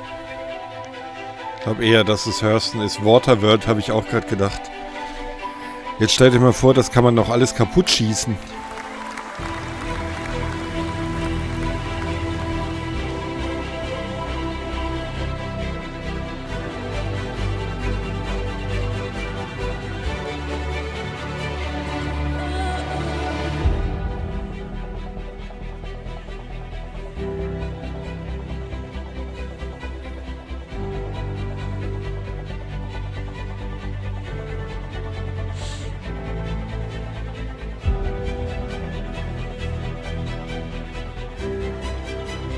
Nee, komplette nicht, aber sicherlich so das ein oder andere.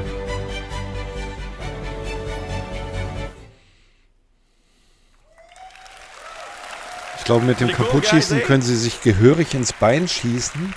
Mit der Persistenz ist ein gefundenes Fressen für ein paar Griefer, den Spaß von Tausenden zu zerstören. Habe ich auch schon gedacht. So we split those settlements in two categories, social and hostile. In the social one, we will have drop-off mission, shops, food, loots, and drinks. And hostile one, obviously, will be more focused combat. Let me show you what it looks like. Muss ja auch nicht sein. Also ich kann da auch drauf verzichten.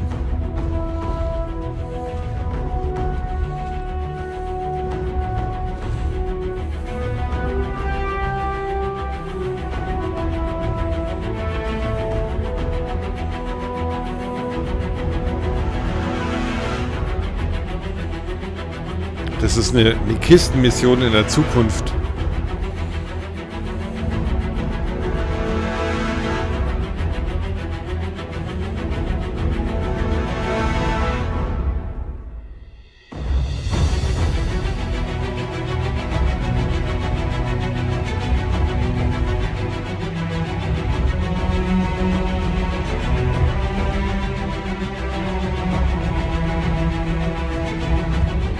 Ja, ich glaube auch nicht. Gebäude wäre blöd.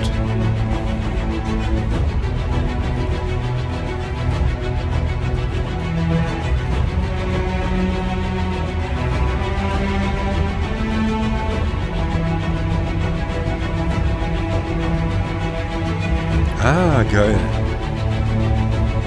Wie ein Bierchen.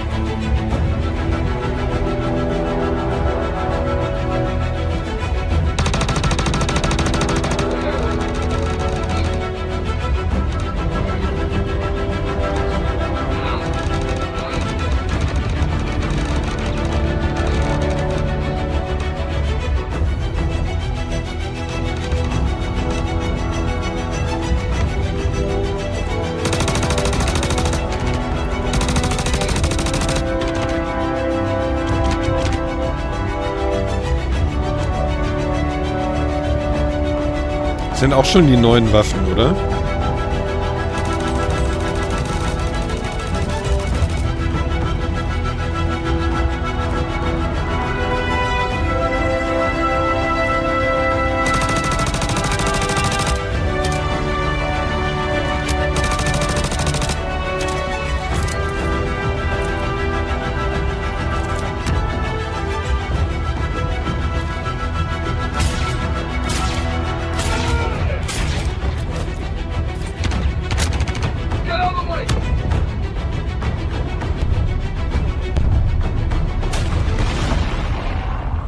Ja, das sah von der Technik sah das eher alt aus, habe ich auch das Gefühl.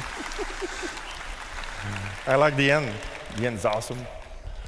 All right, in summary, guys, we're going to have a lot of new location on planets. Ja, ich glaube auch, das war noch nice mission and good gameplay. Alte Technik, altes Wasser, alter Himmel.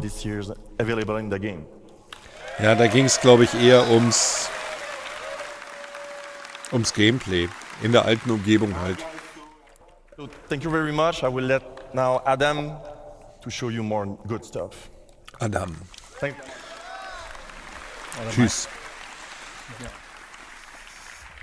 Ja, noch alte Sounds von Gewehren, genau, ja. Also es war noch nicht die neue Tech, sondern halt... Servus. Hi. Adam so, welcome Sanders. to Rust Stations. I'm Adam Sanders, lead environment artist for EUL1. We're excited today to show you our efforts for the Pyro rest stop stations. So, what are Pyro rest stop stations? Well, these are stations reinvented.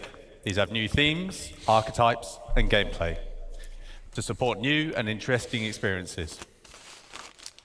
Aside from the social aspects, there is gameplay and exploration on the location. I've hoped you had a chance to play the demo over the past couple of days. I know I've spoken to a few of you. It's pretty good, right? Yeah? It was a sneak peek of our current progress. Let's kick off with an overview of the Pyro system. For the Pyro system release, we plan on 6 planets and 26 stations, including jump point stations that connect for Stanton and future systems such as Magnus. Rest stop stations are either in rundown or abandoned states. Citizens of Pyro, the Rough and Ready Outlaws, and Xeno Threat may control these. Our focus today will on the Rough and Ready owned Pyrotech Amalgamated Fuel and Resource Station, Planet 2. Ich mag die ganze Präsi von denen hier. Das da und das da. Haben die toll gemacht.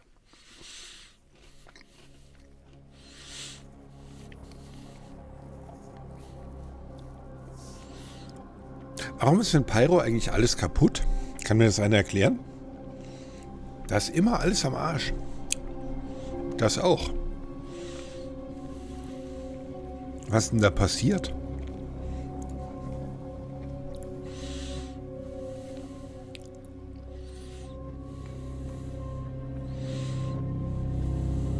Amalgamated. Weil das System aufgegeben wurde, weil der Stern schon am Sterben ist. Ah, verlassenes System. Okay. Sehr geil. Vielen Dank. Spannend. Der Stern ist am Sterben und bricht ständig aus. Okay, Andi. Andi, du bist ja noch da. Andi ist noch da. Andi ist noch da.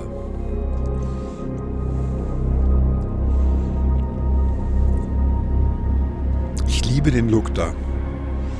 Ich werde gar nicht mehr da weg wollen. So richtig schmuddelig.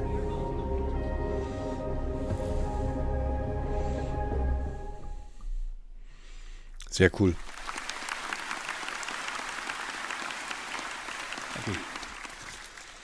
Die Planeten haben noch Schäden wegen der instabilen Sonne. Ich will ja endlich eine Wohnung kaufen. Ich glaube, da musst du keine Miete zahlen. It also relates to basic functions such as the hub clinics, which need at least a neutral standing with their owners. Combat can take place anywhere, including social areas. Numerous options for environment traversal and enhanced environmental interactions. We aim to include new substation areas such as the workers area, lower deck, and maintenance areas. These areas will offer unique content, more environment interactivity, and interconnection between areas. Our journey begins when the player arrives in the entry deck view room. The entry deck serves as the first barrier between the outside world and the interior of the station. Some inhabitants are prevented from going inside and are stuck here with no means of getting out. Freust du dich oder ist das nur dein Slums are formed Handy? beneath the bridge, smuggling routes established. Some shopkeepers will sell you water and food on your way into and out of the station. Let's have a look. Vibriert das bei dir in der Hose etwa, wenn du das anguckst? Keine Sekunde weg gewesen, außer um mir einen neuen Kaffee zu holen. Es wird für uns auch sehr schwer werden, durch Pyro zu reisen, vor allem, wenn der Stern wieder ausbricht.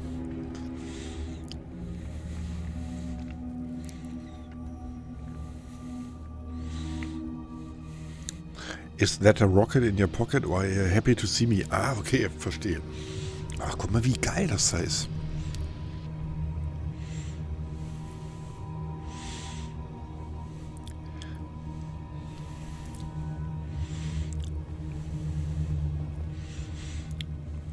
Uli kennt den Scherz nicht? Nein, kennt er nicht. Also ich kenne das mit Also ich kenne die Bedeutung von dem Gag, aber mit der Rocket in your pocket kenne ich nicht. Wie hieß eigentlich noch diese eine Stadt auf dem Delamar, gell? Und wie hieß das Delamar? Wie hieß die Stadt in Delamar? Die wir alle vermissen? Das kriegen wir jetzt wieder. Nur viel größer. Side Routes. Levski, genau.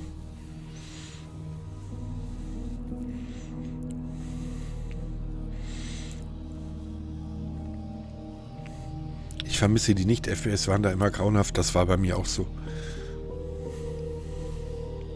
Each Station Layout is unique. Das lese ich am liebsten, ehrlich gesagt. Weil ich hasse die Stationen in Stanton, die alle gleich sind. Also hassen ist übertrieben. Ich hasse eigentlich nichts, außer der Star Map. Aber auch die wird ja geiler, Freunde. Haben wir gesehen gestern. Khan touched on reputation earlier. Let's see how that is applied to the stations. So how does the reputation gate in the entry deck affect gameplay? What happens if we have good reputation? So if you had good reputation, you could go straight through. This is no fuss, and it's the quickest way to maneuver through the station. However, you got to put the time and the effort in to get to this point. Ja, Levski mochte But ich. if you neutral reputation, so you might be waved through, Von dem maybe you have to pay a Außenbereich. bribe, and you don't want to pay, Mit so den you can have to Garagen find an und so war alternate schön. pathing. Or you can have to build up your reputation. If you have bad reputation, and for all you naughty ones out there, I know some of you exist, this applies to you. In short, you're going to have a tough time, but you have options. So stealth via other pathways might be one of those options. Ja, PO habe ich geliebt. You build your reputation up from scratch, or you could probably fight. Let's focus on those alternate pathways. Rüssel, ich habe es The geliebt. modules in the station are broken up into several traversal areas. As with the other location archetypes, we define these spaces as secondary or tertiary routes, as opposed to the more official primary paths. Most modules are interconnected with vents and maintenance shafts. These reward the players with infiltration and exploration paths as well as potential loot. So what alternative routes exist to access the station?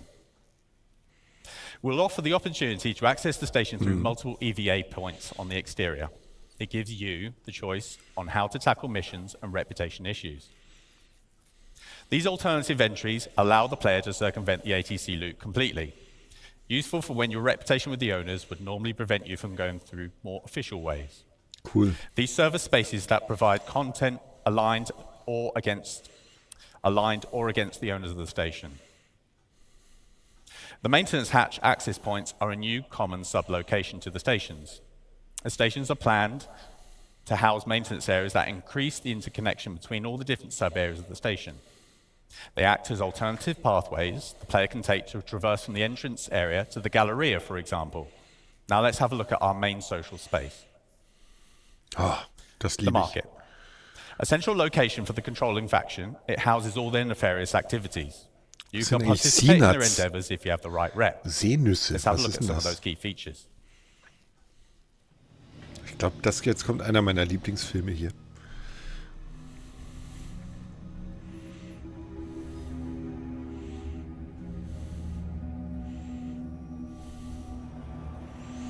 Ah, der Waffenladen.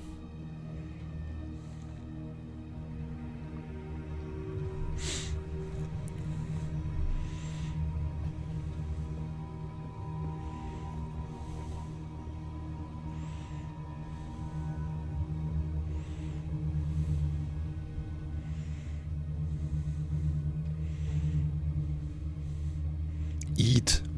Ugh. Echt jetzt? Nein. Nein, tu es nicht. Ah, das ist eine Seanut. Nein. Uah. Ja, wir kriegen bestimmt noch Infos, aber erst am Schluss, wenn wir alle schon aus dem letzten Loch So the market is pfeifen. a social hub and a good example of mixing social and gameplay space, as mentioned by Khan earlier. Another reputation gate can be found in the market. The ground floor is open to the common public. The upper floor is reserved to rough and ready outlaws and their associates. If you have increased reputation, you can access this area which gives you access to premium items, top tier mission givers, and access to new areas. We plan to house mission givers in both tiers that will give you unique jobs to further your reputation and fame across Pyro. Now let's have a look at another theme. Abandoned is a new, non-social location theme. Let's have a quick look at the current abandoned area on Checkmate. Das sind jetzt richtig verlassene Stationen, wo man in so einem Raum Alien-Eier finden kann.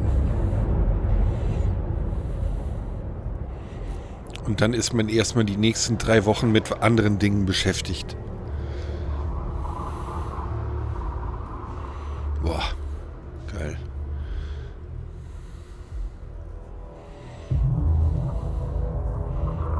Guck mal, die Atmosphäre da mit den Lampen. Geil. Das ist fantastisch.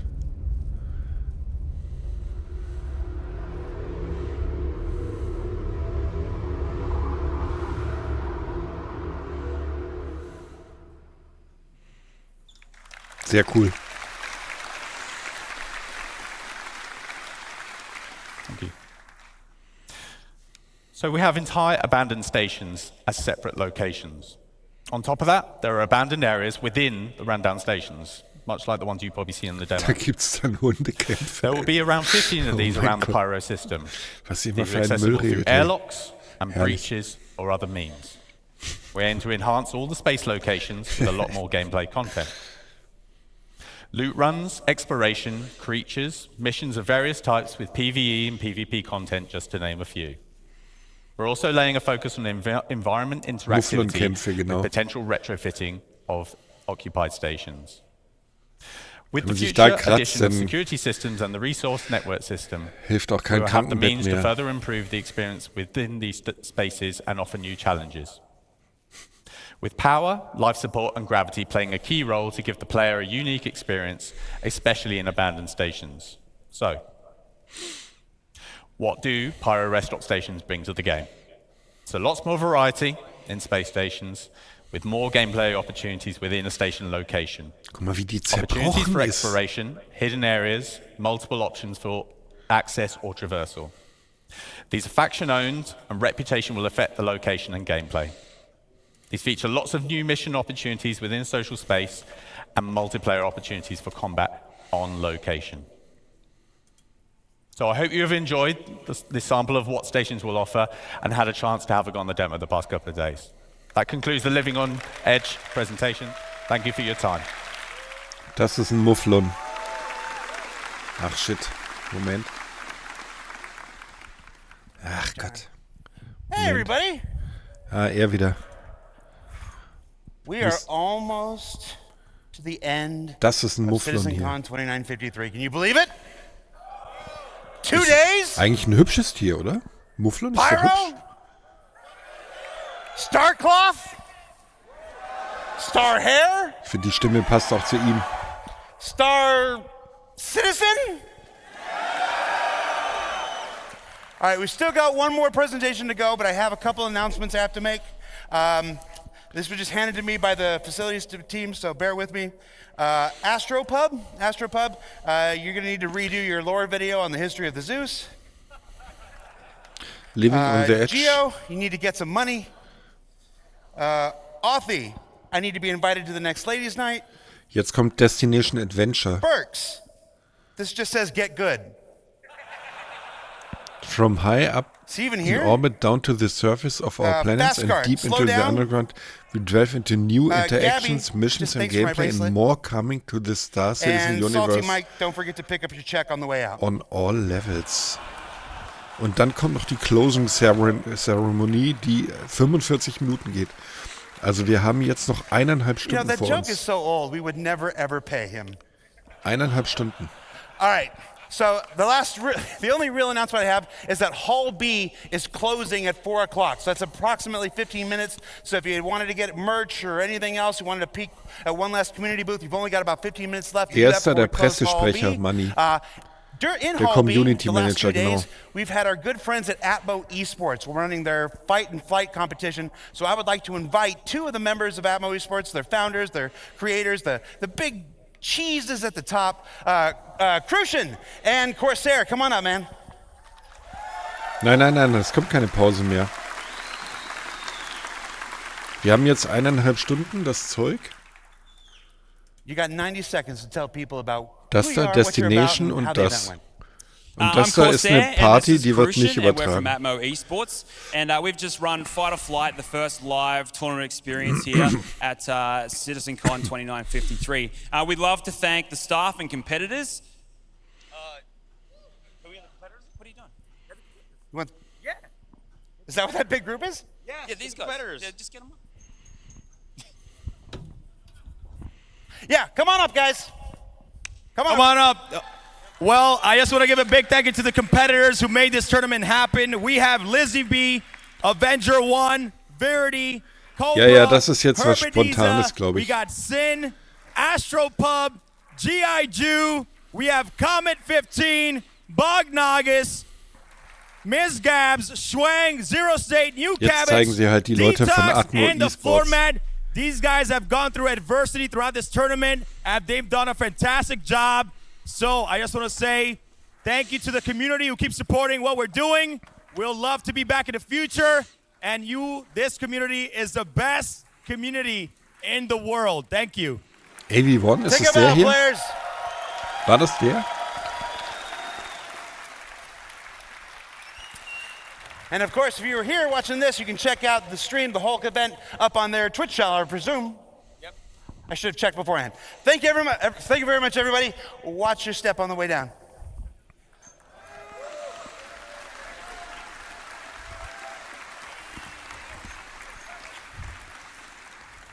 All right, I got one more housekeeping thing. There's a person not many of you know. He's an associate producer in our LA studio. And when the workload for this event became as heavy and as detailed as it was, we turned to him to help with our broadcast this weekend. And he rose up and he excelled like a champion. So I would like to formally introduce you to Dan Howbreck, who's been co-hosting the event. Dan, get on up here, man.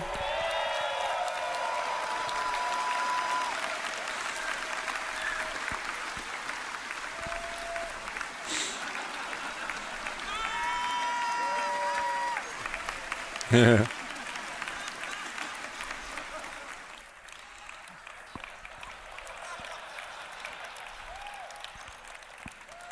will mit dem ich reden. Keep walking.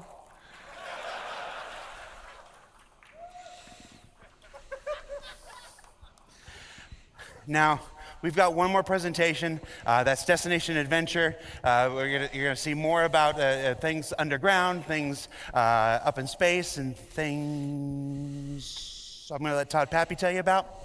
And then, of course, we'll let Chris Roberts come to stage, return to stage, and close out the event proper. So this is a sign off for me.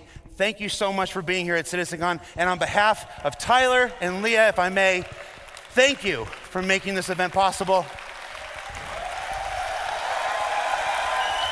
And you're gonna love what you're about to see, everybody.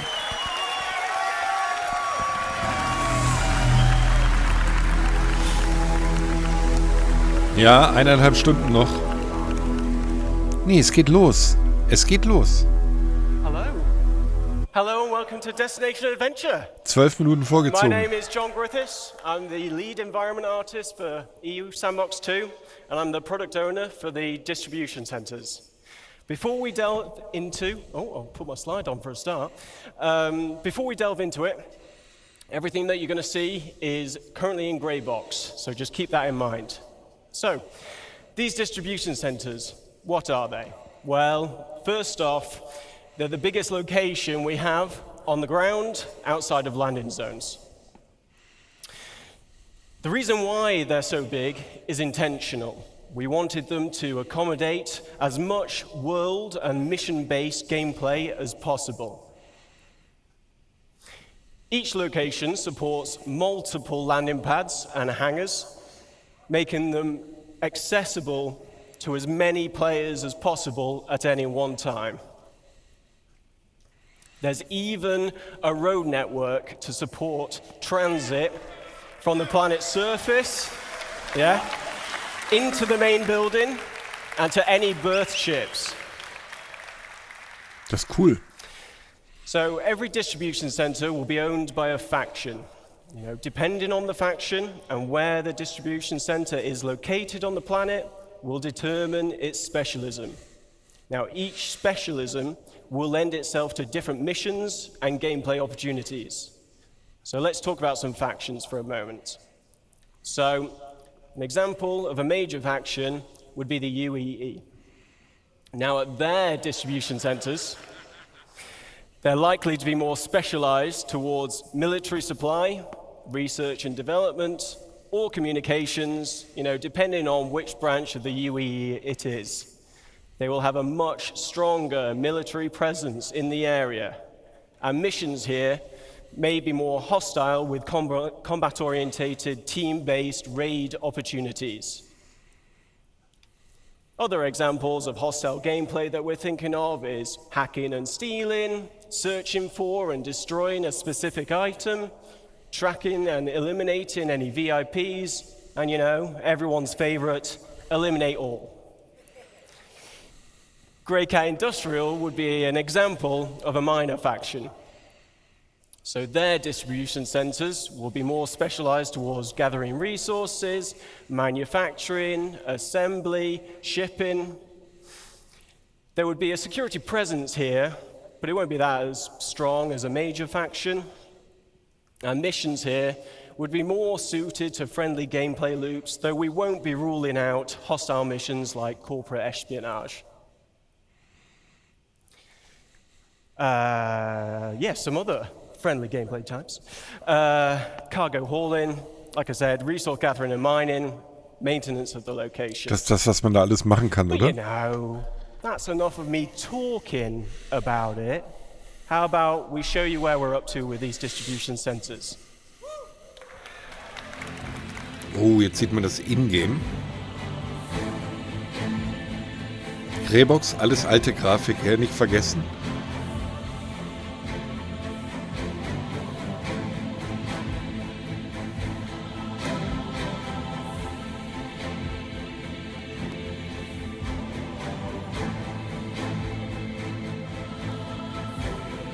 Sieht geil aus. Wie ein imperiales Gebäude.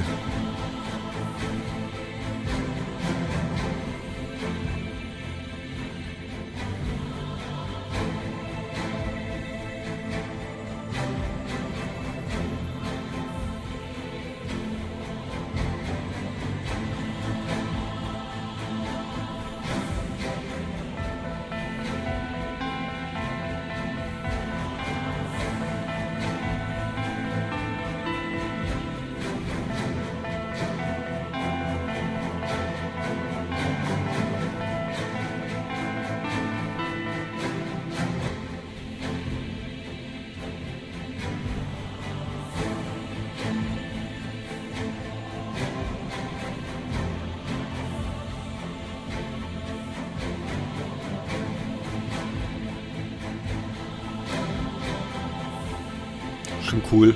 Gepflegtes DHL-Gameplay.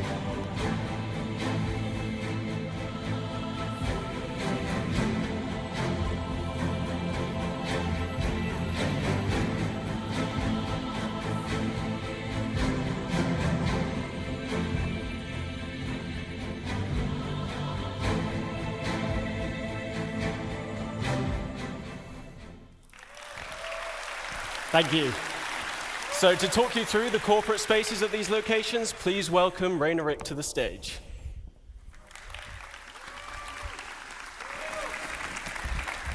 Hello, hello. So my name is Rainer Rick. I'm a lead environment artist at the Montreal studio, and we've been working with John's team on the distribution centers. So John just showed how massive these locations are. He also presented the industrial sections on the ground level. And I'm here to present the administrative area of these facilities that the Montreal team has been working on. So, they're located above ground, just below the tower highlighted in the picture. Inside, you'll be able to explore the corporate office space. Mattflo redet uns mit 6 Zuschauern. Vielen Dank, lieber Mattflo. Accessible via the lifts in the hangars, and also the industrial sections we saw earlier. Äußerst süß, in vielen addition, Dank. we've added also landing pads in front of the lobby, specifically designed for smaller ships and ideal for short stays like pickup or delivery missions. And we can't ignore the fantastic views we have from these platforms, a reminder of the vastness of these facilities. Now, let's step inside the lobby. You'll find the atrium, which is a central point of the administrative area, providing access to various locations of the corporate space. Within this space, you'll find the reception desk, and as a newcomer, you'll be expected to report here first. So here you can hand over your deliveries or pick up packages and earn reputation points with that faction. So also expect to see corporate ownership reflected through branding, color schemes, and product placement throughout the corporate hub. And with the use of overlays, we'll be able to swap these out depending on the ownership. And here's an example with Grey Cat showcasing their vehicles and some shiny armor. And back on the topic of reputation, as it grows, you can expect to gain access to the executive office spaces. From here, you'll meet with unique quest givers, and depending on your reputation level, you'll receive various mission types, either friendly or hostile. And finally, the distribution centers were designed as an evolving location. We've built this with future expansion in mind. And in the back of the lobby, for example, doorways could eventually lead to additional office space. So, enough talk. Just before I show our progress so far, I want to give a big thank you to the Montreal team for their work on the administration area. Thank you. And as John mentioned, we're still in gray box phase, so just keep that in mind. But let's take a look.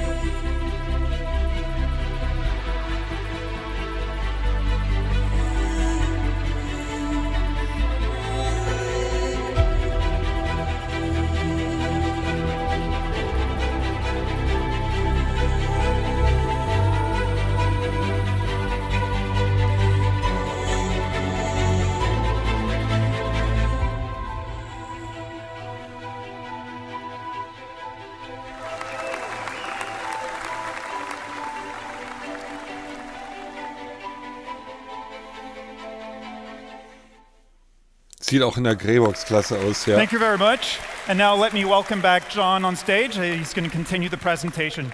Thanks a lot, guys.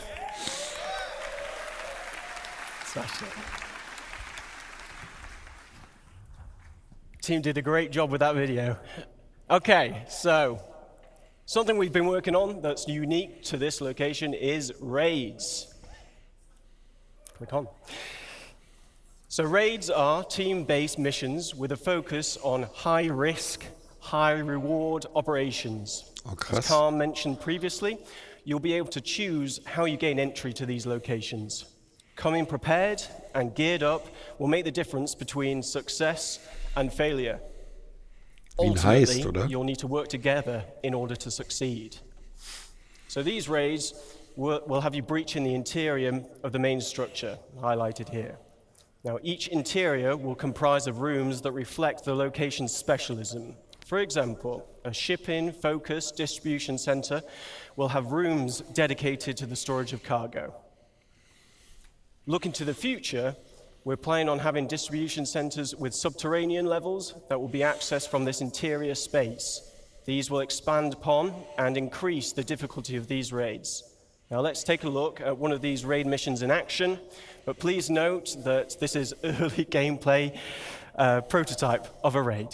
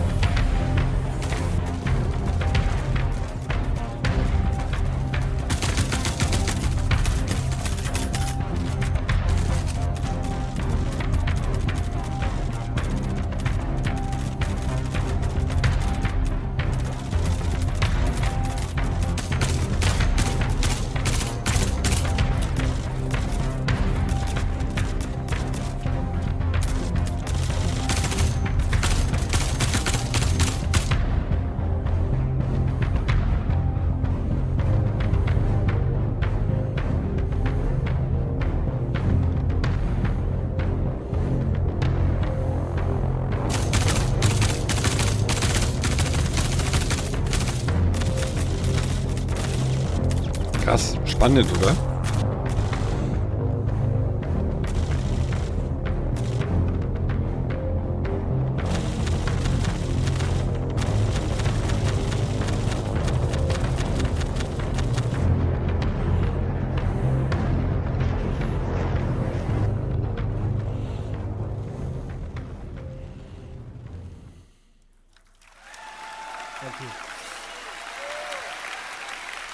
So, as you saw in the video, the team took a more aggressive approach to getting inside and taking what they wanted. But this isn't the only approach you can use. You know, multiple points of egress allow you to be stealthier, and it may make it easier for you to avoid obstacles in your path.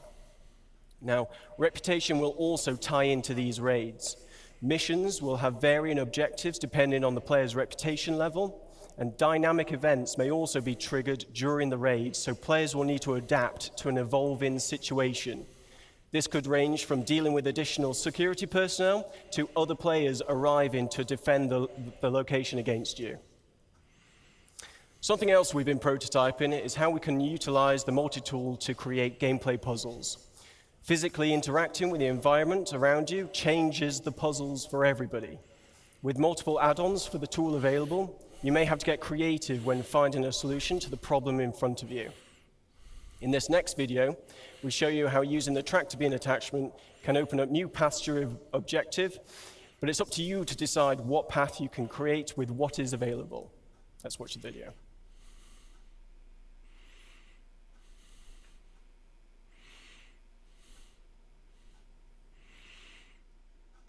Ach, wie geil.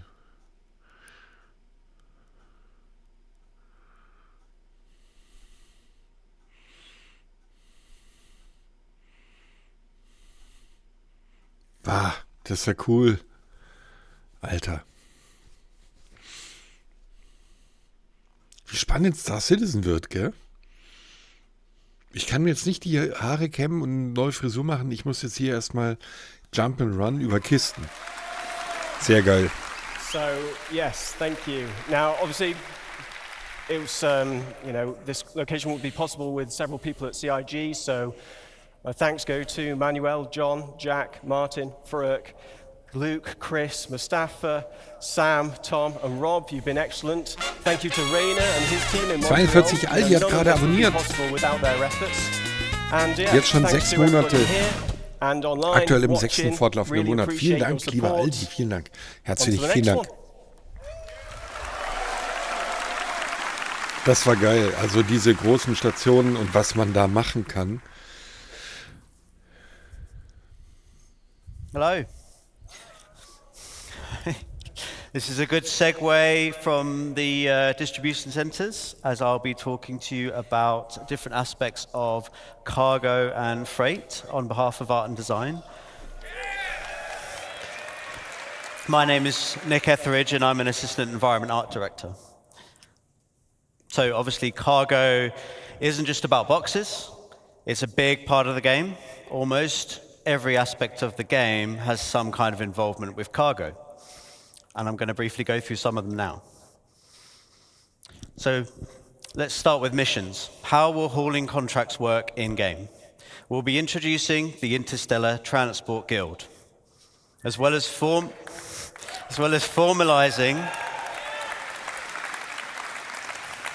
some of the main hauling and cargo companies that you'll be working with. As you do more hauling contracts, you will build up your reputation and relationship with the guild. This will lead you to gaining more lucrative contracts for specialized cargo and destinations, such as different forms of hazardous cargo, perishable cargo, riskier routes, and more. So what do I mean by hazardous and perishable? Well, as you know, there's lots of commodities in the game, and different commodities have different properties. As you know, with events like Xenothreat, we have some special cargo types with different attributes, such as time-sensitive cargo or quantum-sensitive cargo. But those were a small selection for the event, and they were the two-handed carryable types anyway. We'll be expanding those types, plus lots more types, to the wider game and to these hauling contracts. So how does this affect gameplay? It will affect the choices you make when you are handling, storing, and traveling with the cargo. For example, with size and weight. Is it carryable? Do you need a tractor beam? What type of tractor beam do you need? Is it a handheld one or a ship tractor beam? Some containers can only be moved with ship tractor beams, for example. With health, has the container got good integrity? Is it holding fragile goods? Do you need to handle it with care? You can't just throw all containers about. For temperature control, do you need to ensure the container is powered so it can keep the contents cool? Or do you need to get to your destination quickly, otherwise the contents may perish? For security, can the container be locked or hacked? Can the contents be scanned, or is the container tracked? Will there be pirates or law after you when you're holding this container? Hazard containment. Is it radioactive? You might need the right protection against it, as you may have seen in Jens's presentation earlier. Can it explode? You might not want to put these containers on a more exposed section of your ship. And many of these attributes are going to be visually distinctive. So conversely, if you want to steal, for example, some cargo on a whole sea, which does have very exposed cargo containers, you might want to avoid shooting blindly and accidentally blowing up your potential profits. So look out for those types of containers. Back to mission progression. We'll be introducing perks and rewards as part of fulfilling contracts and raising reputation with these companies. For rewards, we'll have branded ship and tool skins, branded clothing. There will be collectibles to decorate your hab, hangar, or ship, or you can put them anywhere you want. And there'll be more exclusive rewards that we'll be revealing later. Thank you. For perks, you'll get access to more items in shops and discounts on specific items. And all of these rewards and perks you need to earn in the game. You cannot just buy them.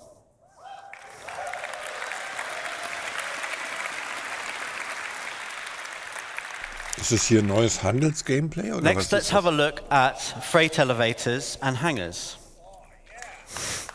I knew you'd be excited for this. I'd like to show you a short video to demonstrate how freight elevators will change how you view your hangars and how you use your hangars.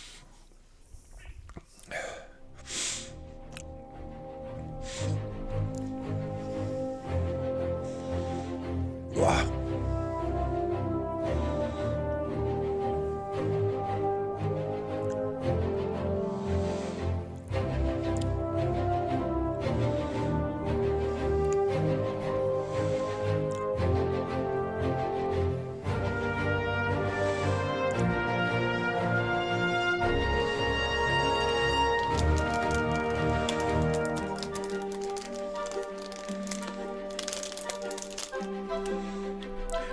Aber da habe ich das Gefühl, das kann man noch verbessern. Nicht jeden einzelnen Container von Hand.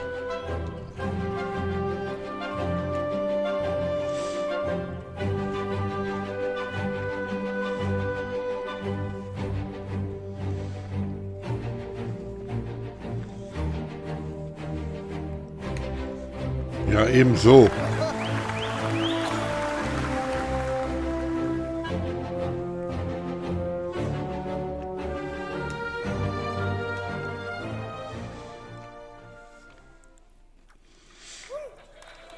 Ja. NPCs schuften lassen, okay. Oha.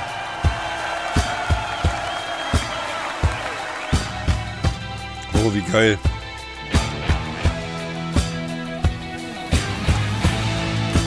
Ah, da muss man nicht mehr zu einem Außenposten fliegen.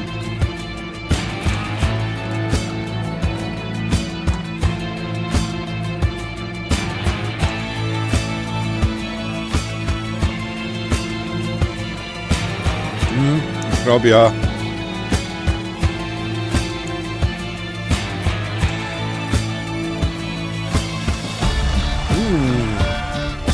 Sehr geil.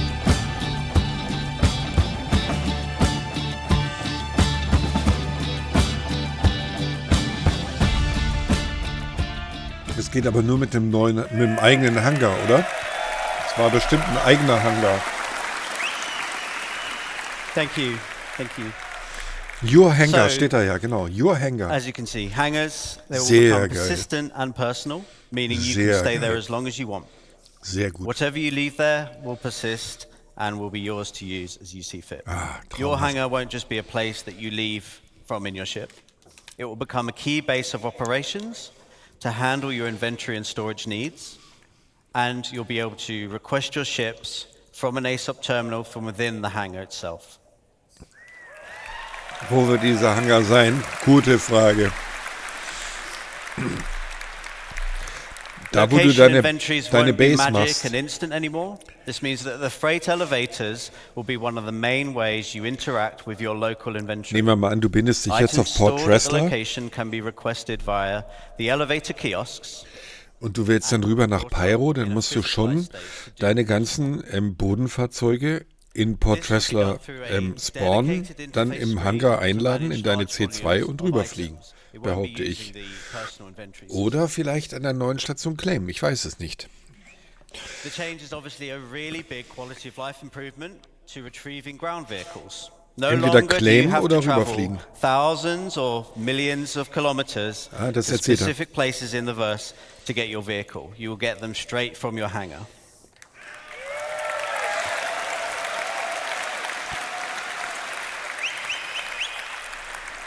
You'll also be able to bring up ship components, so your hangar is now more of a maintenance bay and outfitters where you can do repairs and swap around items and things like that.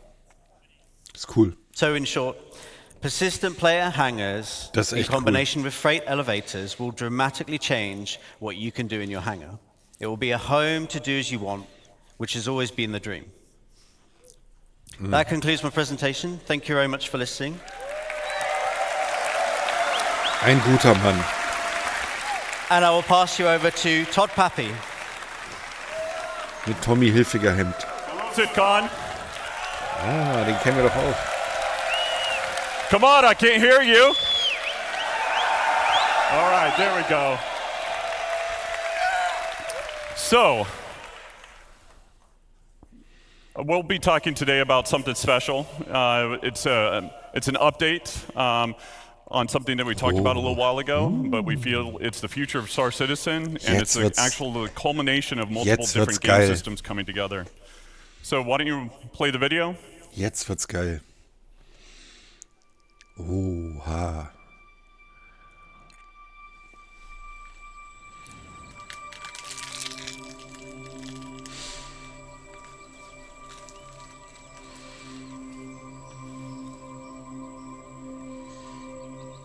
Ich höre Tiere. Ja, ich höre Vögel.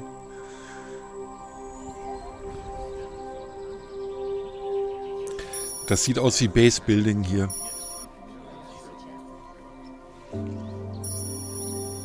Playerbase, wollte ich gerade sagen. Landclaim Site, so geil. Ach, wie geil.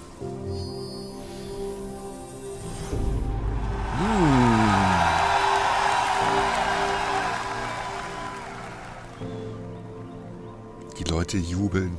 Herrlich.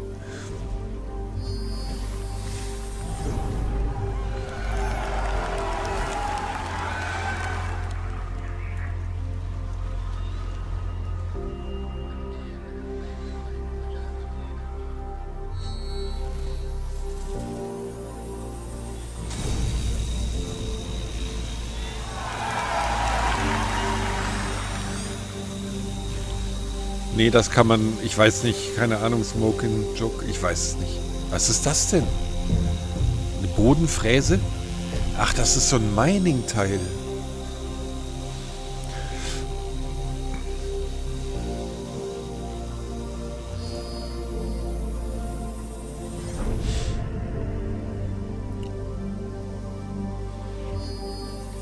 Ich finde das so geil, wie die Dinger so auf diesen Pontons stehen, damit die immer schön im Wasser sind.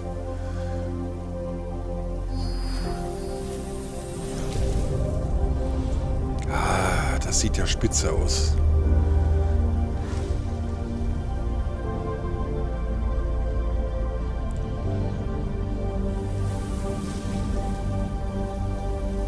Da wachsen Pflanzen drin. Ich glaube auch nicht, dass du immer die Pioneer brauchst. Ich glaube, wenn du Base-Building machen möchtest, dann kannst du es auch so machen, ohne dass du das Schiff kaufen musst.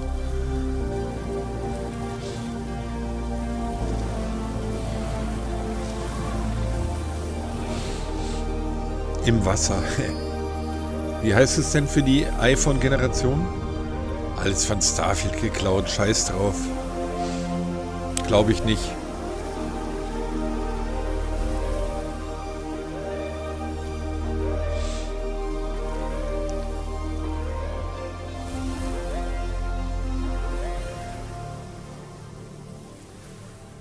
Sehr schön. Build your home.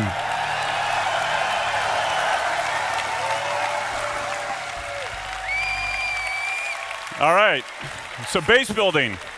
All right, it breaks down into two really large gameplay sections, planning ahead and prepping, and then you've got the on-site where you're actually going to build.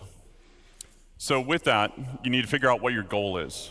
Is it to have a home with a nice view and relax? Is it to have a trading post where you want to create and sell items? Is it to gather resources available and move on to the next area? Or is it to be off-grid and be completely self-sufficient? So with that, with your prep and everything like that, we've got blueprints. So the recipes. Everything in the game is fabricated from a blueprint. Players acquire blueprints via reputation rewards, missions, or rare NPCs.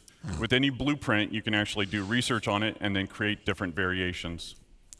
With materials, ranging from the common to ultra rare, you might find them at the local shop or have to travel around the universe to collect them. Also das ist ein großes Projekt, wahrscheinlich Base Building. Simple materials or even complex components will all go into the fabrication. With this, then you got location, location, location. First area is high security, so you must purchase the land. The base is actually invulnerable because of the planetary shield tech. A security will show up to protect it as well. You pay for the privilege, you're taxed. So at this point, you won't have the best resources available. You won't have access to the best resources available on the planet. If you don't pay your taxes, the shields will go away after a period of time, and the base will become derelict and will collapse. But this is low risk, low reward. Ich hätte einfach nur gerne eine kleine Wohnung in Hörst oder Acker, die ich ein wenig selber einrichten It's kann. owned by an independent corp, gang, or faction. Again, you don't have access to all the best resources on the planet. The base is vulnerable.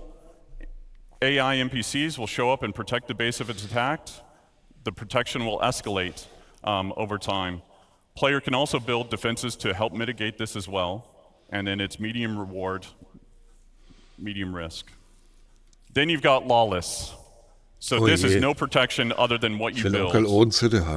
There's shields, anti-air, Players can disable the shields by getting close to them No cost. and destroying them. High risk, high reward. Since there's no taxes, no protection fees, you get a high return on the resources that you collect. Now, there's some cross-shard and server meshing considerations that will kind of adjust this design in the future, but we'll get into that later once we're really building it. So from here, you've got the tool. So this is what we would consider a surveyor. With this, we want to actually cater to everybody's playstyle, whether you're solo or in an org. With this, you've got different buildings that you can produce, from small, medium to large to XL or XL. So with the surveyor tool, you can only build the small buildings. With a vehicle, you can build small and medium-sized buildings. With the Galaxy, you can build small to large structures. And then obviously with the Pioneer, Pioneer can do it all. And it still works as a mobile base. And we'll talk about some of the more expanded features that we're adding to it in later on. So, and then it's also, we're exploring what can be done in space, not just on the planet. So from here, you set off on your journey. So with the land claim, you put your tool down where you want, you launch the drone that is built into the machine, and then from there, this allows the player to access the base building and also land claim mode. With the land claim modes, the player can actually change the size and position of what area they want to claim, and it also shows you the cost and taxes associated with it. If it's in a taxable zone and you don't own the land, this interface will default to it. So if you own the land or it's in a lawless area, it'll automatically go to base building mode. So with the overhead view of the land, you can actually place down buildings exactly where you want. You can see the resources beneath the surface. And then you can also place multiple buildings before you actually build. So you can see how it will all kind of come together. You'll see the resources that are needed for it. And then you can also switch back and forth between different modes, which are showing off the resource network and how you link basically power generators to consumers. And then the player can move or deconstruct existing buildings right now with no charge. Fabrication. So when you basically build these buildings, they don't come with any furnishings. And if you didn't bring any with you, then you want to build a fabricator. So depending on what you want to build, there's different sizes of them that support buildings from decorations, ja, die hauen armor, alles raus. weapons, Die zeigen alles, was es components, gibt. and even ships. Unfassbar.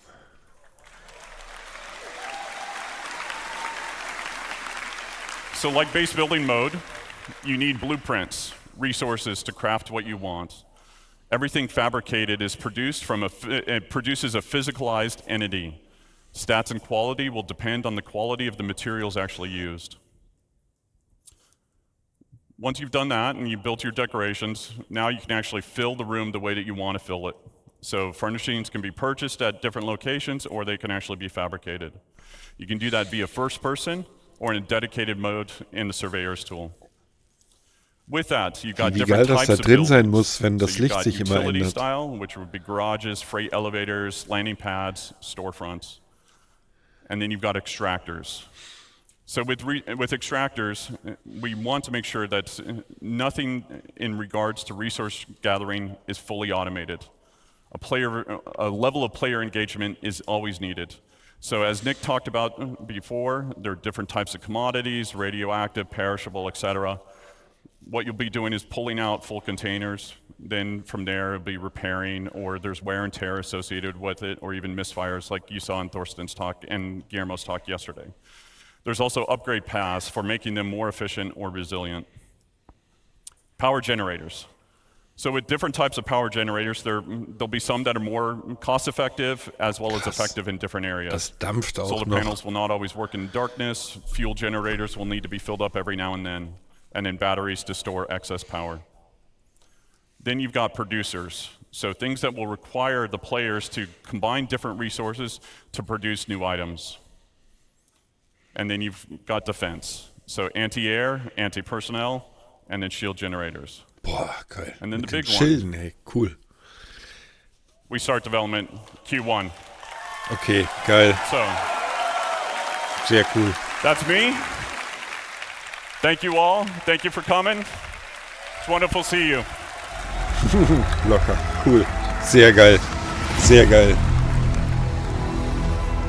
Herz für den Mann. Oh, jetzt kommt der Chris. Jetzt zeigt er uns Squadron 42, oder? Kommt jetzt der Chris? Zeigt uns jetzt Squadron 42? Hey, everybody. Ah, da ist er.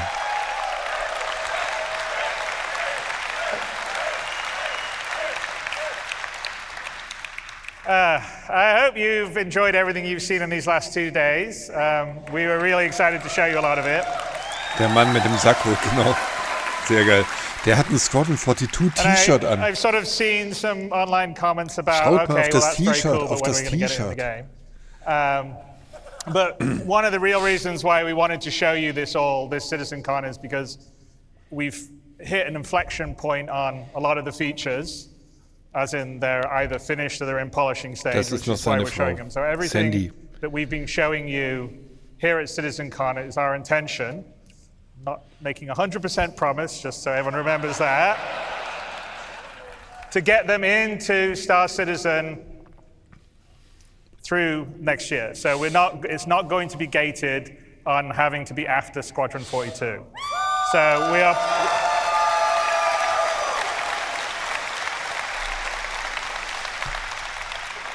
So we're planning over the Q1, Q2, Q3, Q4 of next year. Hopefully everything that we've shown you, you will have in your hands playing inside Star Citizen. So, Okay. and it's very gratifying for the team and myself to finally be able to show you a lot of this. One of the advantages of being able to go and iterate on these features in Squadron was that we were able to do it without having to release every 3 months and make sure the old system worked while the new system was working, so we could actually really polish the features, which I hope you could see when we showed you the updated UI stuff, the updated Base-Building wird FPS bestimmt stuff, the erst updated flight stuff. 2025 fertig sein. Die werden da bestimmt ein Jahr lang dran arbeiten. After all, an MMO, you want to have as much freedom to create the character you want to create. Vielleicht Herbst. So, as you may have guessed, and Brian Chambers may have let slip a bit earlier. Oh, jetzt kommt Squadron 42. Jetzt kommt Squadron 42. We are feature complete on Squadron 42. Yes.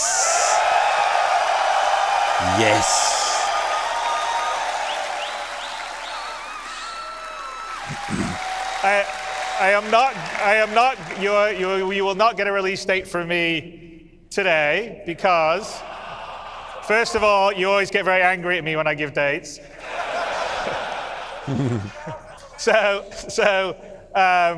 It will be when I know that we're fully about ready to print the Gold Masters, but it won't be just yet. But we prepared, the Squadron 42 team prepared a small video for you. I may be lying, it's a bit bigger than small.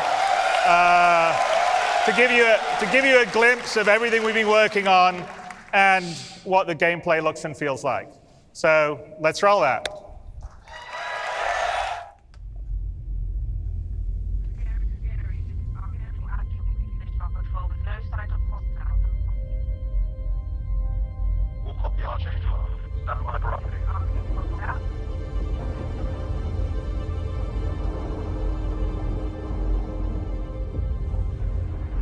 Archangel 6, come in.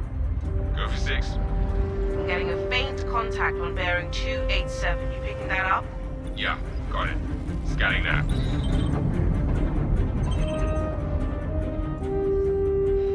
We're clear. Commercial vessel out of Vega 3. Reminder that civilian traffic is restricted under lockdown. Copy that.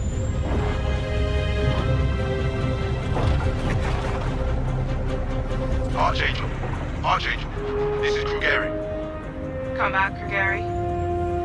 Redirect to sector 7 Bravo Echo for immediate tasking. Copy that. On our way.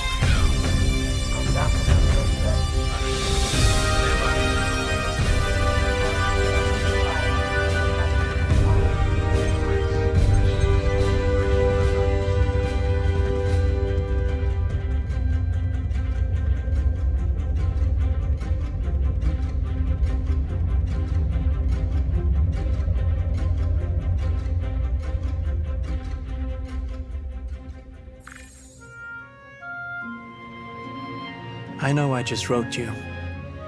But a couple of hours ago, proximity sensors on the other side of the jump got twigged. Word is it might be that clan we've been battling with. I guess that last fight didn't scare them off quite like we all hoped it would. Honestly, we've been out here so long, I don't know what to pull for anymore. I just wanted to let you know. I'll write as soon as I can. Stay safe. Your loving son.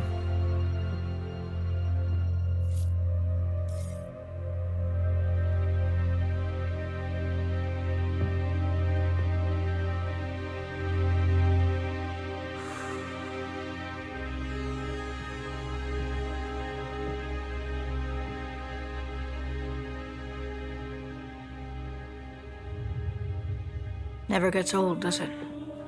Sir. Eddies. I used to do the same thing when I was first coming up. Post up to the flight deck whenever I could to watch the launches.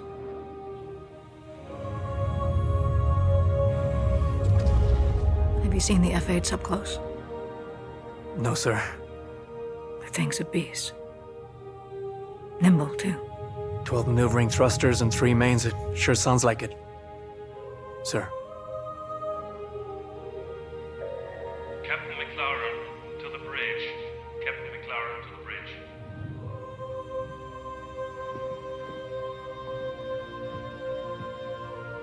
I saw you apply to the Flight Academy again. Yes, sir. Keep your head up. Took me a couple times before I got in. Thank you, sir.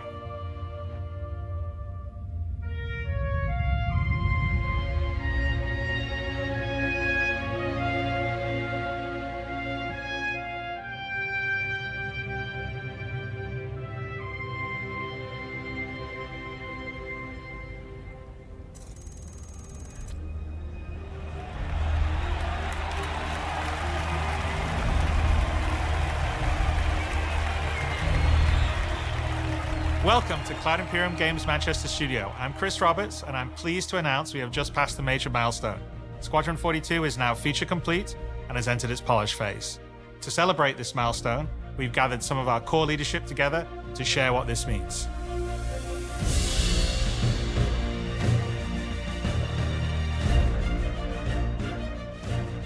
As Chris says, we've moved into the polish phase of Squadron 42, which means extra emphasis on ensuring things feel fun.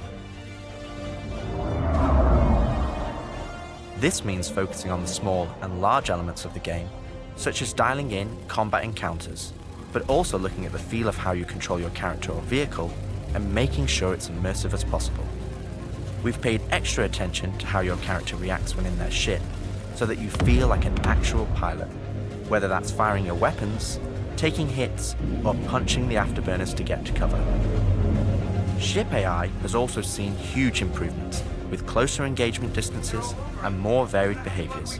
And with our new precision targeting mode, the action has never been as close.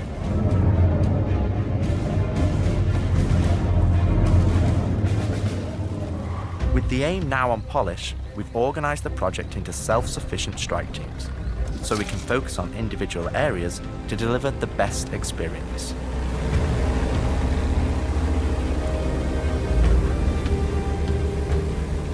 Get out of sight, the cutlass is gonna spot you.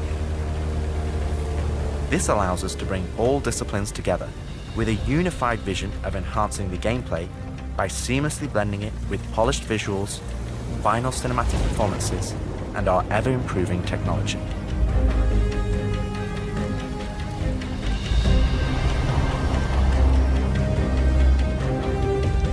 See the boat, kid.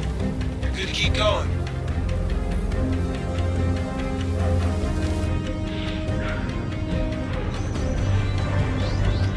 We're also dialing in gameplay features, such as the ship flight model for both atmosphere and space, which covers master modes, control surfaces, and our gold standard HUD and MFDs. Our interaction system for both the world and your character have also seen additional improvements, allowing us to hone and craft environmental puzzles unique to each location, while allowing us to tell the story of the world around you.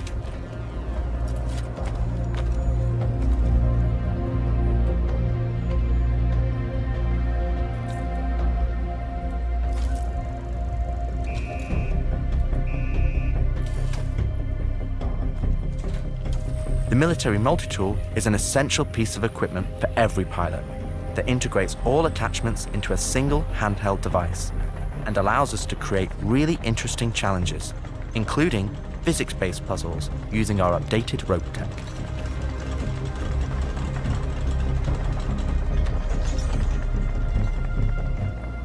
Unidentified vessels, this is the UEE Navy.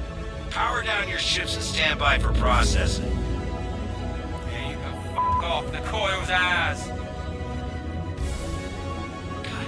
Our scanning, targeting and marker system has also seen an overhaul, allowing us to highlight only the essential information that you need, such as key objectives, mission targets, and high-level scan information, while keeping your overall view as clean as possible.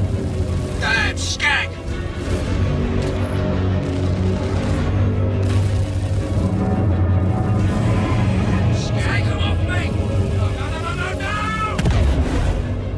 Tactical FPS combat and stealth, which has seen a suite of improvements, from improved looting, weapon feel and balance, realistic scopes, and smoother locomotion, alongside our new and improved FPS radar and scanner that provides you an overview of the battlefield, but at the cost of ramping up your own emissions.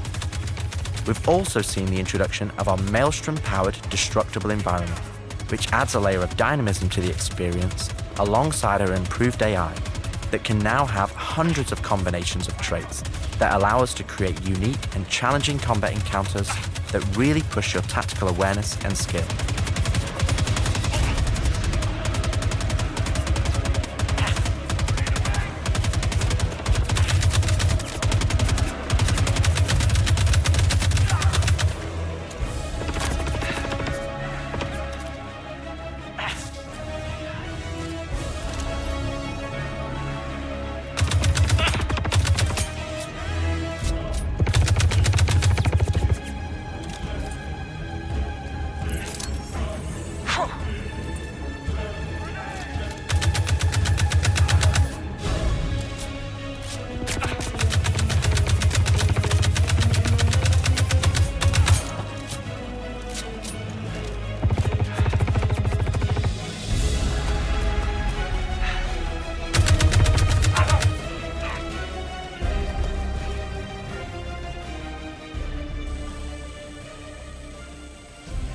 We play and review the builds regularly and call out action points in each level from start to finish on where we need to improve the gameplay.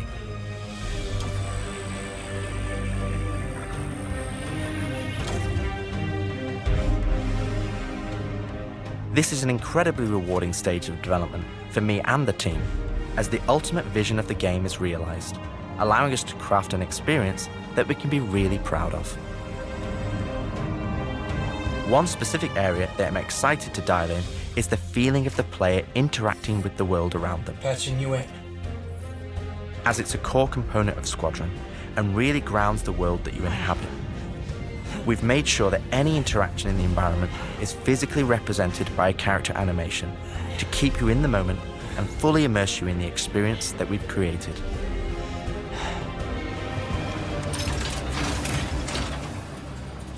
Ultimately, this is the final phase of gameplay iteration before we fully transition into optimization and stability on the road to release.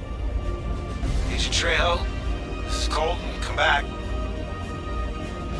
Always trips me out to see terraforming setups like this.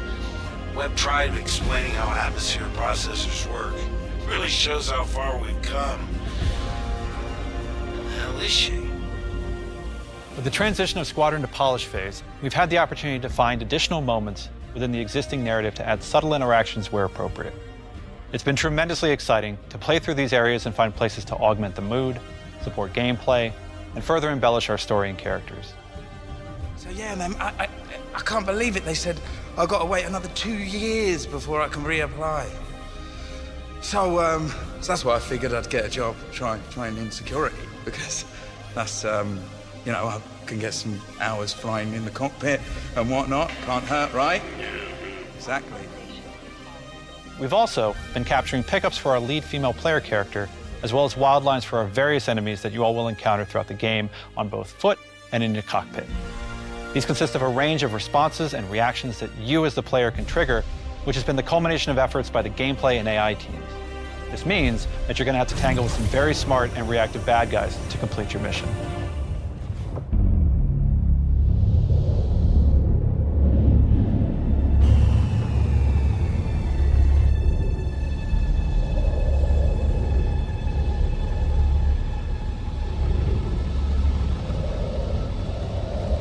At the heart of this immersive adventure, you'll find cutting-edge cinematic storytelling, thoughtfully crafted to fully immerse you into your story. We fight today. So in 40 years from now, when you're surrounded by everything and everyone you hold dear, and they ask, what did you do in the Battle of Vega? You can look them in the eye and say, I held the line. Men and women of the Second Fleet, I am proud to stand with you today. Good luck. Push about. Nice speech. Any word from the recon team? Not yet. Well, let's get into position.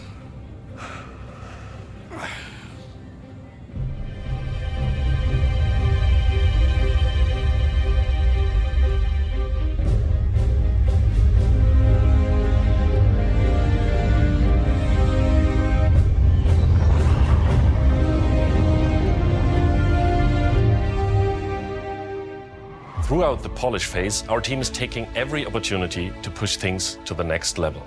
Tell me you're expecting company? This is not good. The Cine team is focused on finalizing edit lock on all of our big action as well as all smaller character sequences. I could have pulled this off at the Galactopedia. Yeah, probably, but I think their solar mass calculations are wrong, though. Well, this is ridiculous. How so? We are now able to adjust our shot composition to final cameras thanks to recently crafted space vistas and level art being content complete now. It'd be nice to know how much of a shitstorm we're flying into. More like a hellstorm, Blue. One you ain't gonna fly out of. Shut up. Now, I hadn't seen another ship that wasn't trying to kill me in days, let alone a hauler, let alone a Jean. So you can imagine my surprise. Detailed lighting passes can be done on hero sequences so we can show our cast and convey their emotions in the best light possible. And we're making sure our cinematics are triggering as fluid as we can craft them so they form a coherent concerto with the rest of the player's narrative experience. Mr. Wexler, this is Lieutenant Commander Colton. Oh, Commander, hey. Julian Wexler, I'm the field manager of this little operation. Welcome aboard the Archon. What brings the Navy to this little corner of the universe? We got you flying with Lieutenant Commander Colton. He's one of our best. As others will share, this is the most rewarding chapter of development, which allows us to truly experience the visceral and oftentimes emotional moments that our narrative provides. How did you handle it after Vega? I'm not sure I handled anything. It helps to remember that stuff like this is supposed to hurt. I've never been good at dealing with problems I can't fix. Well, this is one that you don't have to do alone. That's good to know. For the animation teams, polish phase means refining the social aspects of Squadron 42 that occur between the various missions and getting the behaviors implemented across all of its chapters. Here we're dialing in the hangar to make it as immersive and believable an experience as possible. That'll do it. Done. Okay. All right. Let's do this. I have to switch out some of the interchange something like that. We're getting a weird airflow. Turning out to be another dump.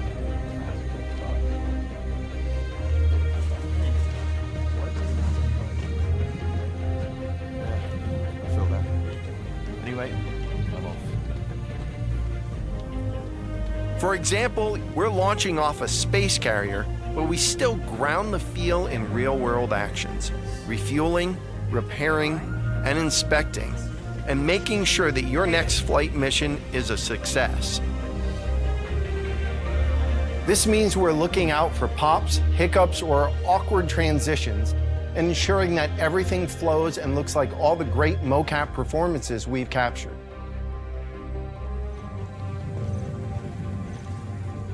Let's ready some extra ice packs out of storage.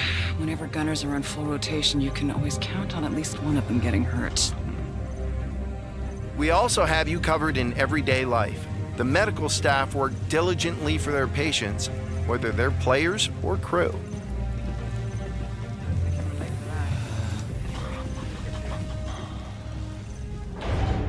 We really want you to feel part of an authentic crew, an important part of the UEE Navy in an enormous universe of people going about their everyday lives.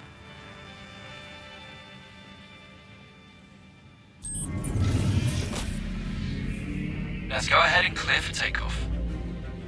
Ground crew, prep bay for takeoff. Copy that. Hangar, ready for launch. Takeoff approved, Baron 2. You have the ball.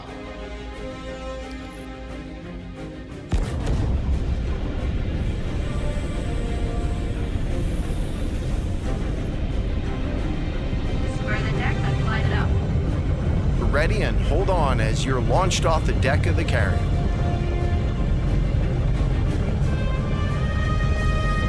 Baron 2, you are cleared for launch. Have a safe flight, Baron 2.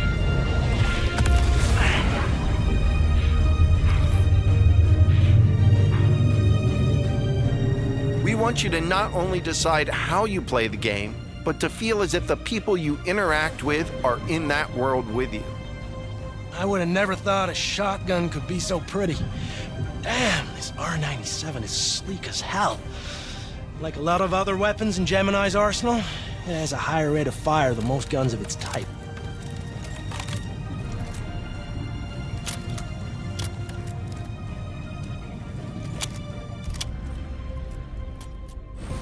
We're working to support a feel of authenticity through world traversals, running, jumping, and climbing, interactions with objects and the environment,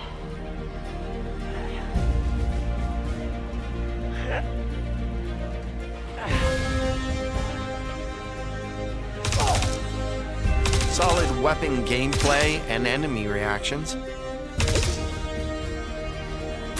as well as combat realities, such as weapon malfunctions.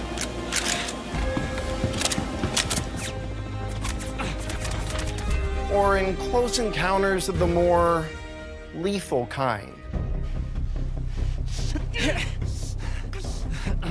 Ooh, that's gonna hurt in the morning.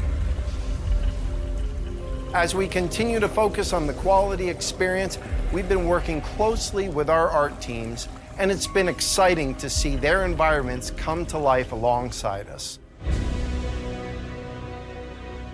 While animation and design have been populating the locations, polish phase for my teams means making huge advancements in the quality of our characters and environments. We've established our standard with recognizable characters like Mark Hamill, Gillian Anderson, and Gary Oldman, and we're now applying this to the rest of the cast and identifying any remaining tech requirements that need to be closed out. The story of Squadron 42 takes you through a variety of diverse locations of varying scales and styles. We shared glimpses of several environments before, and there's still plenty out there for you to discover. One of the main challenges the art team has had to face during the development of Squadron 42 is ensuring the visuals are complementary to the narrative of the script. The mood and feeling of a space is just as important to us as it is making sure we hit the visual quality that CIG has become known for. No good, we can't hack it from this side. Graves, we got a locked door. Can you give us access? No, I'm afraid that's a negative, Steve. I would have to add you to our system to give you override permissions, and there's a lot involved in that. It won't happen quickly.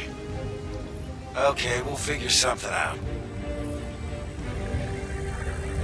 Everything you see during the campaign has been heavily inspired by the classics of 70s and 80s sci-fi, but with a modern twist.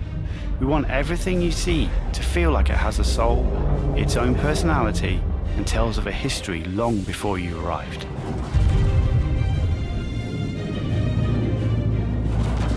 Crafting interesting flight spaces and their connecting tissue has been one of the more unique challenges we've needed to overcome for Squadron.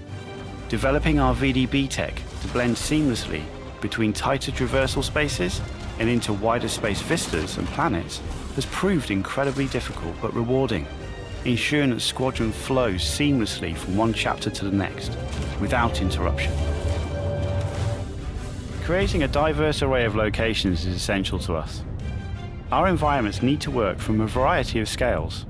We need to pay close attention to detail, whether we're working in a dirty engineering vent or navigating the debris of a dying star, wondering what may be around that next corner, or even who may live there, how would they have survived, and what state of mind may they be in. Yes, I've been speaking with engineering, making it might be a possibility. Yeah, I'll make sure.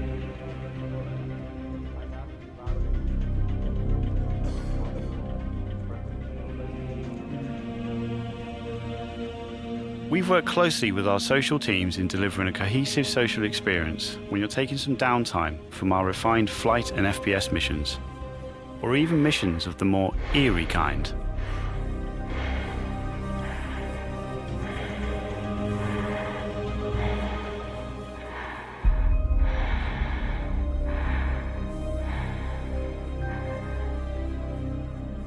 We'll be introducing new space stations on a massive scale, all brought together and designed to be as tangible as possible.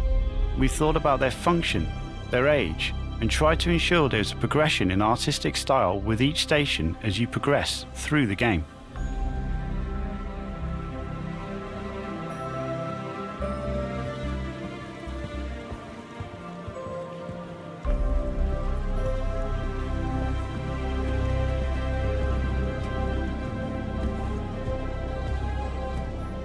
As you can see today, the teams are working incredibly hard, ramping up the detail and quality to match the breadth of our vision for Squadron 42.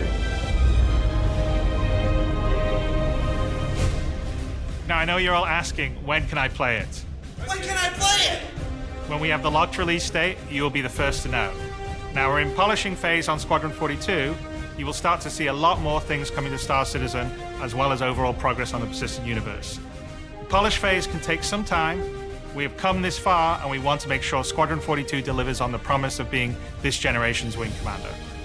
Now, even though there's only a few of us in this video, I'd like to extend a big thank you to all our staff around the globe who have been putting their heart and soul into bringing Squadron 42 to life. And I would like to thank everyone in the community for your patience and your support. To paraphrase Admiral Bishop, when people ask, what did you do in the development of Squadron 42? You can look them in the eye and say, I held the line. I'm proud to stand with you. Thank you for making this game with us.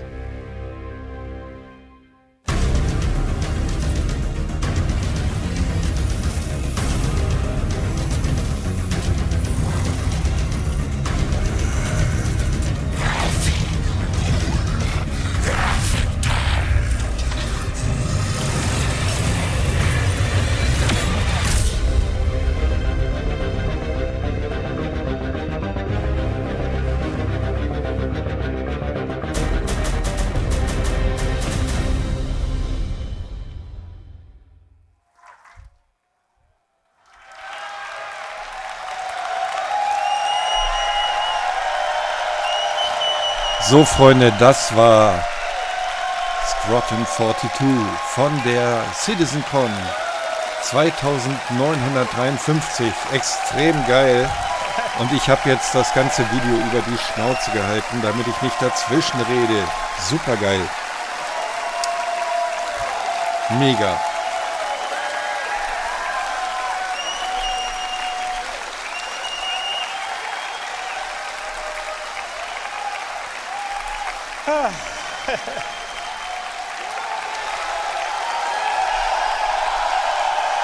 Die Leute rasten aus.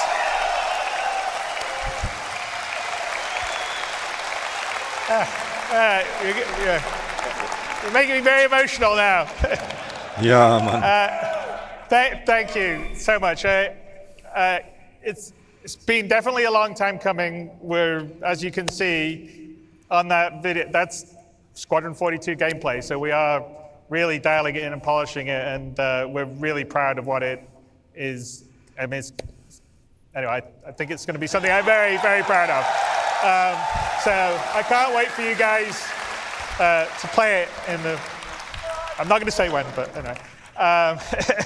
And anyway, we kind of spent the time to craft something that's that beautiful with as much attention to detail and love without your guys' support, just like we couldn't be building the universe of Star Citizen without your guys' support. So I am, on my side, incredibly grateful, as is everybody at CIG, for your continued support, because we're building, I mean, a universe of dreams and stories of dreams, and it's a really wonderful thing to be able to do as a creative. So thank you, everyone here, and everyone watching, and everyone that supports Star Citizen and Squadron 42. So thank you guys very, very much. Sehr geil. Sehr geil.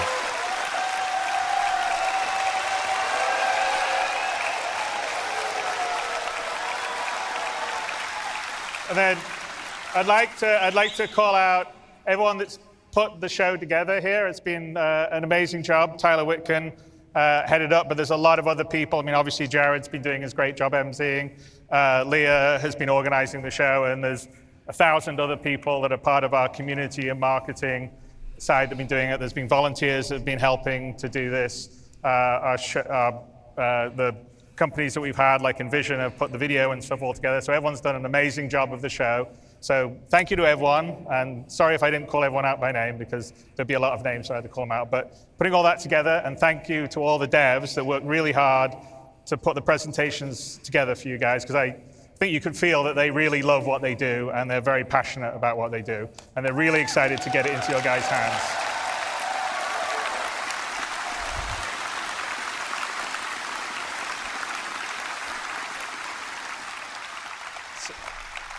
So anyway, with that, I think I would say thank you, everyone. I'm really excited about what we've got upcoming in the future, because a lot of the foundational tech, the persistent entity streaming, and you saw server meshing earlier on yesterday, enables a lot of the stuff that's going to come to the PU, like the base building and the persistent hangars.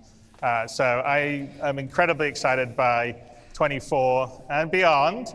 And anyway, thank you guys for supporting. I will see you in the verse. Ein bisschen meine ich auch. Thank you so much for coming out to share this with us. Bye. Unglaublich. Unglaublich.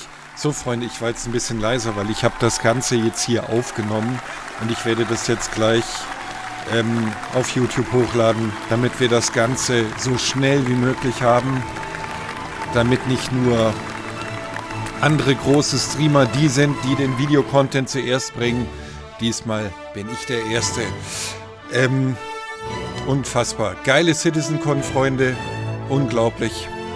Herz für euch alle.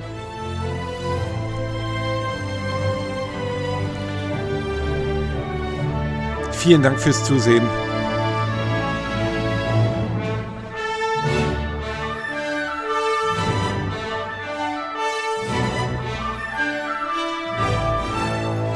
Wir sehen uns morgen Abend wieder. Morgen Abend bin ich wieder da. Und Squadron 42 war wirklich der absolute Shit. Ich bin jetzt hier raus, Freunde. Der Stream ist auch zu Ende. Und ja, vielen Dank fürs Zusehen bei den beiden Streams und jetzt auch bei dem Video, weil das kommt jetzt auf YouTube. Macht's gut. Bis dann. Tschüss. Herz für euch.